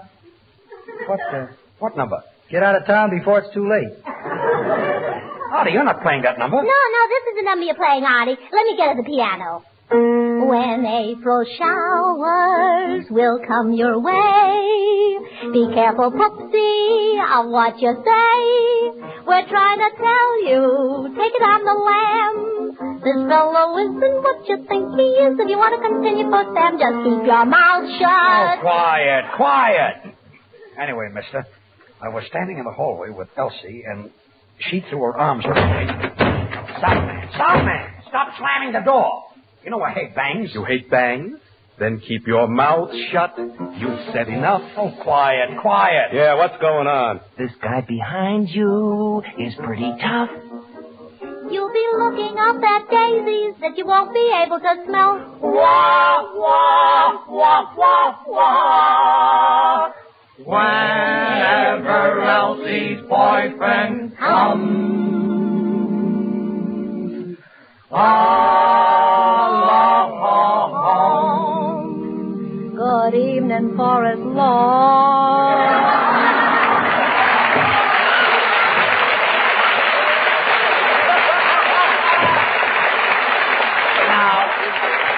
Look, what's going on here? Here I am worrying about $200,000 lawsuit, and everybody's singing. Say, did Elsie ever happen to mention her boyfriend? Yeah, I heard her say something. She's going around with some dope or something. Dope? Hold your hats, boys. Here it comes. You did say dope, didn't you? Yeah, some big dope or something. Soundman, why are you opening the door? There's nobody going out. That's what you think. Hey, Mr. Burns, I think we can talk this over better in the alley. Yeah, it's too noisy in here. Come on, let's go. George, don't done what Irene done. He'll be done. What Irene done? What's that? Irene Dunn told me it's Elsie's boyfriend. What, Irene Dunn? Who's afraid of Elsie's boyfriend? Why, with one hand I can crumple him to pieces. I'm Elsie's boyfriend. And with the other hand I can... Oh. What happened? Oh, George has fainted. Artie, hold his head while I give him some more medicine. Yeah, when he comes to, tell him that he's not only being sued for $200,000 for breach of contract, but I'm suing him for $300,000 for alienation of affection. Goodbye, everybody. And goodbye, Poopsie. Well, what are we going to do with George? He fainted again. Can't anybody do something? I can do something. We'll do it. I'll be delightful. Yeah. Yo tengo buena suerte con todos los jueguitos, pero lo que es mi fuerte es el juego de amorcitos. Hay una muchachita a quien yo quiero conquistar. Les apuesto lo que quieran, que la voy a ganar. Se llama Nada, ella es mi nada. Mi nada no hace nada más que amar. Yo quiero a Nada, no hago nada más que de mi nada soñar. Cuando beso a mi nada, nada beso al parecer, pero nada tiene todo para hacerme arder. Yo quiero a Nada, no hace nada, nada más que amar.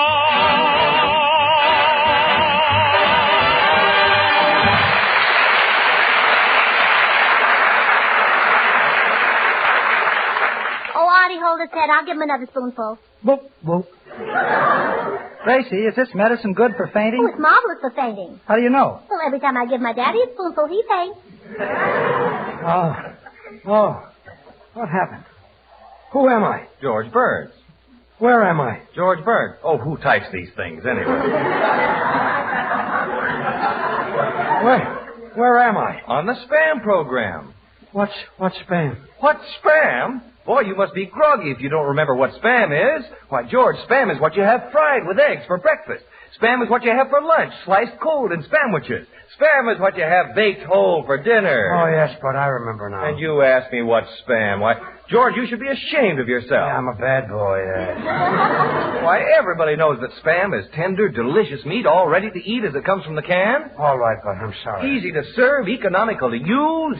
Spam is the reason housewives are spending less time in the kitchen and still giving their families good food on the dot. I apologize, Bud. Spam is wonderful. Well, thanks, George. Yes, I didn't mean it, Bud. I'm so sorry. Okay, sit down. Now, ladies, here's a grand suggestion for dinner tomorrow night. Open a can of Spam, S-P-A-M. As I said before, it's all ready to eat, so just slice Spam and serve with tomatoes, corn on the cob, a simple dessert, and your favorite beverage. You'll have nothing but compliments from the whole gang because the meaty flavor, the grand taste of Spam satisfies even the huskiest appetite. And when you try the other recipes on the label, you'll discover Spam has dozens of uses, cold or hot. So remember, you'll spend a lot of time out of the kitchen when you keep Spam on your pantry shelf. It needs no refrigeration. Get a supply when you shop tomorrow. Just say to your food dealer, I want Spam. I want Spam. Slice it, dice it, fry it, bake it, cold or hot. Spam hits the spot.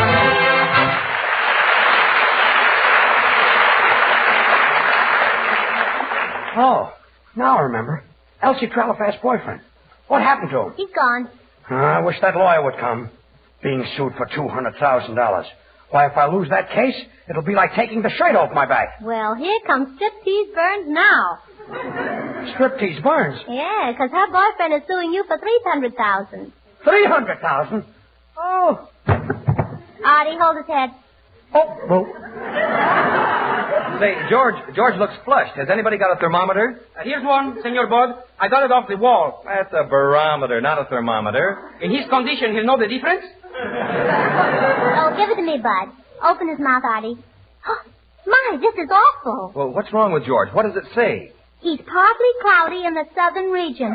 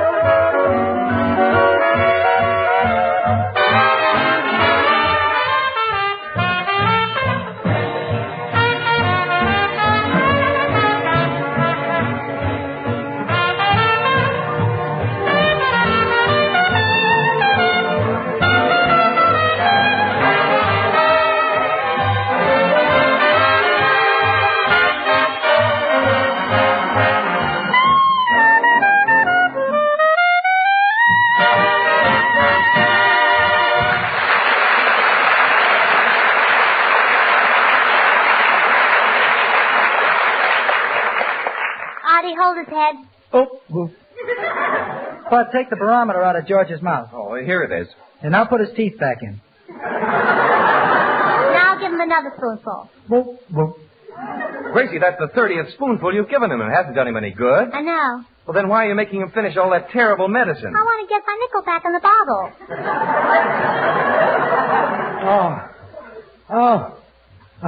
Where is he? Who? The lawyer. He's supposed to be here. Oh, my head. Oh, what's the matter, George? I don't feel well. I've got spots in front of my eyes. Oh, then that stuff I gave you is a fake. Fake? Yeah, look what it says here in the bottle. Good for removing spots.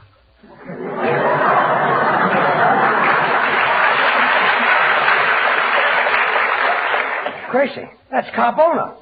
Senor Burns? Yes, what is it, Senor Lee? Once I had a date with Brenda and Carbona. Brenda and Carbona? See? Carbona makes you sick. Brenda is a doll? Hardy, will you send that broken-down guitar player back to local 802? This must be him. Come in. Mr. Burns? Yes? My name is Jules Covey, attorney at law. I'm calling with reference to the Elsie Trellafas case. Well, I'm glad you're here, Mr. Covey, as I'd like to explain the whole thing to you. Well, that's what attorneys are for, Mr. Burns. Well, now, to begin with, I did take Elsie Trellafas out a few times. She was young and pretty, and after all, I'm only human. George, don't say anything you can't prove.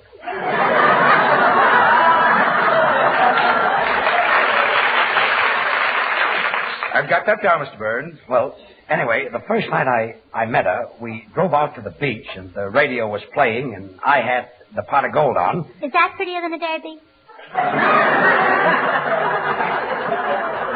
Will you be quiet? Go ahead, Mr. Burns. I'm writing it down. So we were driving along, and I kept telling her how pretty she was and how smart she was, and pretty soon we came to a lonely spot, and I ran out of compliments. Well, that's a new one. Most fellows run out of gas. Gracie, for your information, there are lots of couples who don't neck in parked cars. Yeah, the woods are full of them.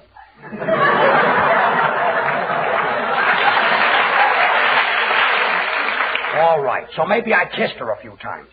But please, Gracie, it's very important that the lawyer hears my story. I've got that down, Mr. Burns. Of course, that wouldn't look very good to a jury, so when we get to court, Mr. Colby, let's cut out the kissing. You mean you and he'll just hold hands? Gracie, will you keep still? Go ahead, Mr. Burns. I've got that down. Well, you can tell the jury that I'm a man of very fine character. George, Mr. Covey just met you. He doesn't even know you. Well, if he doesn't know George, then he can say it. Well, this cast is always kidding me like this, Mr. Colby. But they'll be glad to be character witnesses for me, won't you, boys? Oh, you bet your life we will, George. I'll be glad to stand up in court and tell them what a wonderful guy you are. Oh, thanks, Bud. How much does it pay? You know, now you've got me so confused I don't know which way to turn. Oh, a Los Angeles driver, huh?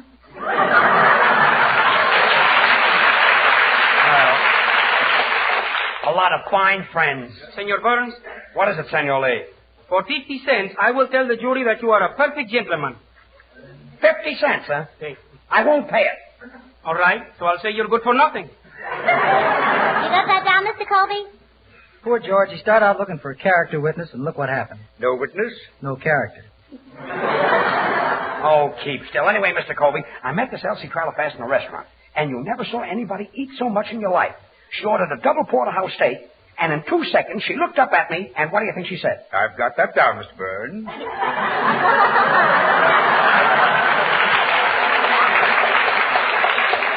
That was exactly what she said. You see, it really was a lot of innocent fun. Oh, so that's what happened. Well, not exactly. That's what I want you to tell the jury. If the opposing side knew the real facts, I wouldn't have a leg to stand on. You see, between you and me, I did promise to put Elsie Trellafas on the radio. I see what you mean, Mr. Burns. And believe me, I can't possibly lose this case. Good day. Good day. Now, there's a great lawyer. See, Gracie? He says he can't lose. Oh, that's what he says. I'll bet your lawyer will beat him. My lawyer? My lawyer? Yes. Who was that? Oh, Trellafas' lawyer. Elsie Trellafas. Oh. Artie, hold his head.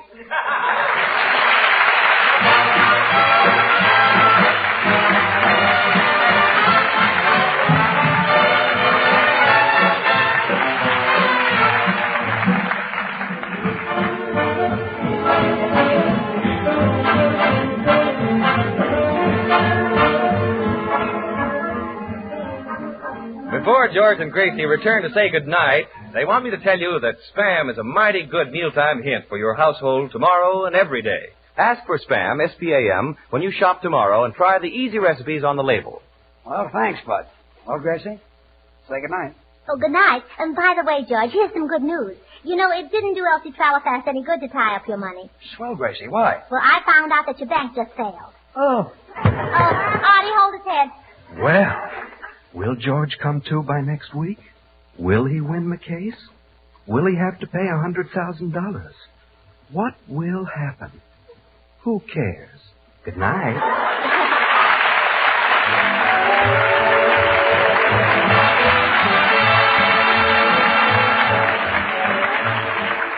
Listen again next Monday night, same time, same station, for George Burns and Gracie Allen, with Artie Shaw and his orchestra and the Smoothies, brought to you by Hormel and Spam. Until then, this is Bud Heaston reminding you to remember that cold or hot, Spam hits the spot.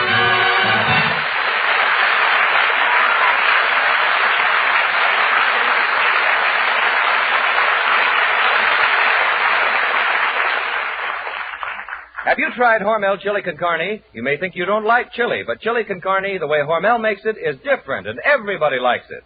Double your money back if you don't like it. Try Hormel chili con carne tomorrow. This is the National Broadcasting Company.